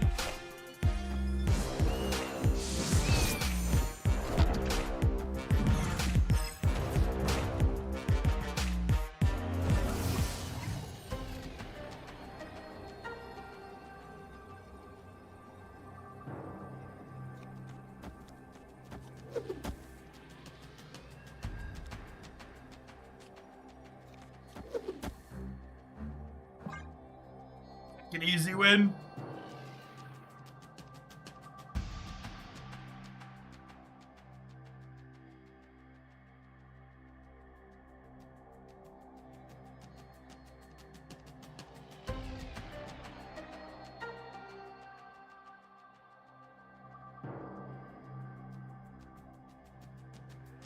So hard to play around their output range, but they're so far behind. I'd be really surprised if they stay here. Seems like a loose stay. Victory. It's a shame we're not closer in stats on board, because our last turn here is just an absolute blowout. Adding 22 stats, 25 stats with the Bishop.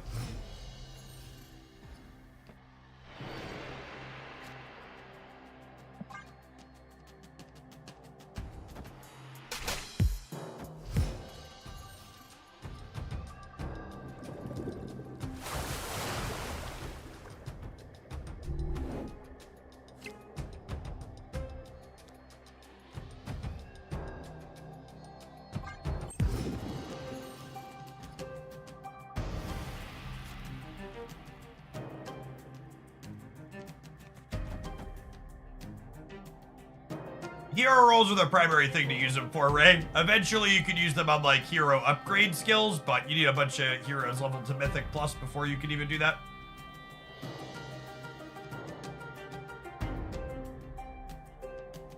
Do I do this?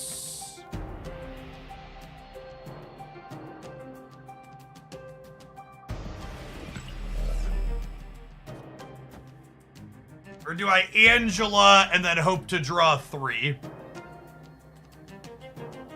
I'm gonna Angela hope to draw 3.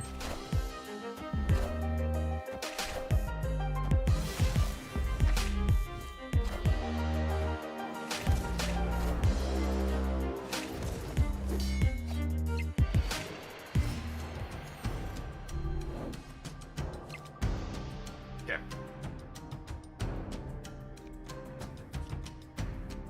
Oh, snap.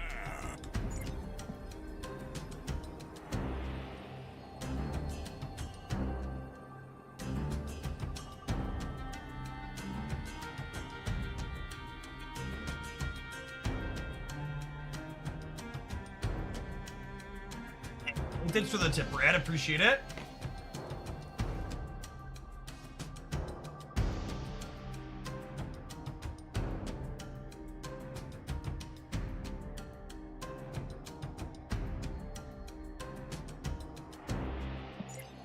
Oh, the opponent's played so slowly.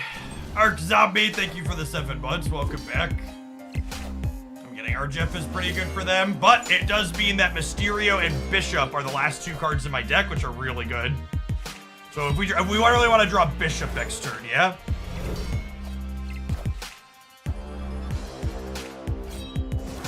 We draw Bishop next turn, we just have an absolutely insane final turn.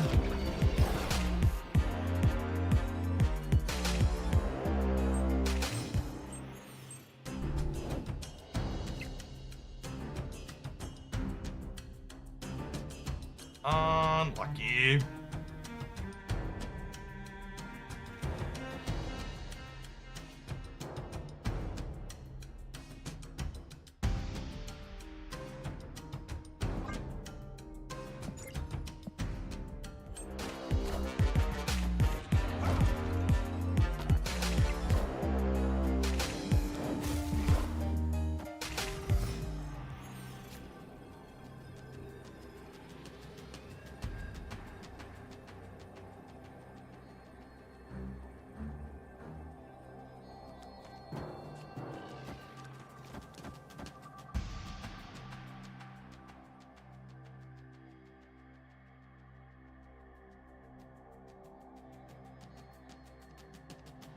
Or Jeff can move. I think this is the play. Obviously, they locate 5 cards from us and have a Quinjet. I'm gaining 6 in the middle up to 17, though. And I'm playing pretty hard for the right. We're keeping them honest on the left, putting 9 there.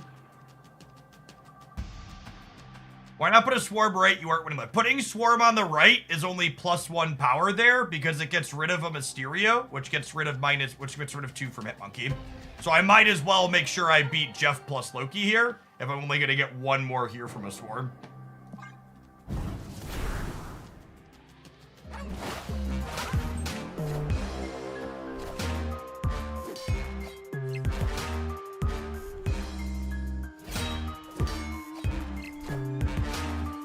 Middle. Really big, sad.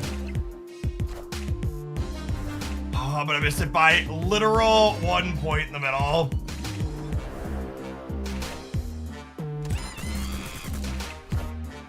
The super unlucky coin flip. I needed my Hitmonkey in either of their big lanes, and I just guessed wrong on which 2 lanes were. I lost a 66%er. If my monkey lands in either of the lanes they play stats to, we win very easily. And it just didn't.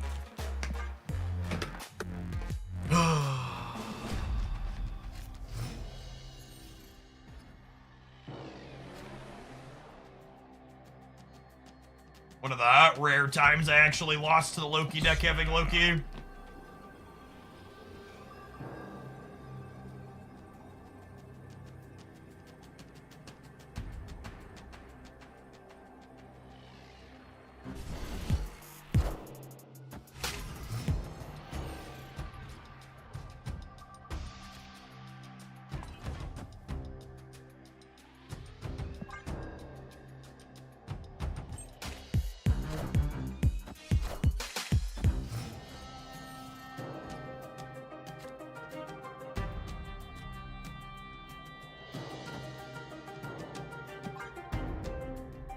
Mysterio would be fun with Quantum Tunnel.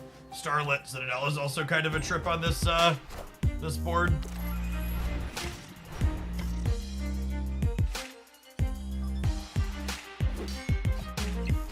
That interaction is so stupid.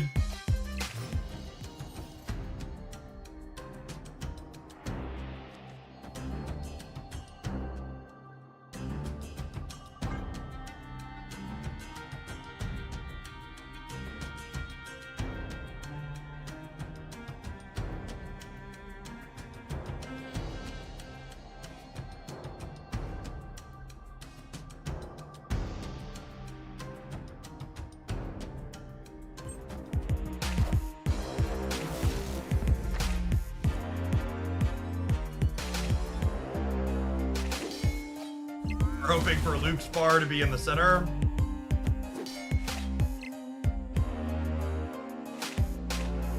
Perfect.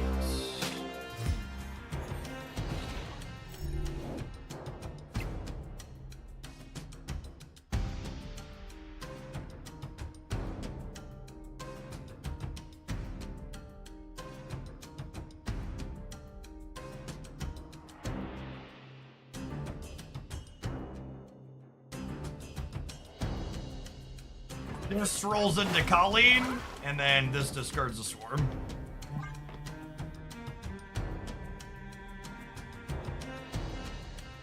Does Red Guardian work with 2 cards of the same power? Always random.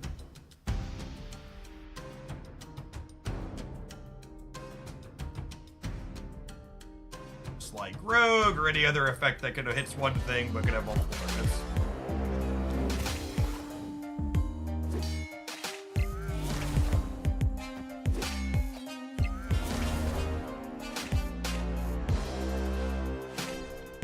Literally exactly how we drew it up. Okay, Moon Knight, win my 50-50, please. Nailed it. All right, Blade. Wonder.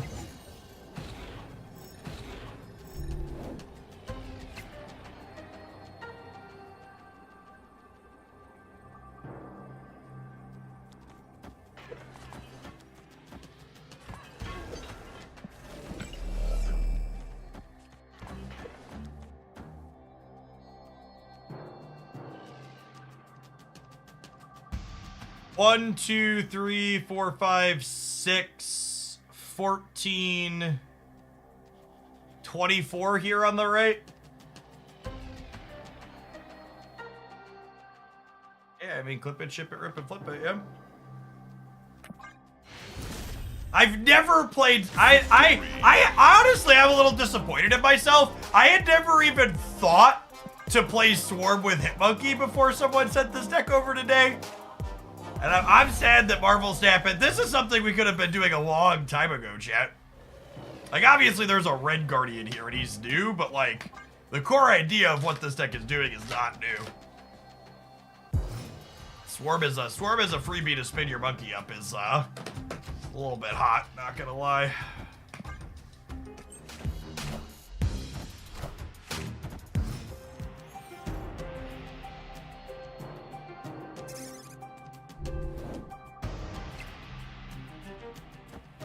Snap.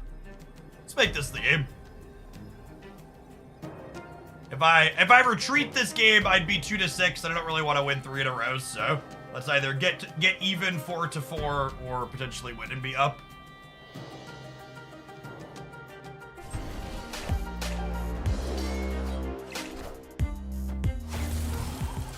Colleen Wing here. Jeff.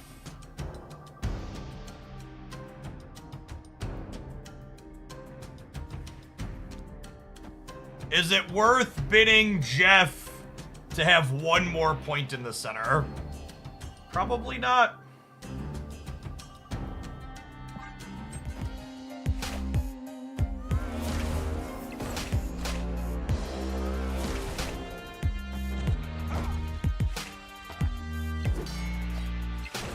Ah!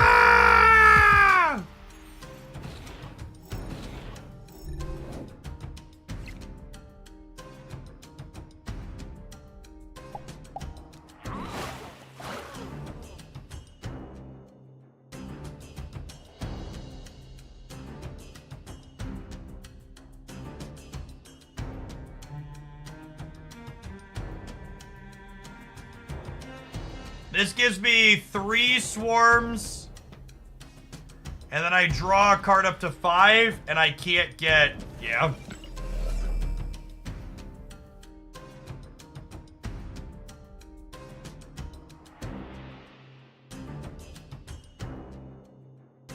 The Central Park's gonna kill us.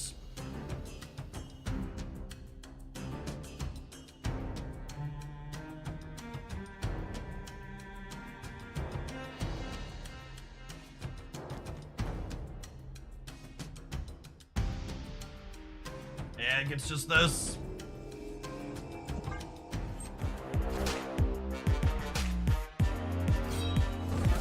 And then I can play anything that we draw here. We're hoping to draw Hitmonkey.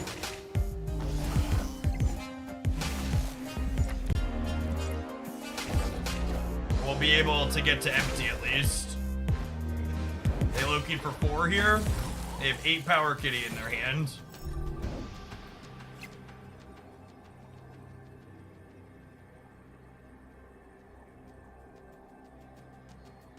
So if they play 8 Power Kitty here, they go up to 16, and then we're tied in the middle. So the best they could do is tie us center. Right? Is that math right? I'm gaining 4 up to 16. They have 8 Power Kitty.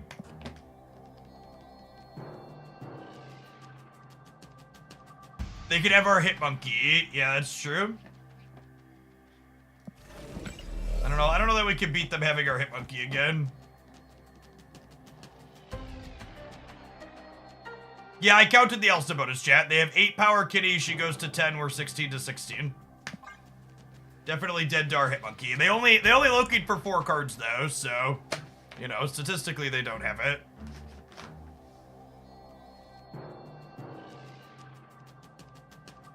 If they didn't hit our Hitmonkey, I'm pretty sure we crunched them on the breaker with the strong guy popping. They could have cabled it too. That's true. They could have also cabled our Hitmonkey. No, because they Loki'd after they cabled.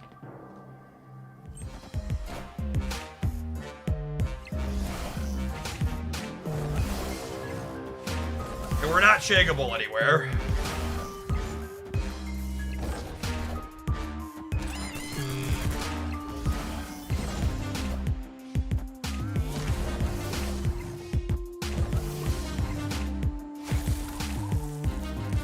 Did we win the breaker by 1? Holy crap, we won the breaker by 1. Whoo, doggy. Whoo, doggy.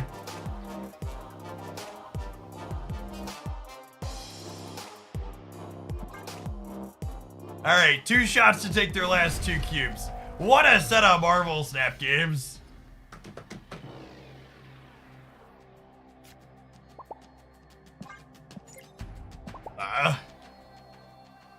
Been a grinder. We do a Cerebro 3 deck. Playing Cerebro decks the week Red Guardian released is really, really silly.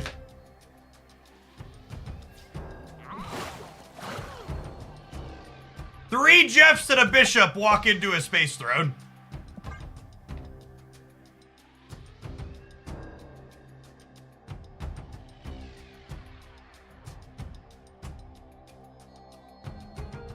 Our viewer deck's maxed out. I don't have a hard cut today. I can take one more Tempest. Let's unpin this then. Yeah, I think I'll take one more. Turns out 2 medium decks going at it make for good content. Whoa, whoa, whoa, gamers. There are a lot of people that think Loki should be nerfed, okay? I need you to stop calling it medium. Is Bishop the biggest thing I can play here? 1, 2, 3. I'm gonna play 3, 4 more things. That's only 5.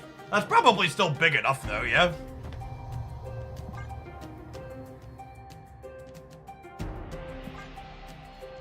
Wait, would I rather Collector and then I can Colleen discard Swarm next turn?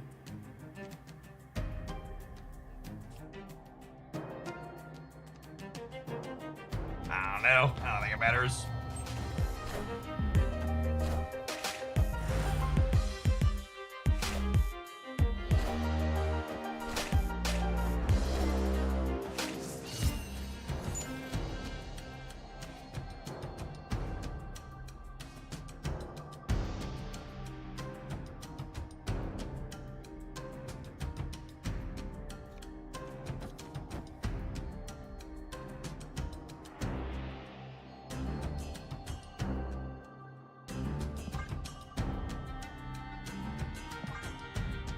You want a Red Guardian left.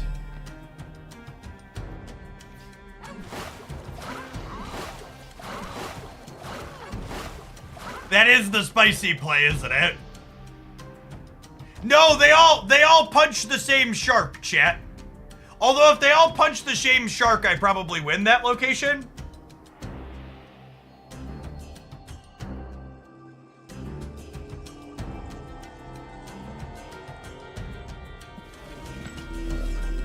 I think this is the play. I think this is the play.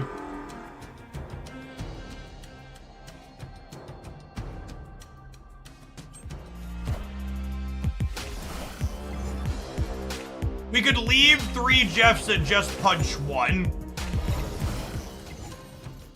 That's not a terrible idea. I don't hate that, actually.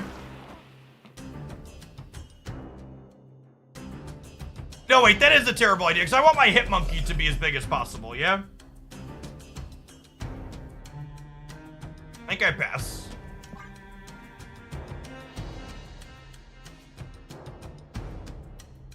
I think we do, and then next turn, we, like, put 3 Jeffs in the seat, and then 1 Jeff here, and then we go card plus Hit Monkey.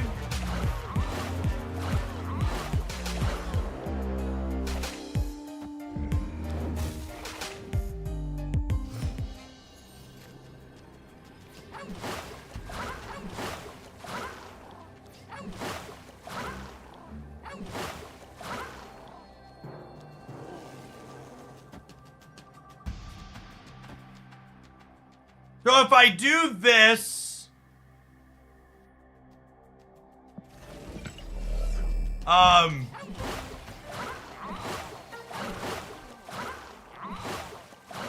if I do this, the first hit monkey is 4, and the subsequent hit monkeys... Oh, I could Red Guardian too. The first hit monkey is 4, and the subsequent hit monkeys are... The subsequent hit monkeys are first one's 4, subsequent ones are 6. If I do this, the first hit monkey is 6, and the subsequent ones are 8. So that would be 16, 22, 25 versus 24. One more card wins middle as well. Yeah, so this is better. It's 1 more point here, and it's 1 more point here. This is the line.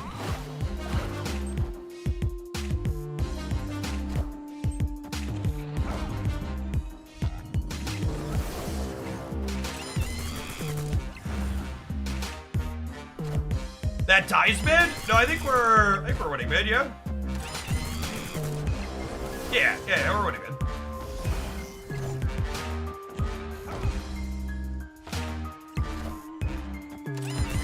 We're gonna lose the left though, yeah? Or we're gonna tie the left, it looks like? No, we lose left. That's fine. No, tied? It is tied. Victory. Oh, I counted these wrong when I added the card. I thought these ones were gonna be 8, but they're 8, they're 12. What an insane set.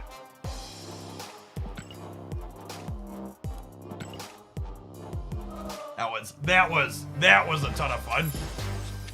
I feel like I want to let this deck go out on top. Let me give you a good piece of advice, chat. End your gaming sessions on a happy note. And I'm not gonna be done streaming, but I'm gonna close this deck out on that, so that way it ends on a happy memory. Oh, I missed emoting our opponent back. Sorry, opponent, if you're coming here, that was a good set. Yeah, I had no expectations going into this, and we got to swarm with Hitmonkey a bunch of times in there, and it was awesome. Mysterio over Maximus was definitely a really good swap. That was stellar. The one card that I'm not super sure on is Strong Guy. Strong Guy could be better as Dazzler just because there's so much location variance that hurts this card, but there's also spots where Strong Guy was better than Dazzler was. Dazzler's probably a more consistent card to play in here. It is worth noting, though, that a real downside to Dazzler over Strong Guy is there were definitely a lot of setups where I was hoping to draw 3 so I could cleanly Colleen Wing guaranteed hit Swarm. I can see Mockingbird. Yeah, Mockingbird could be cool. I could see Mockingbird being cool. I don't know that not enough of our cards benefit for Bast to be good. But yeah, this is a slot you could play with. The rest of it seemed like it made a good bit of sense. I will say the one problem with Mockingbird is Mockingbird has tension with Hitmonkey. So if you want a Mockingbird, you need to play your Mysterios and Swarms before turn 6, and Hitmonkey makes you want to play your Mysterios and Swarms on turn 6. So there's a little bit of tension there, but something to try. This was fun. I don't know that I expected to break the metagame, but really novel concept that ended up being a ton of sweet gameplay in there.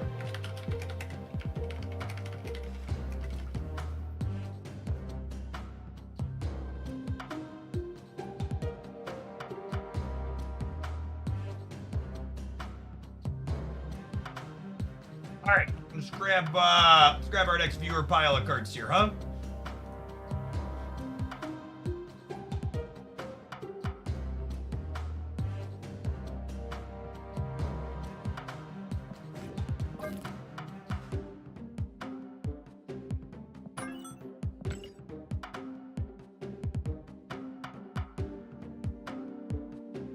Dracula dump?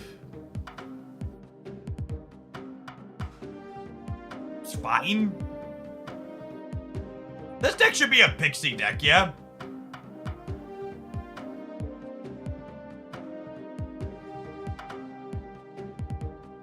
Oh! Playing Dracula Red Guardian releasing. I can stick it behind Cosmo. I can stick it behind Cosmic, that's fine. Mysterio's having a moment, chat. Give him a Mysterio's hard to see, okay?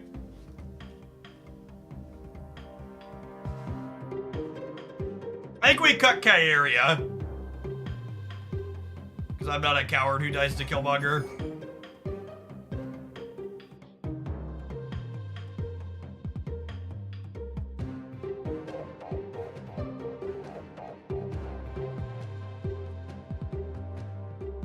That's the real Mysterio, yep.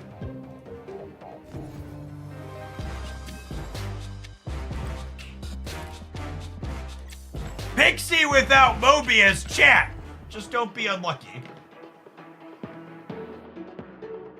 Just don't be unlucky, chat. Why are you so unlucky that you need Mobius with your Pixie?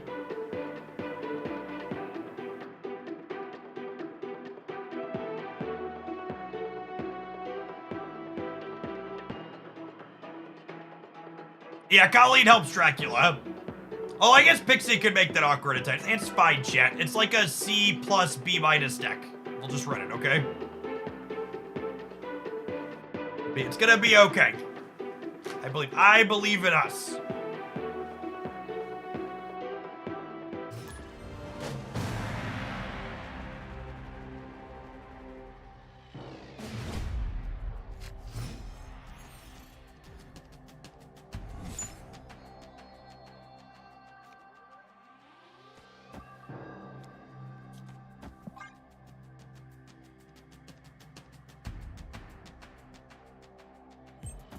Pixie is also Dracula insulation as well. Pixie insulates Dracula against Red Guardian. Oh yeah. Destroy deck me, daddy. I cut the Kyeria, punish me. Cosmo! Cosmo!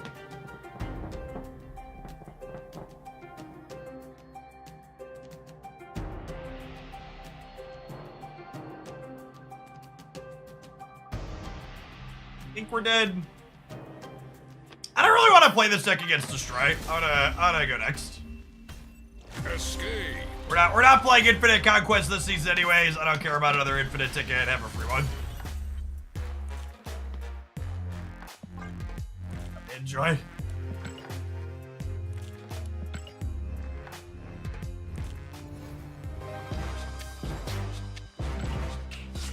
Proving Grounds is more of the speed for this deck anyways, I think.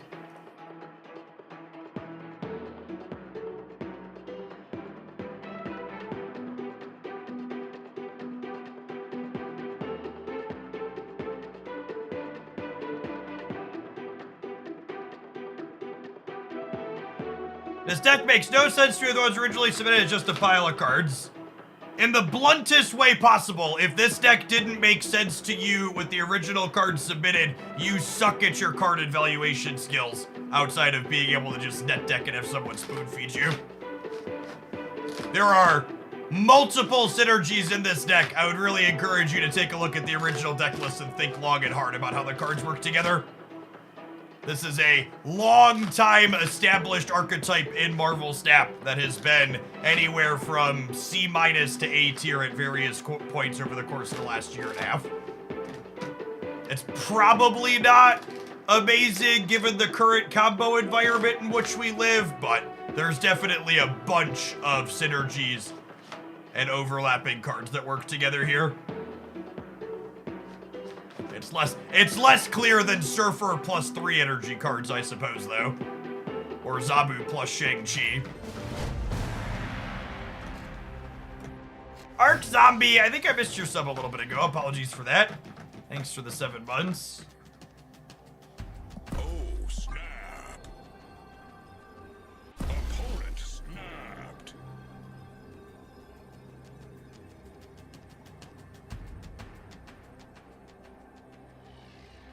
Chat, Christy and I have had our last child. I never have to spoon feed anybody ever again, least of all you. Ain't nobody got time for that.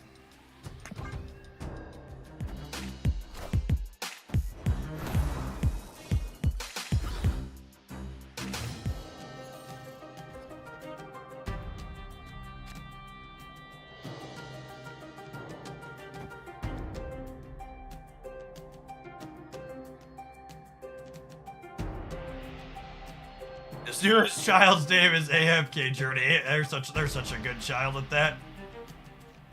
Alright, well, we're gonna do this, so we just, like, plunk a fatty into Sakar here, yeah? Biorad, thank you for the 10 months. Welcome back, appreciate it. You explained Colleen. She helps get your hand empty, so Dracula is more likely to discard a big card.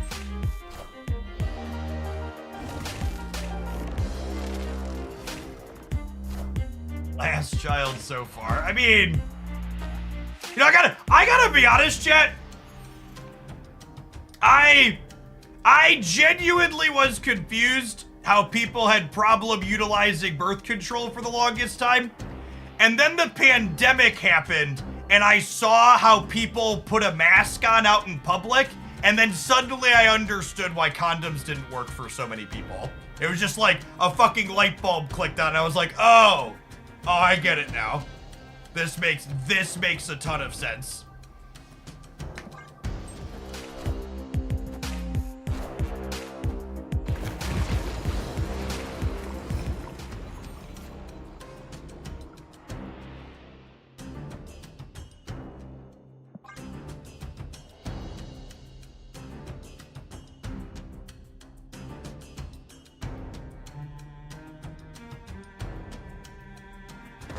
I think we're dead, gamers. I really needed a Sunspot or a Dracula this game. I guess we could draw Dracula still and go Dracula She-Hulk. Could work out here for us. Hello. Ooh, a piece of candy. And Dracula discards Infant on every time, gamers. Every time.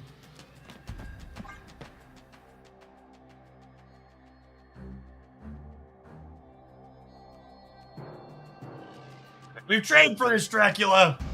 You've got a banger variant and a gold split. It's time to go to work.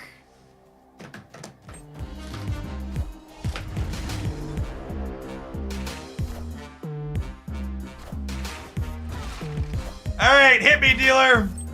Unlucky. Oh, no. Oh, no.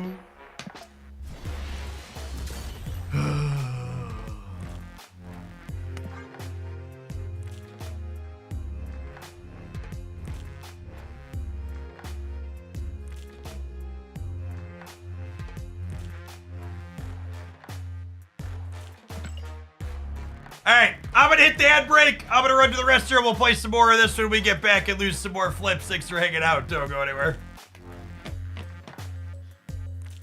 Dracula and I aren't on good terms right now. BRB.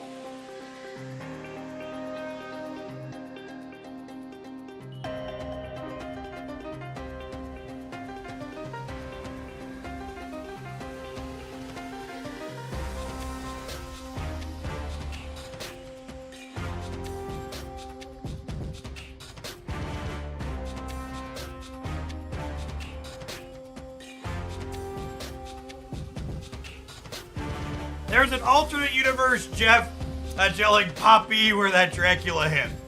Chat knows me so well.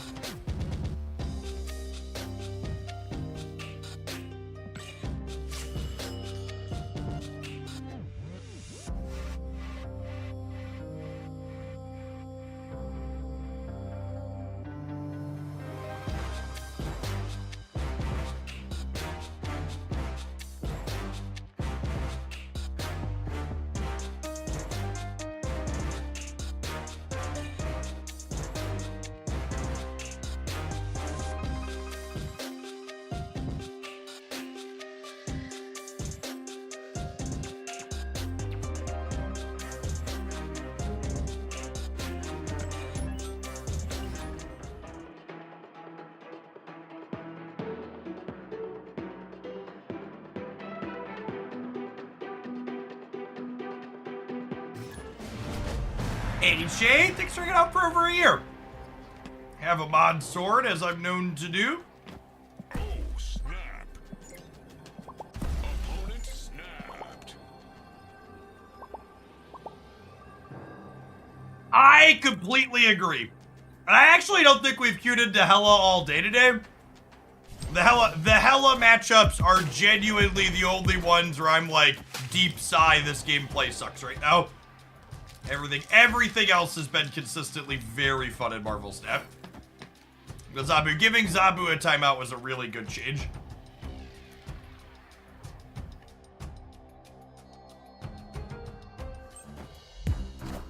Oh, and fixing Goliath, I suppose.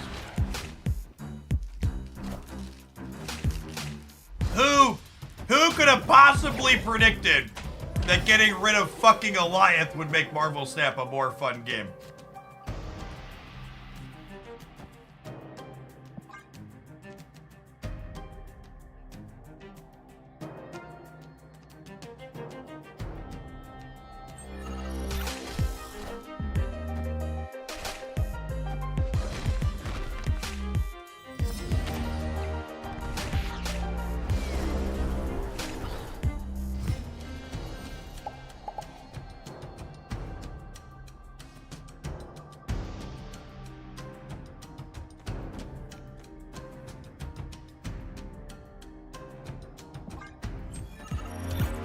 Thank you for the 14 months. Welcome back.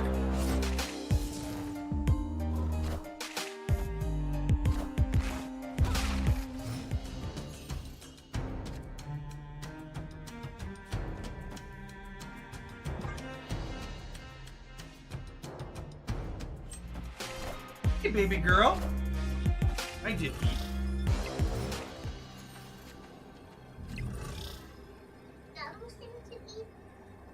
No, I think I'm okay.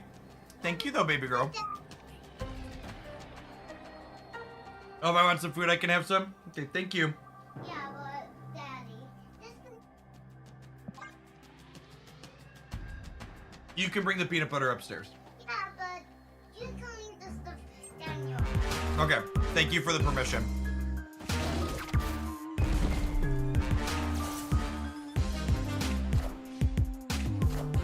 Okay. See, chat, our cumulative variance had built up here. Victory.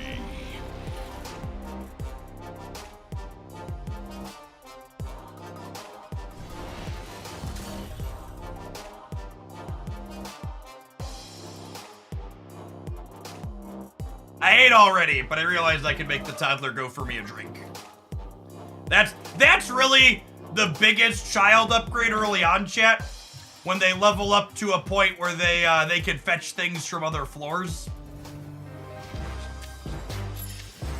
And for those of you that don't have children, that's essentially their stages in life. The older they get, the further they can fetch things from. With the final upgrade being the ability to send them out of the home and fetch things from the store and return with them. We haven't quite hit that stage yet, my wife and I, but we'll get there. There's a gas station about like 4 or 5 blocks from my house. I think the boys are probably a year or 2 off at most from being able to send them for snacks or stuff that we need from there when we're last minute. Hey, GG's J6, good luck at the rest of your snapping today.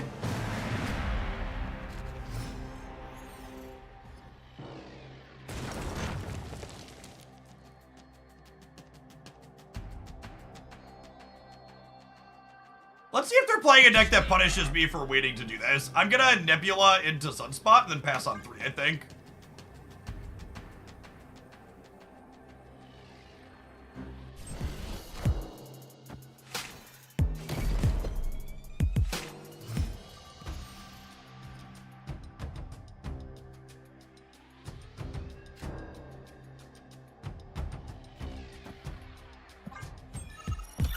As someone with no kids, having a kid in this economy seems like a no-go for me, aka I'm too poor. They are not cheap.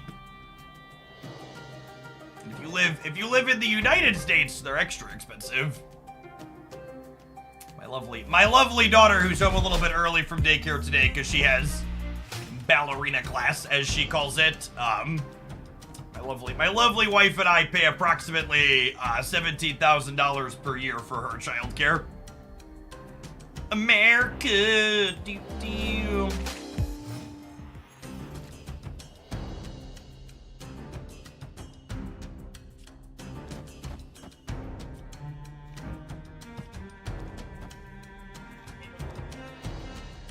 I'll be able to Magento the center. Maybe Magento the left. Did you get my drink? Thank you, baby girl.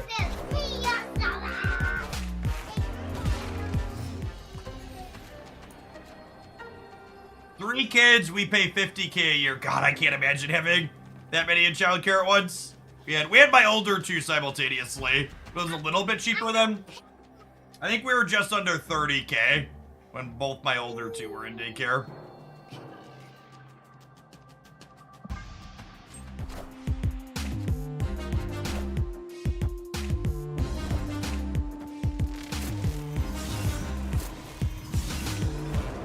I made the mistake of saying we hadn't been Helen recently, chat. Minions. This is my bad. I messed up.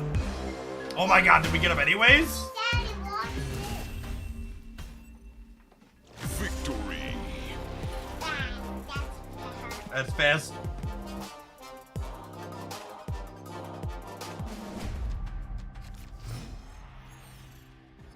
After school program for my two kids is about $1,200 a month. Yeah. Yeah, my wife and I are fortunate that we both work from home. So the boys can just get off the bus stop. That's about a block away and walk down. Yeah, Pixie Hella's weird. Usually Hella doesn't have enough cheap cards to leverage Pixie's effect. Haley.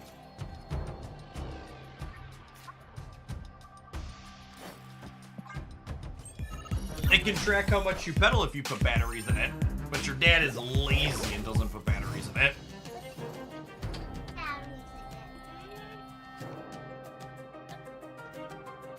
Osbo here, because that's where they're most likely to Corvus, yeah? You don't drive to the bus stop and pick them up. Only if it's raining really heavy. But otherwise, no. The bus stop is fairly close to our home.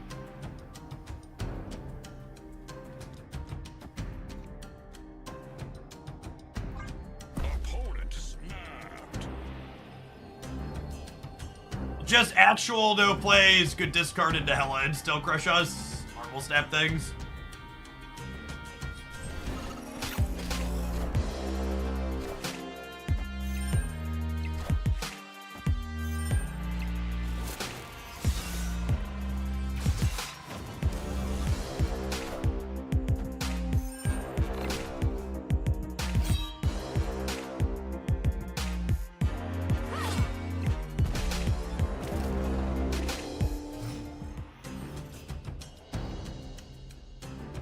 Haley.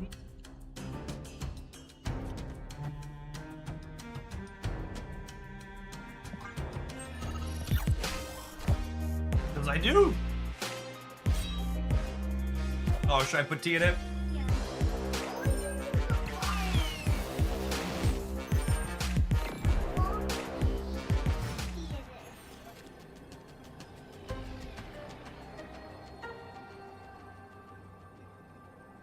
I mean, it's Silver Conquest, so like we'll hang out, but I assume we're dead here. I guess there's a world where they Hella and the variant breaks our way. I'm gonna get 6 over here. Eric, why don't you go upstairs and play with Mommy, baby girl? Minions to me.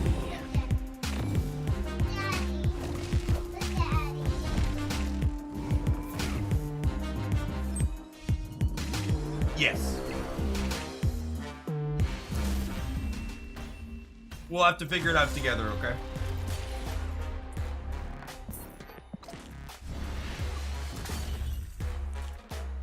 Yeah. I don't want to play more games against Hella anyways, so staying in here and playing for the flip is a win-win.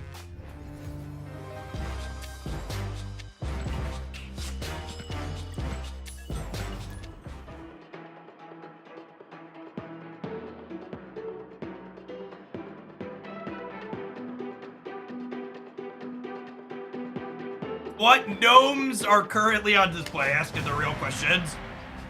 I don't actually recall what gnomes we have upstairs. The Easter gnomes are definitely away, chat. We're far and away removed from Easter. You can't have the holiday gnomes up after the holiday.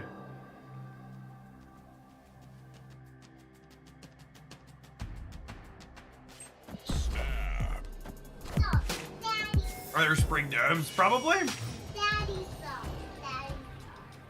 We're definitely not in summer gnome territory, chat. I'll put some cards in their hand and play on curve feelers, Mindscape. You're cold. You should go upstairs where it's warm. The basement's always cold.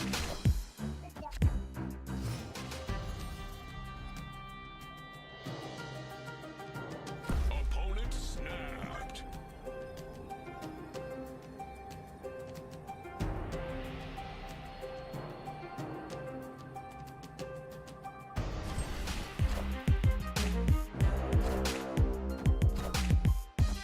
Stop the time stone draw there. They're gonna get some fill here on us though, which is unfortunate.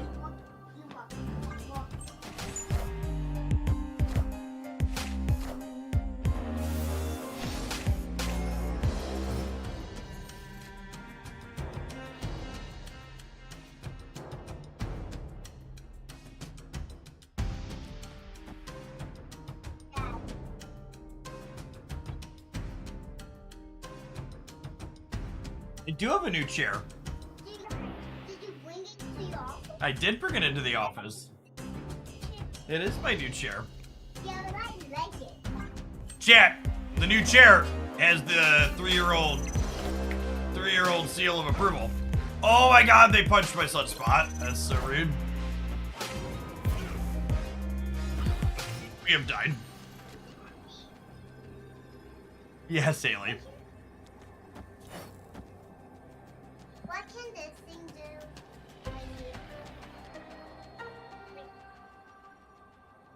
The armrest goes up and down, toddler. All the way up. Only a little bit. Just a little. We have died feels like a recurring thing. Yeah, I think we're gonna be done with this one and move on to the next. Got another hit monkey deck here. That goes up and down. This old deck ain't what she used to be, gamers.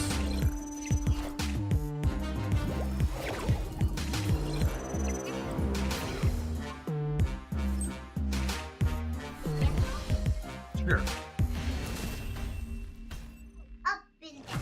Okay, we are gonna get some new chairs for the keep house. The rolling chairs aren't there good. Alright, let's grab our next one. This one's staff house.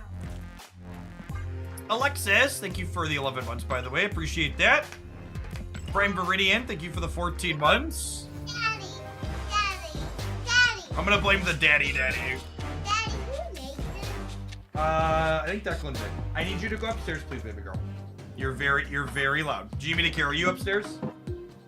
Need me to carry you? Alright, I'm gonna hit a quick 60-second advert. I know it's not been a while, but I'm gonna deliver this package up to a different floor. Daddy. What?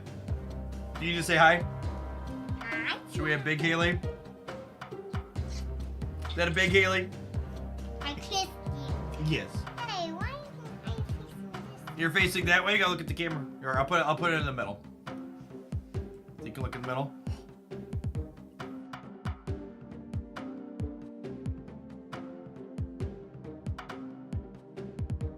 Okay, let's go upstairs. And Dave's gotta work some more. Beer beach chat. Thank you for bringing me my water. You're a good helper.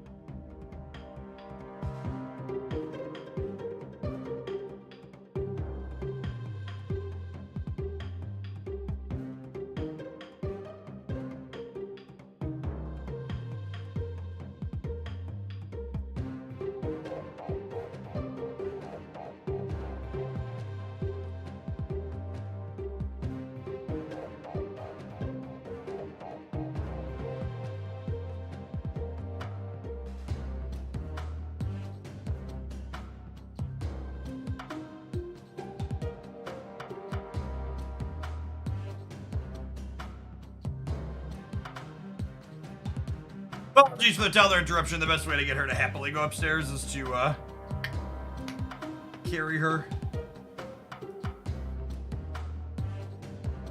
Alright. It's been a hot second, but we've played Supergiant Hitmonkey in the past. Playing Maximus is a cute thing to do under Supergiant. Raccoon's kind of adorable with it too.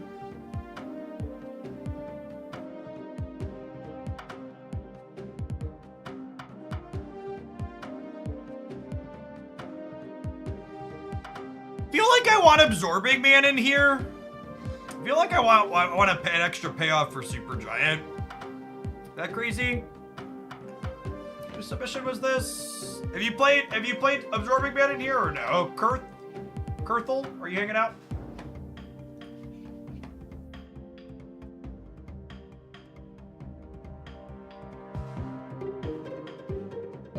You haven't. I think I'm gonna sub Nebula for.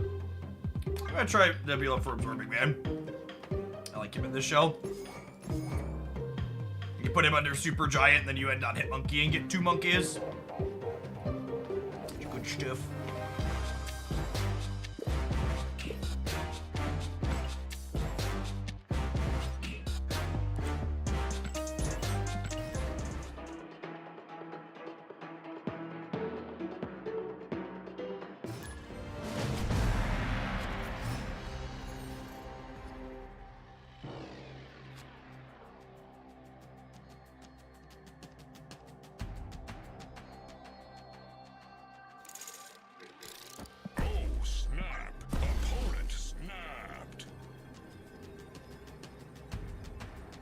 Sick first game with my Mysterio deck gets Space Throne. Thanks, Brood. Appreciate you.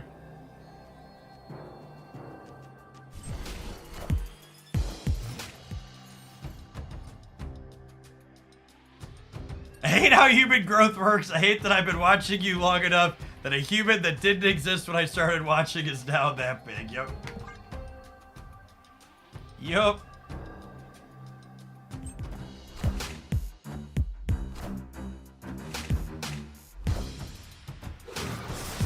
Got extra time tracker, Jen. Underwear. She was born during the peak of the pandemic.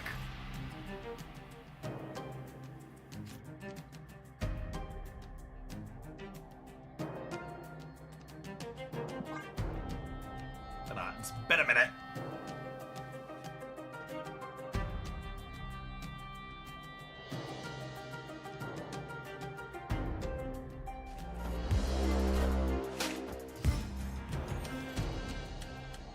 Useful goose, yep.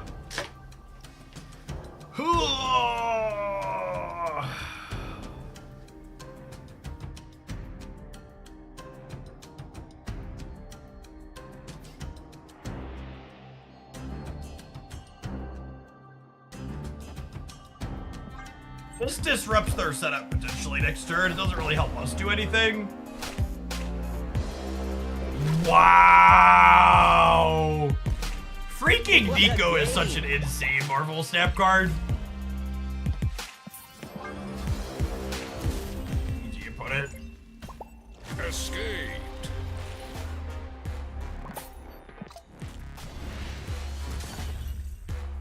Just easily the most interesting and skill testing card in the game.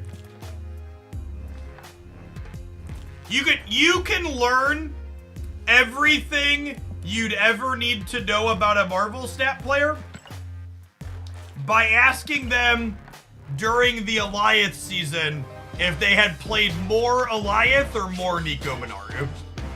It was a very, very easy, what is your persona? How do you enjoy this game?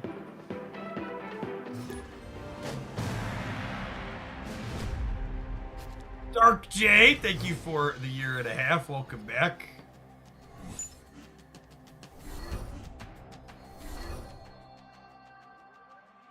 Snap. Opponent snapped.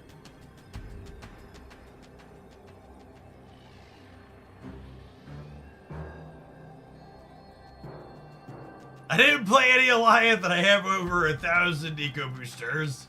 Truly a gamer of culture.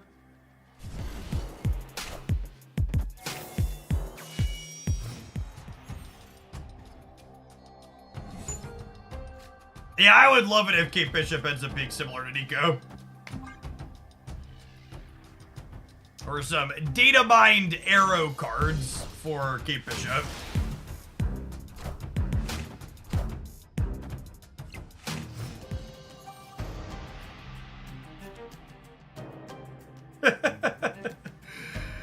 Oh, this location is my nemesis.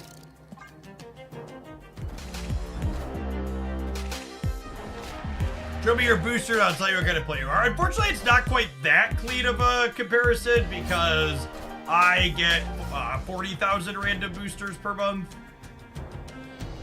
from Conquest. Victory.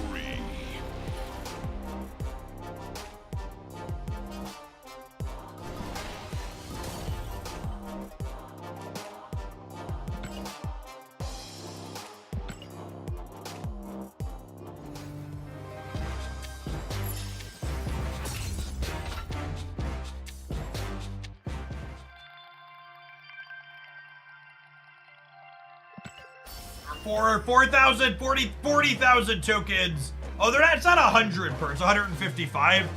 So 40,000 tokens turns into 6,000 boosters, 1.5.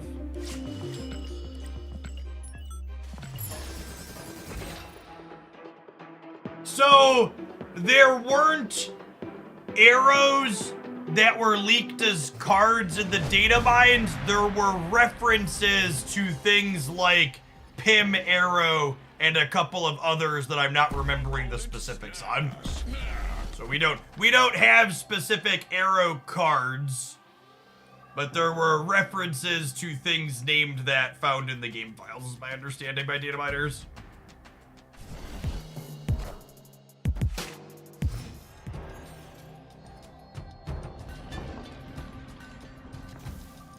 Marvel Snap needs more Nico Minarus and less Blobs and Red Hulks.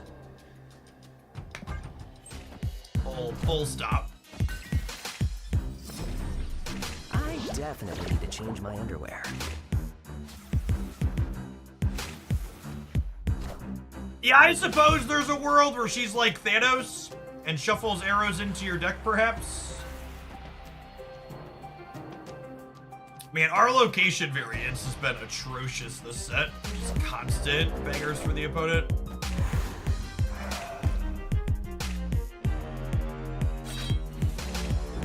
One day they'll give us a card that lets you choose. Actual never.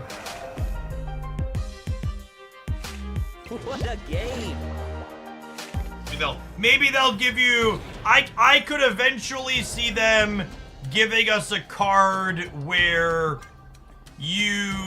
it does one of three things depending on which location you play it out to. But Ben Brode's talked at length before in various talks about how they explicitly avoid having players make choices as part of the game to keep the flow going well.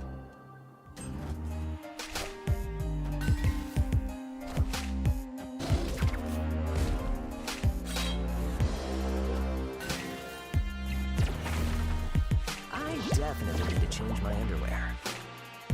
Yes, Nico Minara, in fact, is only a card that's balanced because of her variance. She would just be a different card if she was going to let you choose.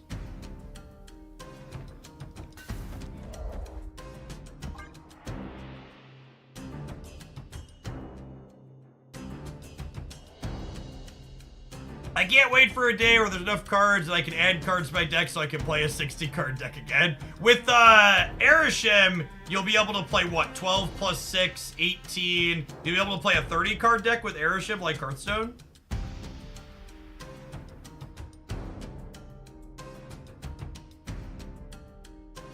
Get you later, Zach.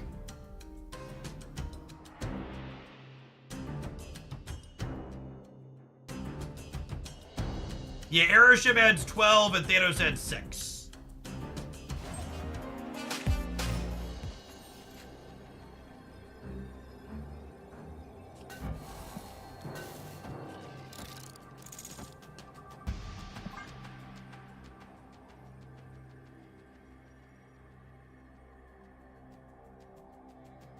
actually think as the Marvel Snap card pool expands more, eventually having a mode with I zeroed my Ant-Man, sure.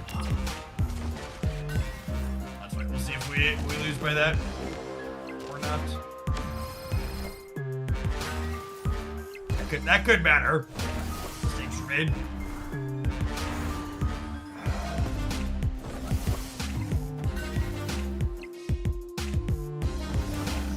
Talking and clicking.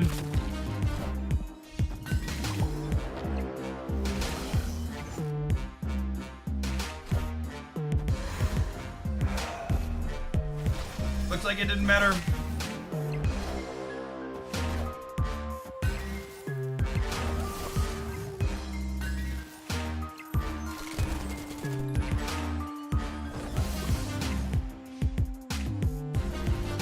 Been 39, so down by 8 versus up by 5.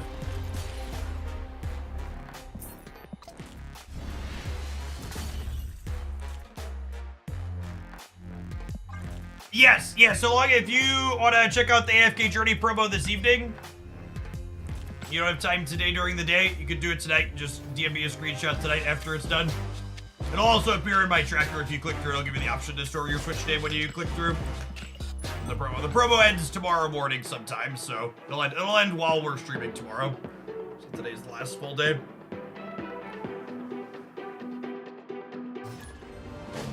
You like Red Guardian, or is it too early to? Red Guardian is an excellent Marvel Snap card. Very, very playable, reasonable Marvel Snap card. Opponent snapped.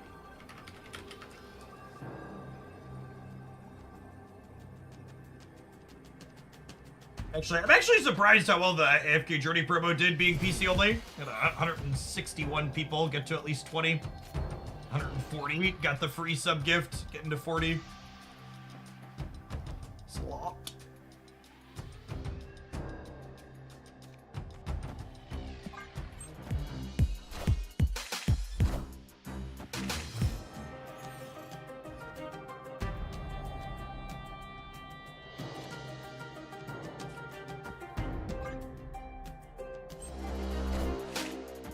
I already have Lady Deathstrike and High Evolutionary. I can't bring myself to use keys on Red Guardian. It depends on like what other spotlights look like for you, I think. Like if you're somewhere where like you look at the upcoming spotlight schedule and you're like, oh, there's gonna be weeks where I'm missing most of these. Then wait, but you eventually, the spotlight cash system is so generous that you do eventually get to a point where like you only missing the new card is somewhat the norm.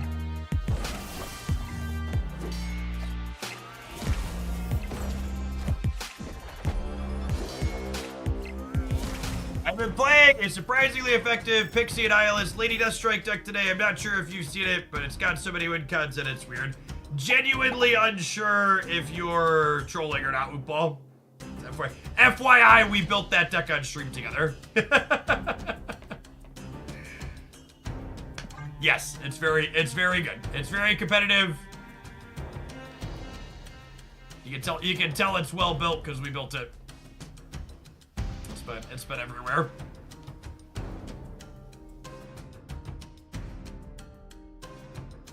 That highlights on both of my channels at this point.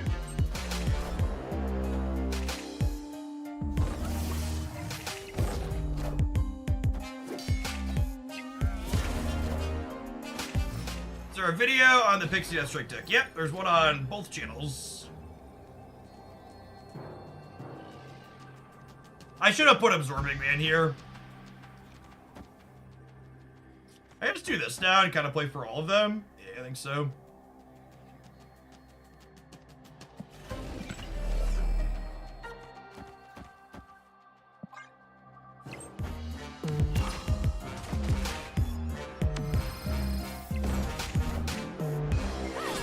Oh, I guess I end up a little short if they don't move this up. I would have won the middle. Rats would have won the middle playing for there. Yeah, the AFK promo is only for PC, unfortunately, Dwyer. So, it's a great game. I recommend checking it out, but you can't contribute to my my link or whatever without, oh, sorry, opponent. I clicked the wrong button. My campaign only counts PC installs.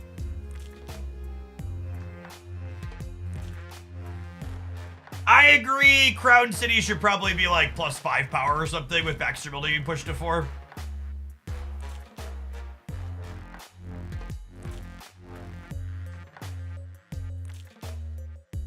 Sorry, opponent, I'm not griefing you, I just misclicked.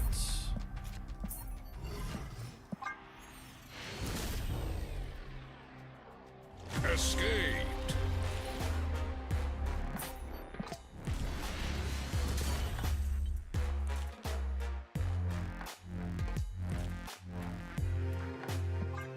Could have rocket absorbing man left on turn 5. I didn't think about that. I wanted to save the rocket to make the what's it called, bigger, the monkey bigger on the last turn. But hitting it with the absorbing man's a good thought.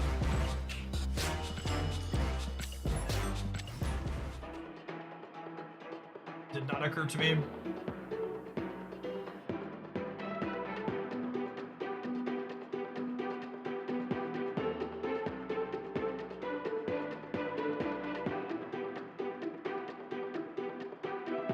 Changing Crown City to give a bonus to whoever is losing. That's an interesting location design. It's like a less extreme bar with no name. Oh, snapped.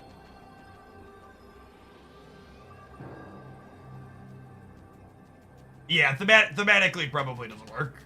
It's a good take.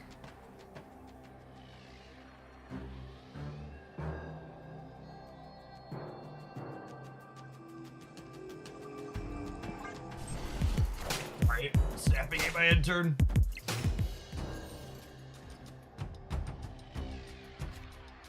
Chat, I am so excited for Untapped to roll out their matchup table publicly. They give me access to it. They give me access to it in private, and it's real sweet. They asked me not to share it on stream yet though, because it's still got some bugs. What is that? You're gonna be able to like look on Untapped and see Hella has a 56% win rate against Surfer.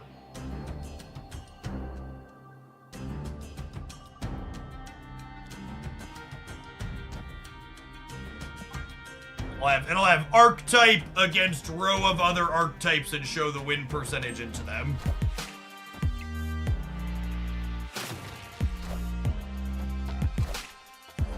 I would assume that it will be a premium feature, yes.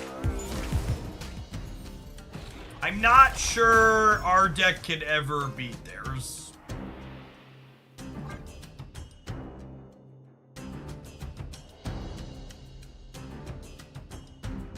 No, Untapped's not going to suddenly have access to all the internal metrics, Tepic. No, that's very much not the case.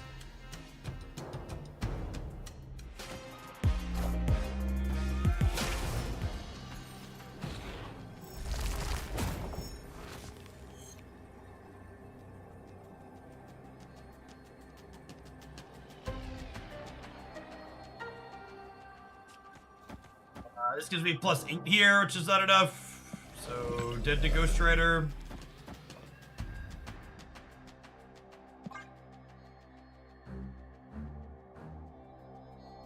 They don't have Ghost Rider, we might win the left.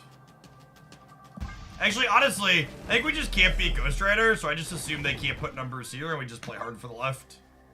In case they drop like a Giganto or something over there.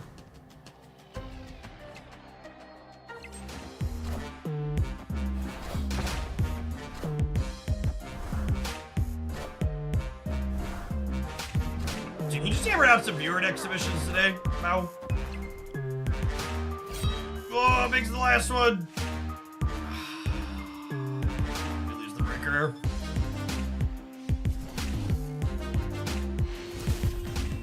Yeah, there was a client update today that has hopefully fixed the end of turn not working periodically for people. the goal of the update at least.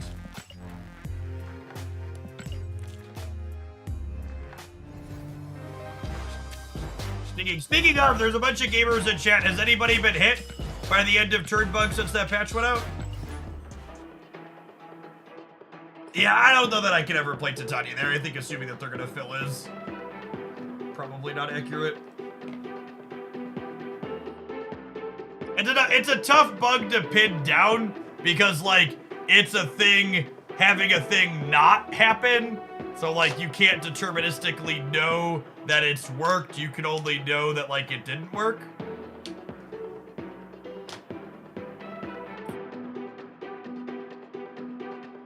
And again, I'm specifically asking if you had it happen after the patch that was deployed. I mean after the update, gamers. So has anybody downloaded the patch and had the end of turn not work after downloading the patch?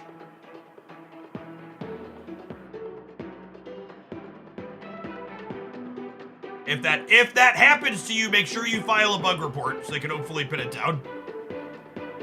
What do you mean by end of turn bug? The end of turn button wasn't working and you had to wait for the rope to run all the way down every single turn for people.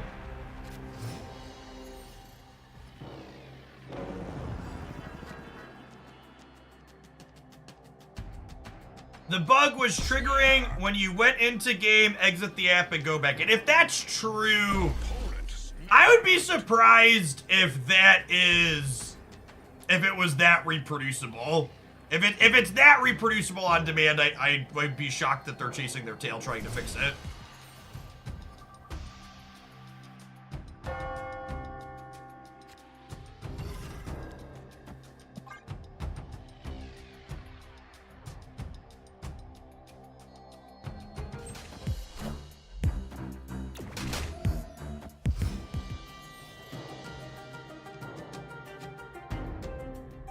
Red Guardian is a very playable Marvel Sap card.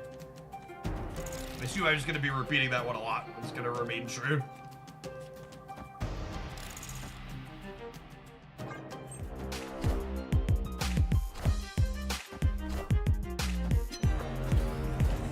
Echo Magic. Interesting pair of cards.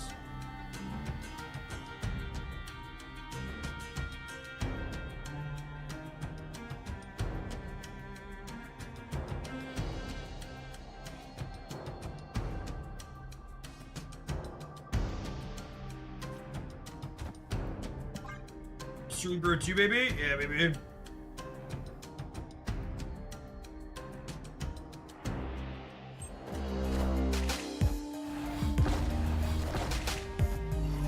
Clear for takeoff. Oh, I wonder if they're like the Wong Surfer combo deck and they... What if they're like the Wong Surfer combo deck and they're just like playing Echo as Wong protection? Seeing the Luke Cage, my money's on that.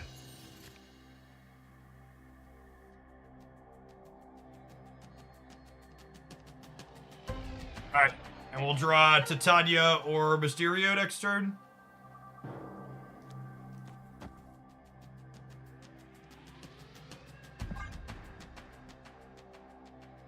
Studio would be ideal because it fills all our locations. If they're the Wong combo deck, I assume we're very dead. Bishop incoming. Yep. Chat, I didn't realize how much I wanted an office chair I could lean back in until Flexus Spot sent me one. I didn't even realize that was a thing. Like the nice long angled lean back. I can never go back. One of those. I didn't even realize this was a thing I desired. It was just like, definitely, yes, please.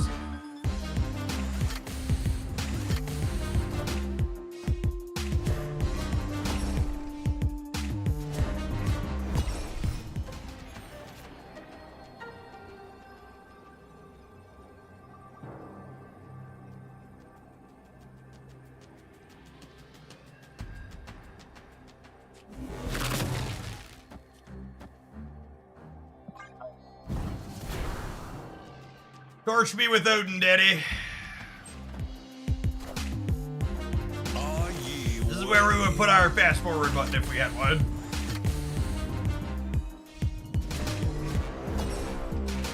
Guess they didn't have walk, I suppose.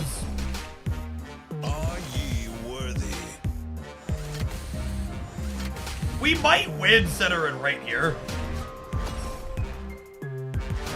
No, I think we might actually win center and right because of,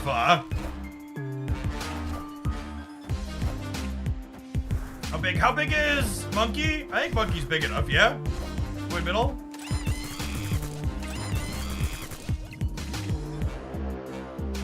Oh, I'm -4 though. We tied? I don't know that I win the breaker. Are ye worthy? Yeah, I'm gonna lose the breaker. If I would have put the real Mysterio there, we'd have won. Unlucky. That's close, considering they comboed us.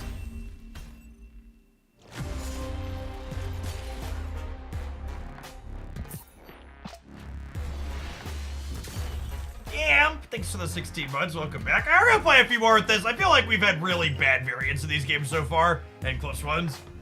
Have some adverts before we play some more, though. We'll see you in 120 seconds. Thanks for hanging out. Don't go anywhere. Tried the Darkhawk Red Guardian deck and brought me up to the 90s. Nice backflip.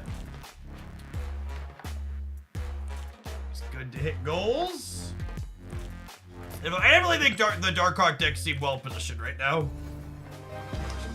Enjoyed my time playing with them.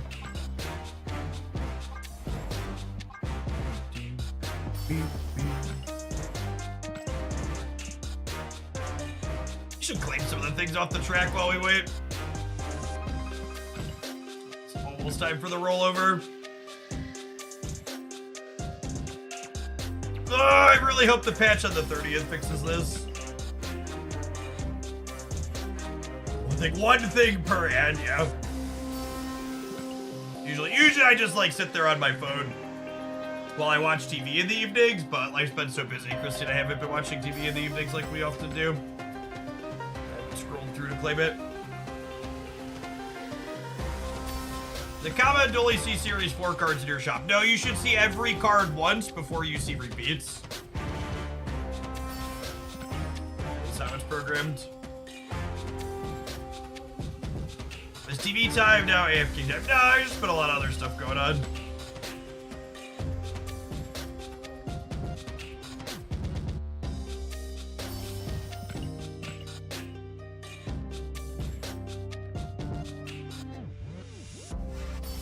Zap, 6 for the entire year.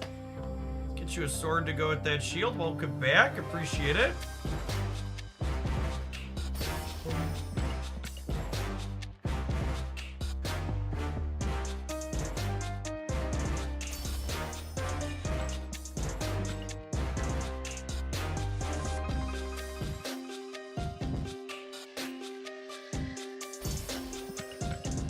Goliath boosters, boo.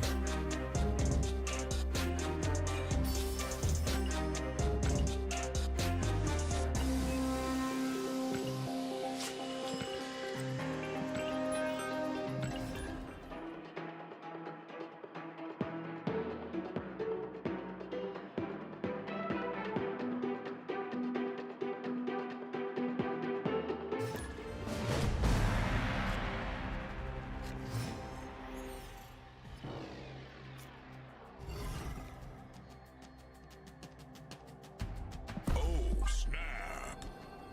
Opponent snapped.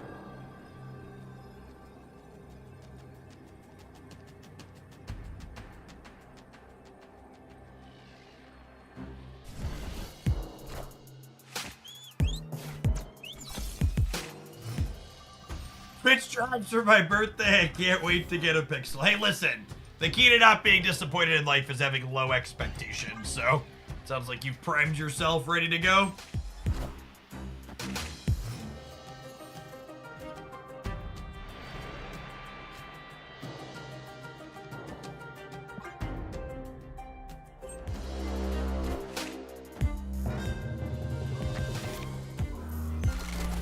Betray me, Rocket.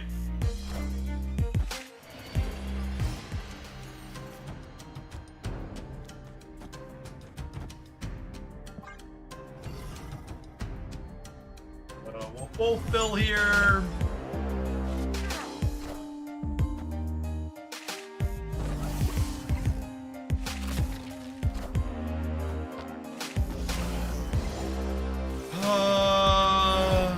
Is it possible for me to play 7 things? If I draw Mysterio, baby?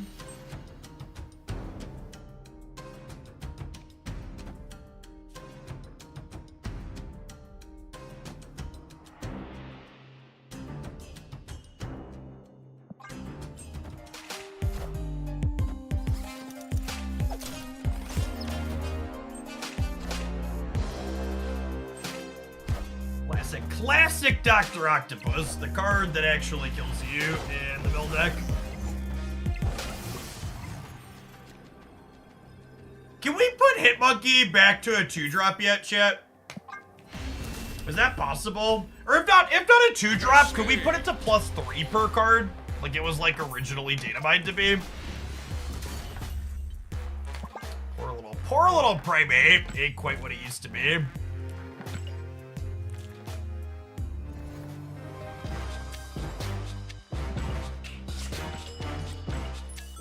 Yeah, I really like the aspect of AFK Journey's Hero Collector, that when the character leaves the rate up banner, they don't just disappear, they go into the regular banner, and you can target them with the wish list. It's a lot less FOMO-y than Genshin and other games that do the rate up banner things.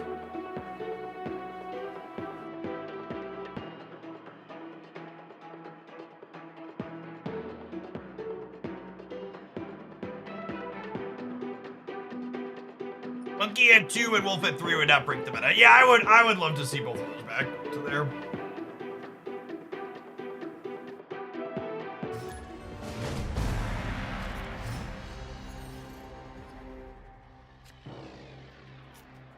Next, rolling into the generic banner is actually the norm and gotchas before Genshin. Yeah, I guess so for reference for me, the other gacha games I've played a lot of are Genshin and Raid Shadow Legends. And Raid Shadow Legends doesn't do like rate up banner style things when new characters release. So Genshin's the only one I've played other than AFK Journey now with banners.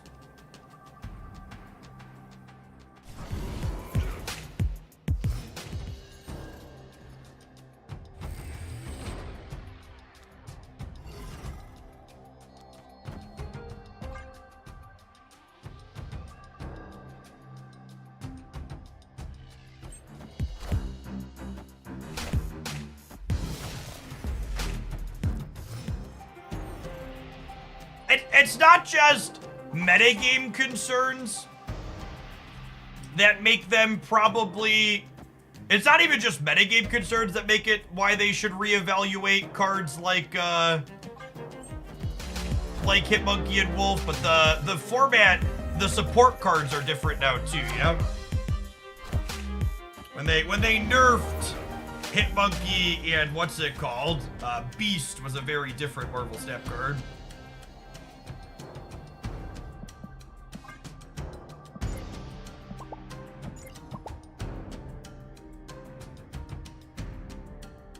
With 5 keys, do I go for Red Guardian or I wait for White Widow? I expect Red Guardian to go in way more decks than White Widow. I expect White Widow to be a more unique role that's harder to replace, though.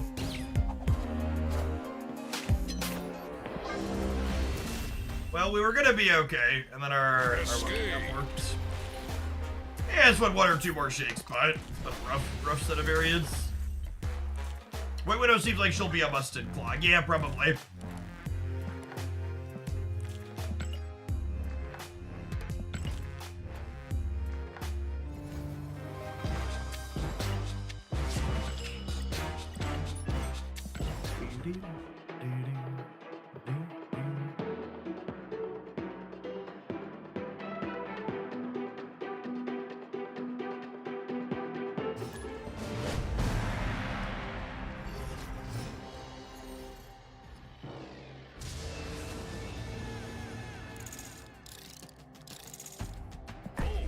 I'll put my ongoings into nowhere because my other big numbers, aka Hitmonkey and Absorbing Man, don't fit well into there. Well, I guess Maximus goes into nowhere. Oh, we did just have shop rollover. That's fine. This is proving grounds. They step back.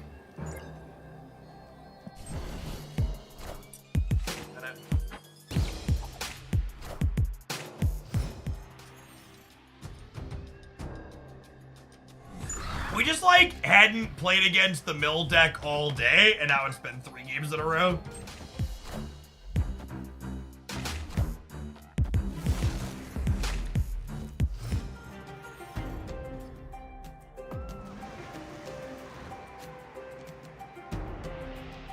Life's a bitch, and then you die. Yep.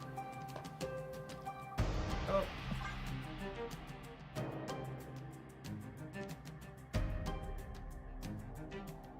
This is my pocket, but token bundle for cash. Seriously? How do you do a token bundle for cash after immediately doing a spotlight key bundle for cash? It's like they want me to give my money to AFK Journey instead of them.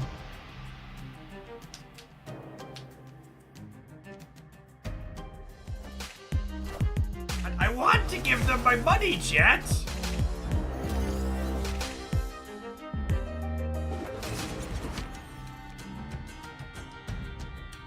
They don't want to take it. Come on. Alright, I gotta go look at my shop. I'll be disappointed there too. Escaped.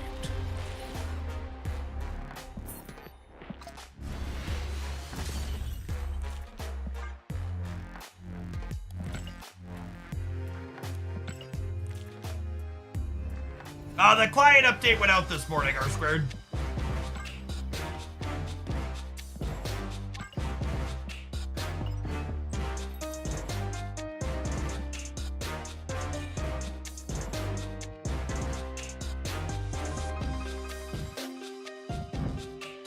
It's a quality brood.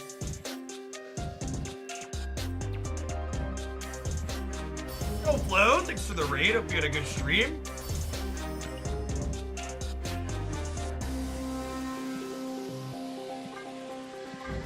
I like that Spider Woman too. I just like can't ever justify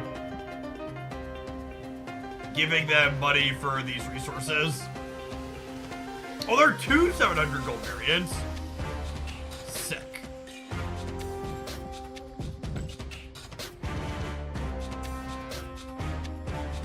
Just before I forget real quick here. By real quick, I mean give me a minute. I would assume at this point the whale track has been gone long enough that they've determined they don't want to bring it back.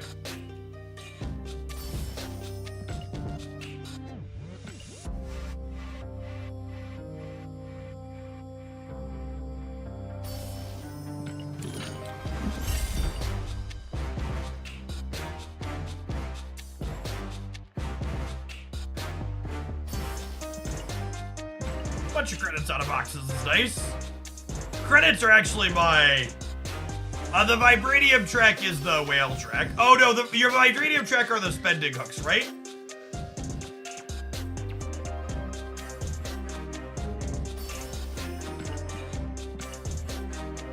Yeah, I can close out with that, Duck. No, there hasn't been a vibranium track in a little bit. I don't mind that they haven't been doing those though. The implementation on the vibranium track stuff is some of the worst / laziest implementation they have. It's so clunky and cumbersome. Having to buy a bunch of things in the shop and then claim them in the what's it called?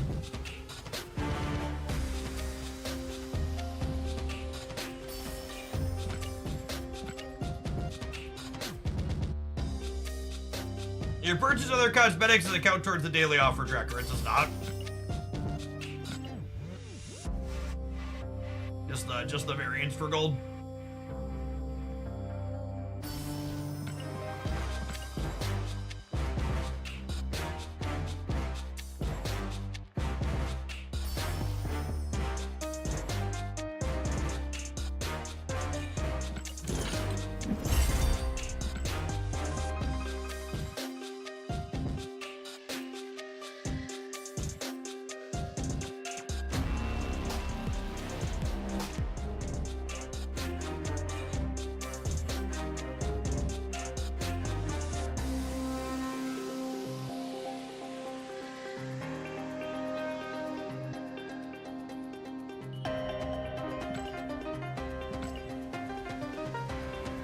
Alright.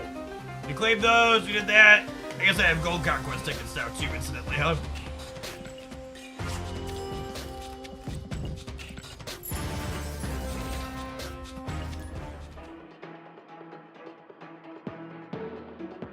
I swear it wasn't too long ago you made the 24K vid and now you're at 44K. Yeah, how glad these whales have been pushing our level up.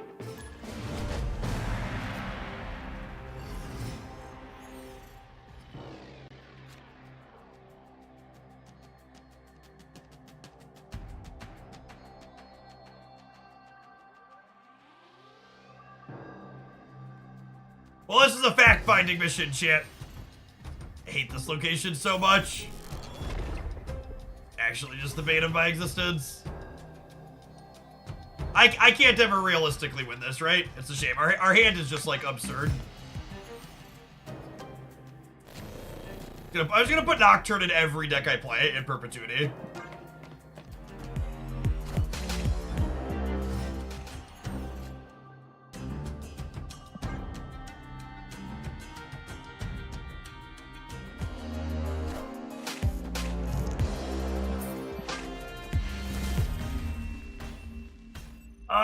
Lucky, not fast enough. That's fine. Max actually is a good one for them to hit because it probably misleads them about what deck we're playing. I guess there's a chance their Surfer and Crimson Cosmos was bad for them too. Oh, if they're Surfer, chat, they're a Killmonger deck.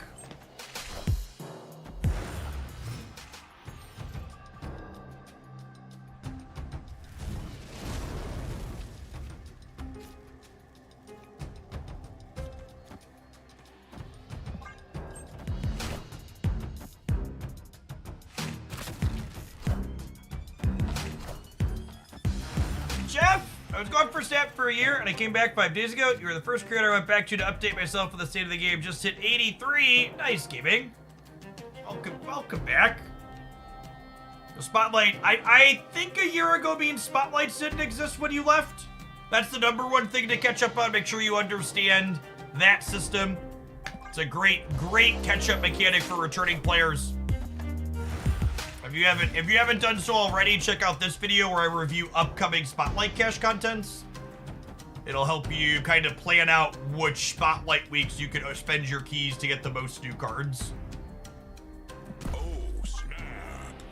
Opponent snapped. I'm gonna snap and die to Killmonger, and then I think we'll move on to the next deck. This one's been rough. I'm just like never gonna beat a Killmonger deck.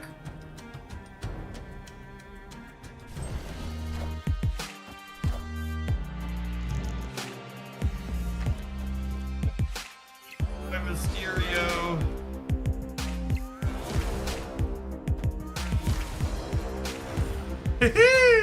I'm in danger.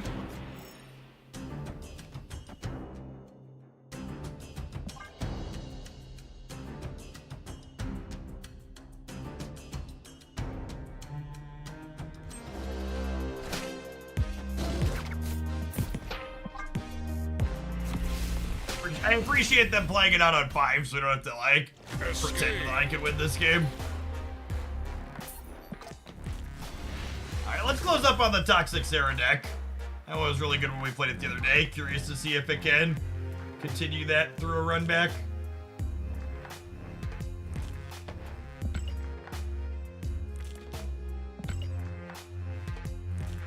Yeah, thank you for the 17 months. I appreciate that. Welcome back. Afternoon.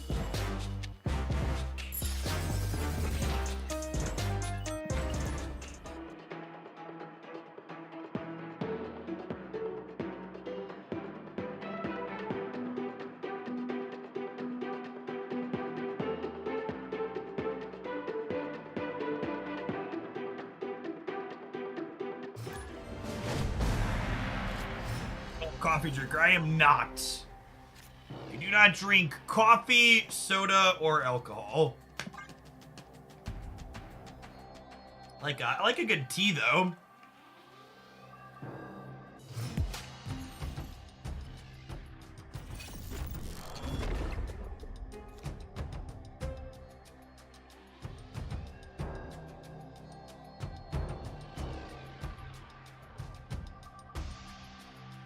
There is not Skadoosh, just for it's just for new folks.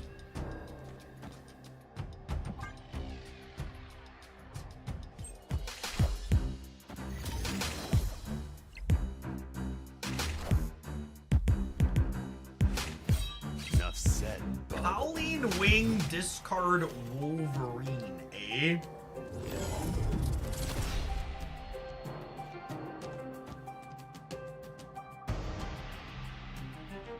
Do we think I want the ability to Iron Lad here?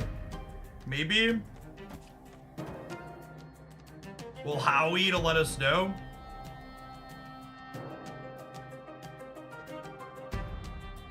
Opponent snapped.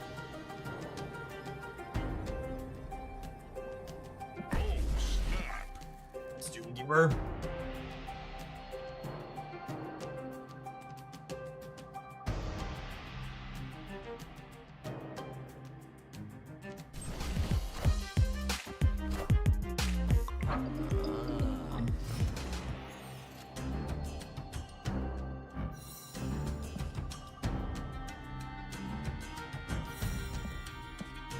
Oh, Mystique's a good reason to...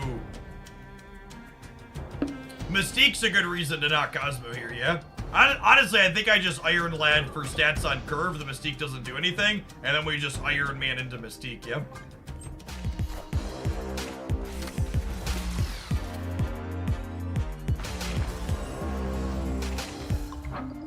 Oh, I guess if I would have played... I should have played her second so I could copy that. Would have been good. The second Duck isn't useful. Second Ravona would have been useful.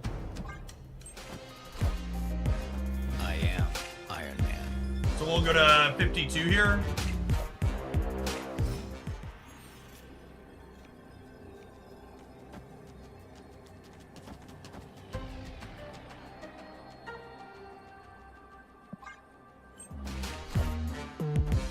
Which beats most combinations of Modoc, I imagine. I am Iron Man.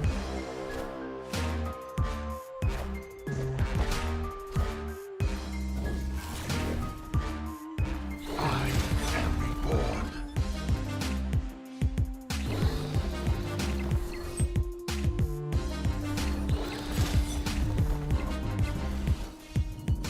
Staying in on the Nexus raid against an Iron Man deck is a bold strategy.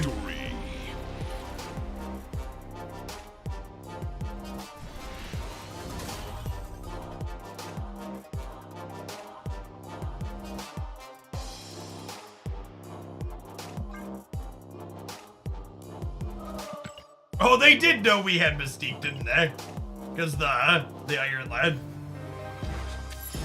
Wasn't thinking about that. They probably weren't thinking about it either. To be fair. Just pushing buttons.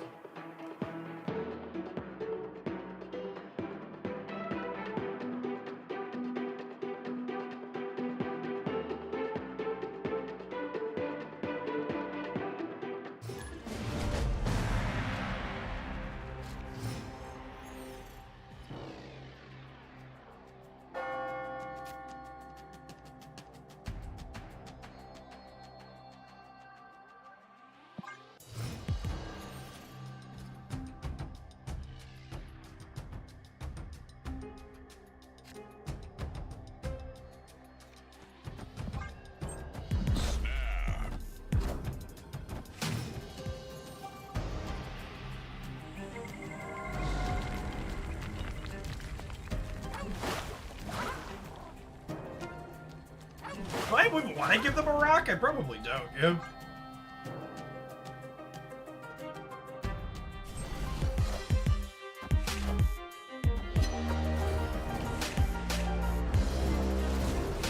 Iron Lad is Series 5.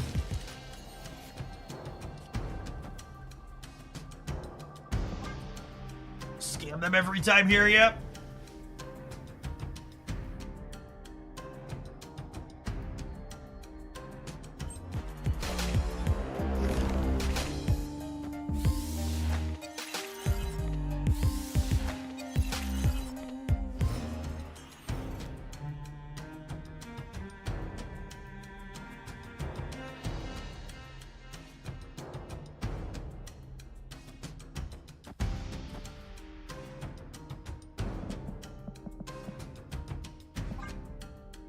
Oh, I just noticed it's Jace. They're a Hoaglandy irregular. Playing their golden yells.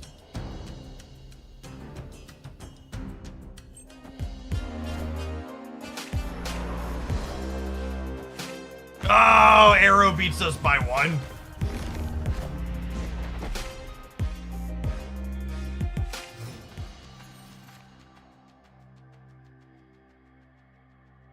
Although I suppose Spectrum gets some.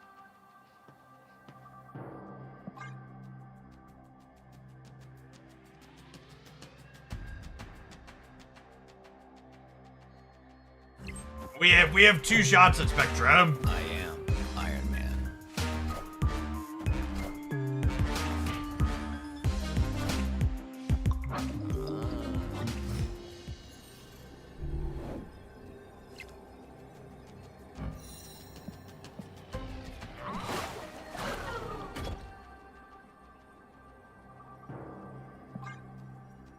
Thank you, Howie.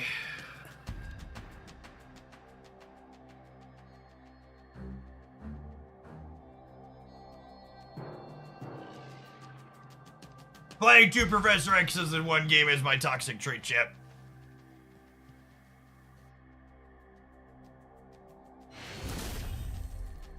Victory.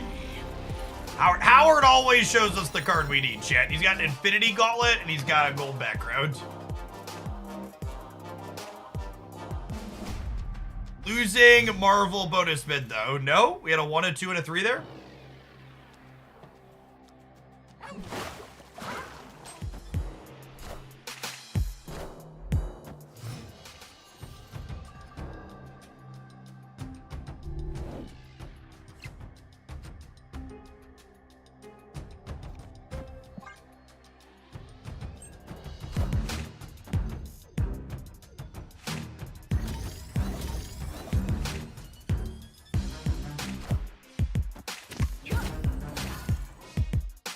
Whatever they got there is a good one.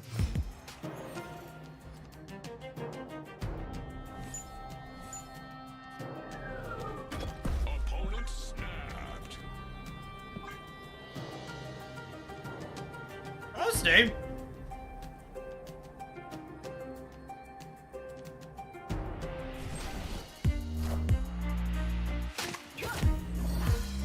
Now they have a guaranteed Marvel.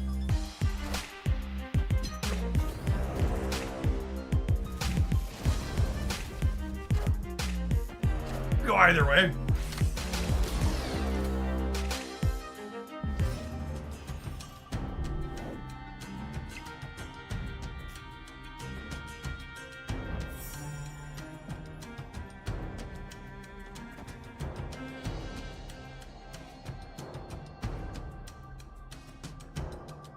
Oh, they got Cosmo on that one. Yeah, that's a good show. Accurate. Yeah, they know we have Spectrum. They have a Cosmo or a Mystique.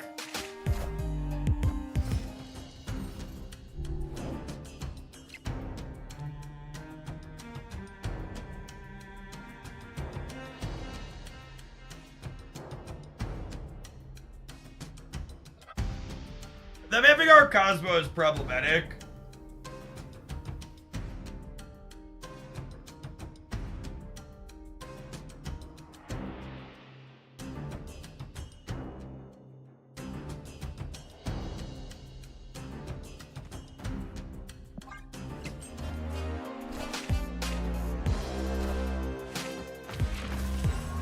Yeah, I'm glad we didn't try and Mystique the center.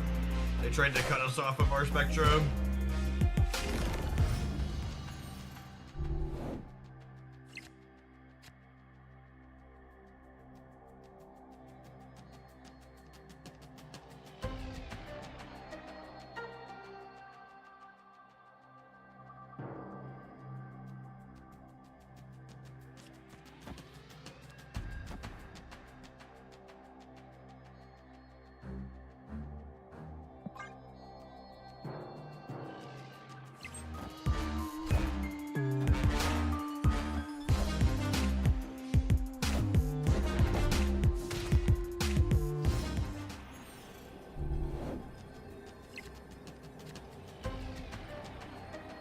was like, how did I draw another Cosmo Time Theater? Okay.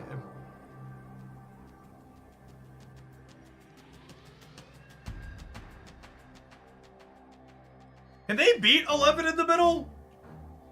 I don't know if they can. Oh, I guess with Dazzler they can, huh? How big's their kitty? They're at 17 passively, yeah. My kingdom to be able to have face-up information that I'm supposed to know.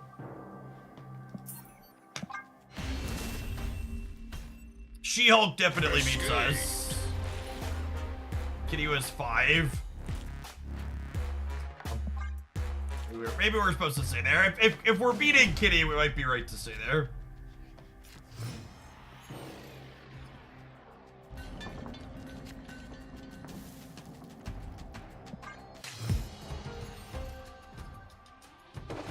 Does Iron Lad count as ongoing copy Mystique? No, Mystique's an odd reveal unless she copies something. For fuck's sake. This game sometimes.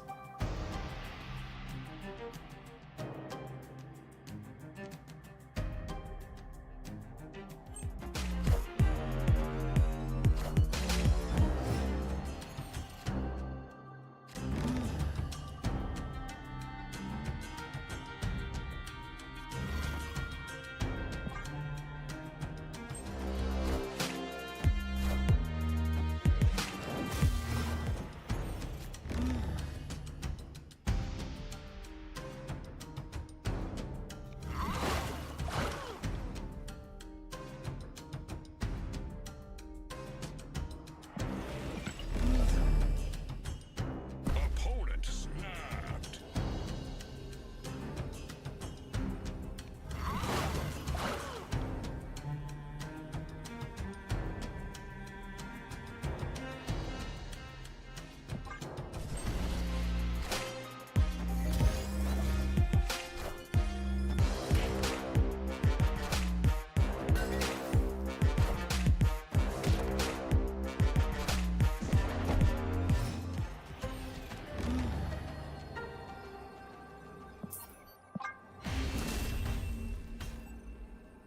Escaped.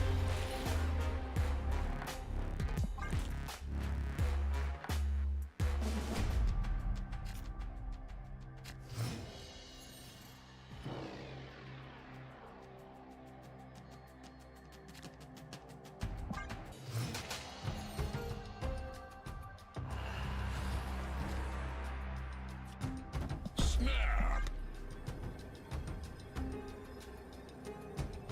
This is certainly favorable for us, but they're also a magic deck, so not guaranteed to be there.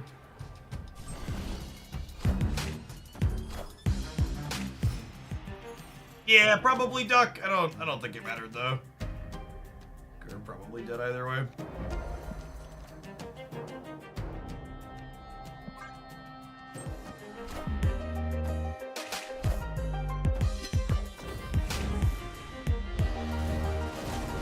There's a second path prime for Professor X gaming here.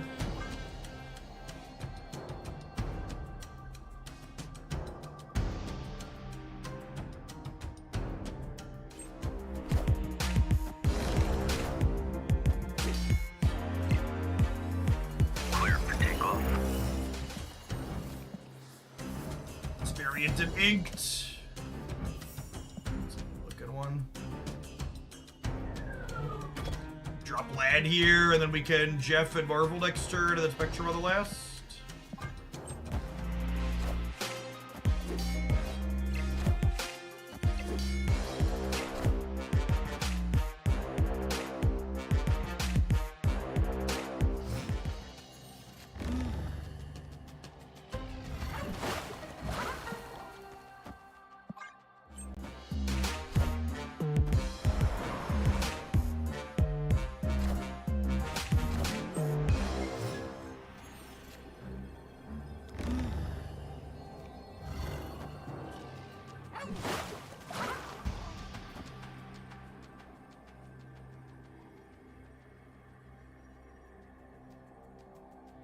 will be 8, 13, 19 over here.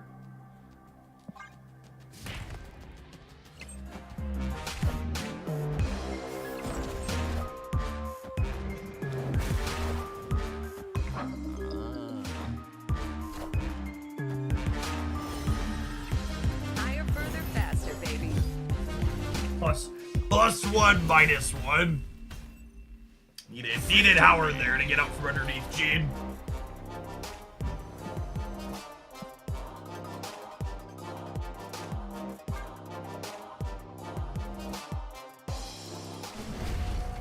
Can't you move Jeff to the left for the bonus? Did you not just see Jeff be necessary to win the center?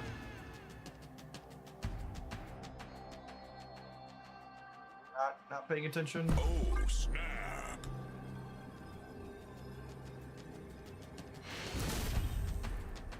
Victory. Won the middle by 1 thanks to Jeff's 3 points. They couldn't compete on the left.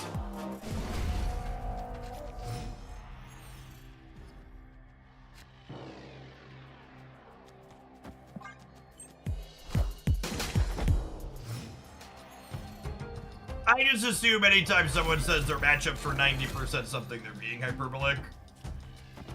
It's never actually 90%.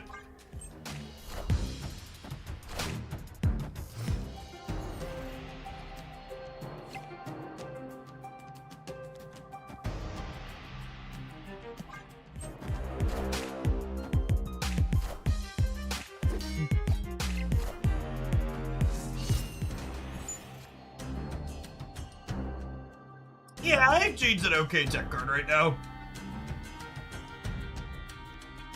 The club. The club.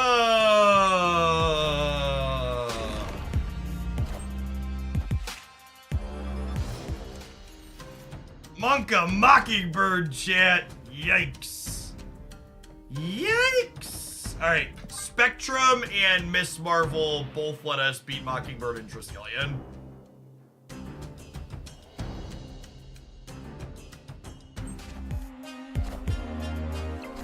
Oh, I guess Spectrum only ties it though, huh?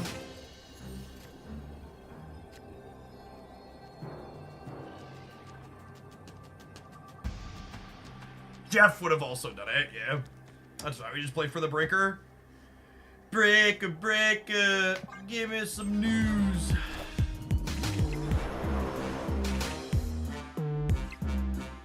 Holy fucking shit, chat. Holy shit. Absolutely dominated. Well, at least if we were gonna be dominated by someone, it's this arrow. That seems acceptable. Golly. Well played there. I was wondering why they played the Captain Marvel right, and it was to grab priority. Very, very heads up.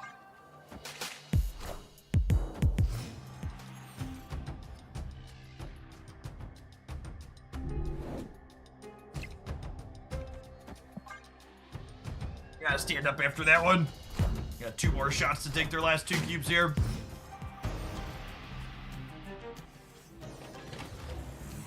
Oh, it's such a bad Project Pegasus for us.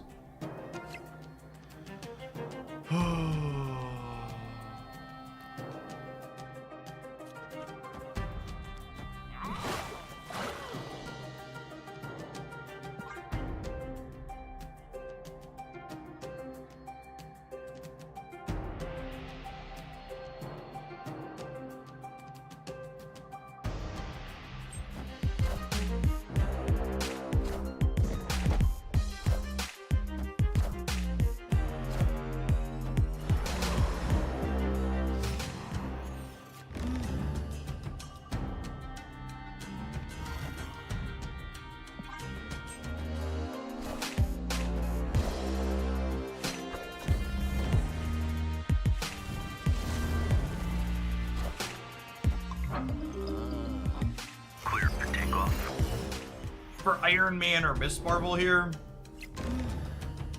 Armor is not the droid we were looking for. Is...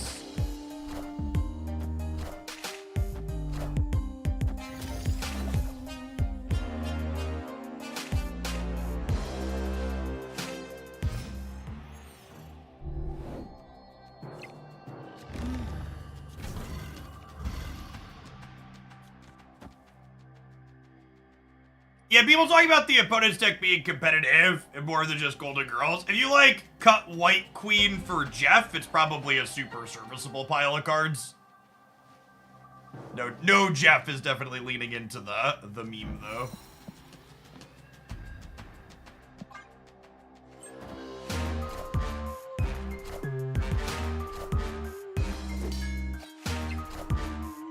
I am Iron Man.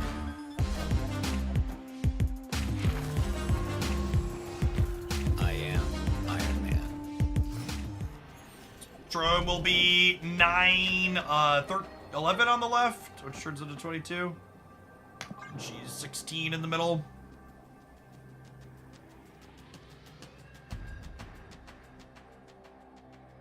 Dazzler probably hard to consistently enable. Yeah, that's fair.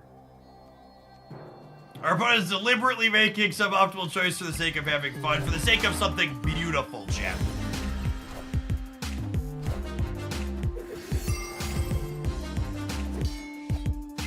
Higher, further, faster, baby. Yeah, they played She-Hulk in past builds, but I definitely like moving away from that. GG's juice.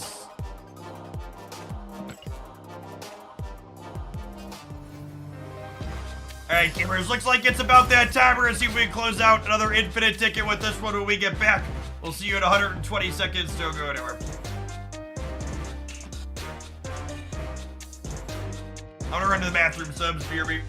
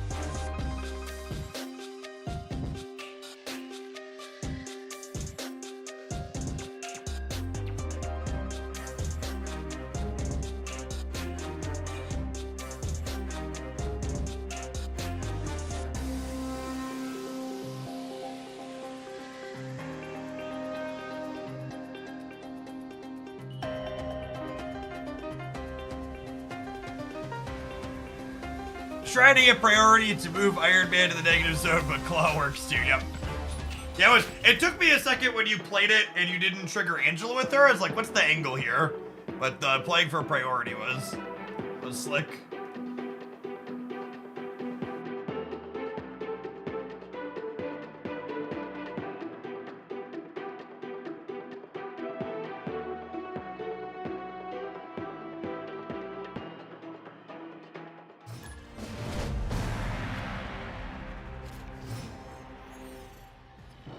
Got 2 infinite tickets with this deck the other day, actually. Let's see if we can rack up a third. It's been quite consistent for us. This is probably challenging. Classic, this card has cards that scale up early.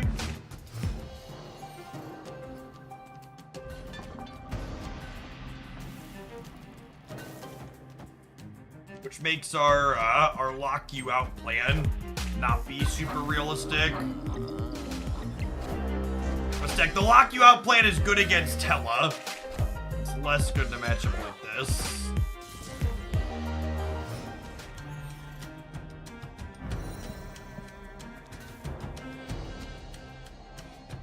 Snap. That's a step.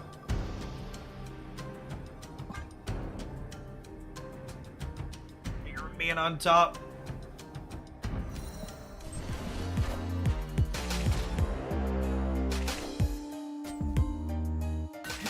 Are they a hella variation?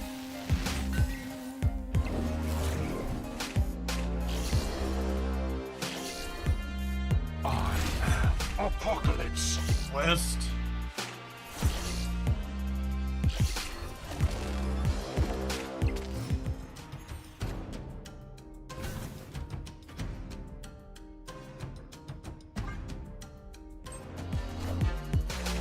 I am Iron Man.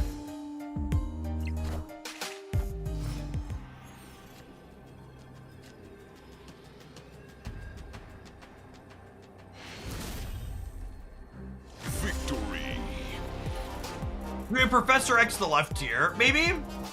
I could see that being a good play.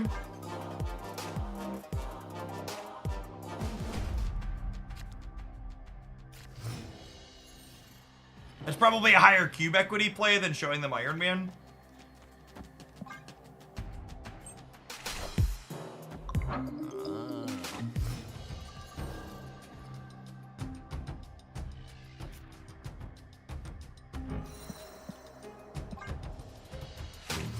Cosmo plus Avengers Compound is a solid one for us.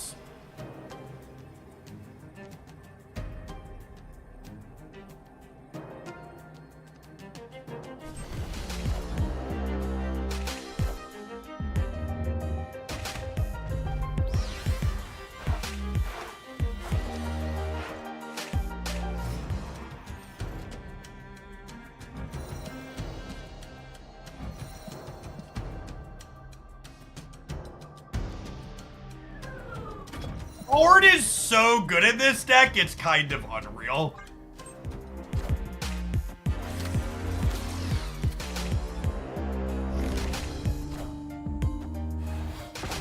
Clear for takeoff. Wait, they're a super giant deck?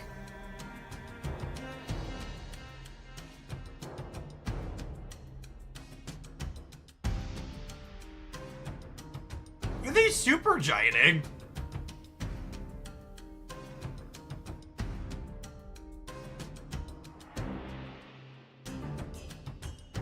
Why is hiding Modok useful? They needed extra turn. Seems weird.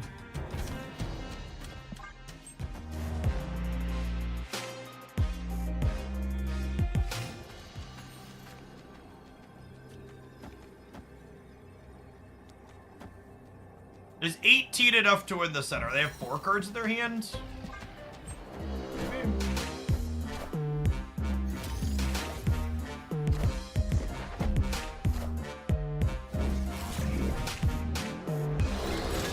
Is this like Dracula and they're punking us? I guess we died to Dracula. Let them conceal their output range, I suppose. I am reborn.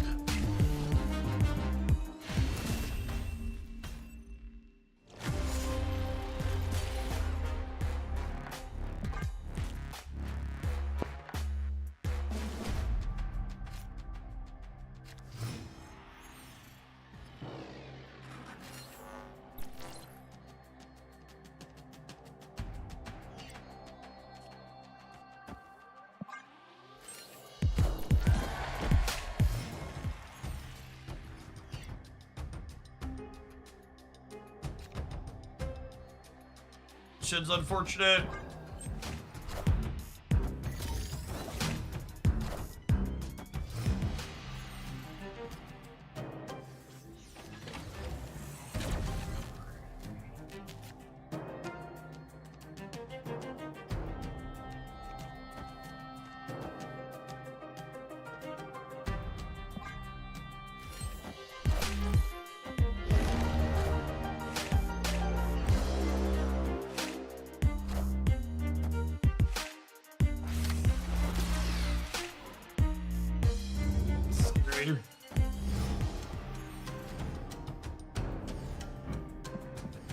Guess I don't have that many cards in hand to discard.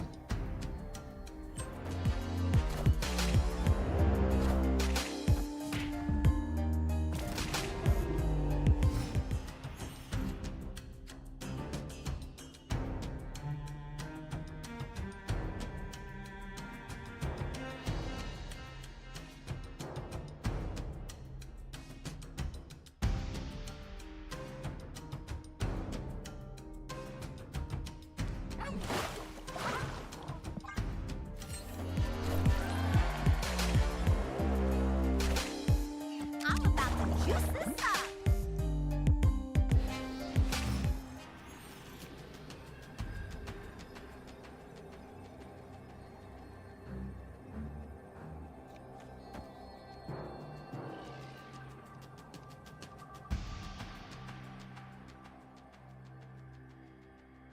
I mean a 15 on the right?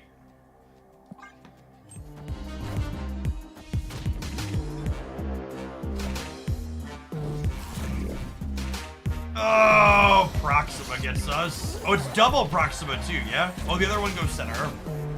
Oh, but then the Dracula gets us. Oh, brutal.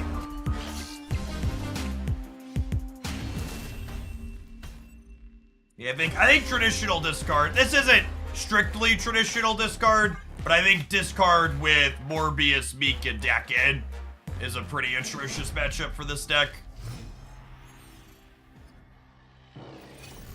Jeez. A testament to it's hard to beat Hela while also beating other things.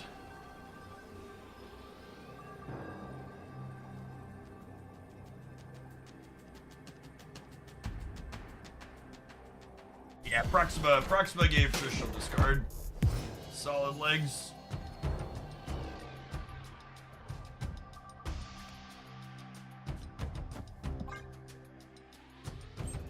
My Professor X can't scam because of the freaking location that powered our stuff up. That's so sad.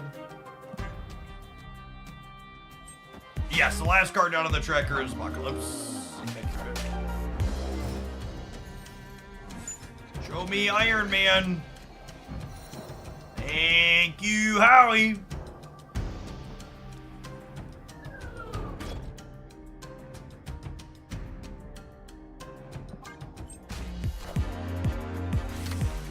I am Iron Man.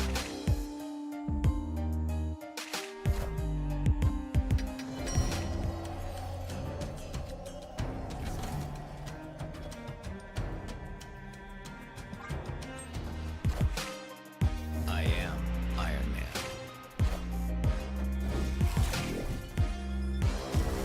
Sorry, they don't have Apocalypse in hand. They do? Okay. Apocalypse. We want Spectrum or Marvel to hit center. Oh, their Apocalypse is going into play, though. Oh, come on. What a fucking beating.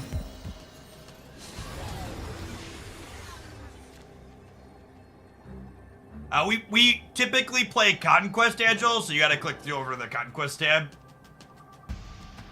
That's so frustrating. Just, we hit that 66% or we can't lose this game, yeah? I guess Spectrum, no, we're winning if Spectrum hits, yeah? It would have been 12 up to 18.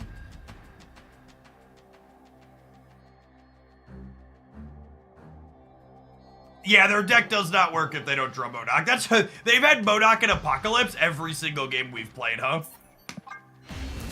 I'm not gonna try and win 4 in a row here, I don't think. It's actually not that likely to hit your Modok with only 1 extra look duck. There's a reason why the all-in builds of Hela play Magic and Crystal, right? Like you're gonna miss 1 in 5. And then there's gonna be some of the games where you're not in that 1 in 5 where you like don't have the Apocalypse stuff that you need to combo to. So it's not just given Modok, do strong thing. It's given Modok and other moving pieces, do strong thing. Yeah, that felt pretty mid.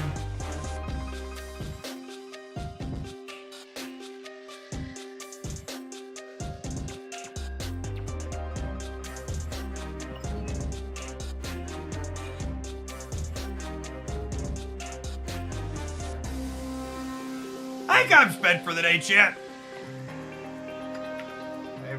It's our last deck we had in the tank. I think I'm gonna go ahead and pass folks along to something else and go about trying to get some stuff done around the house today. We ran late the last 2 days. Prashawn is live. I'm gonna read you over Prashawn's way, gamer. They're a great content producer. Check them out. They aren't often live when I'm signing off, so enjoy them here on the Twitch side. I'll be back for some more Twitch stuff all day again tomorrow. Peace, folks.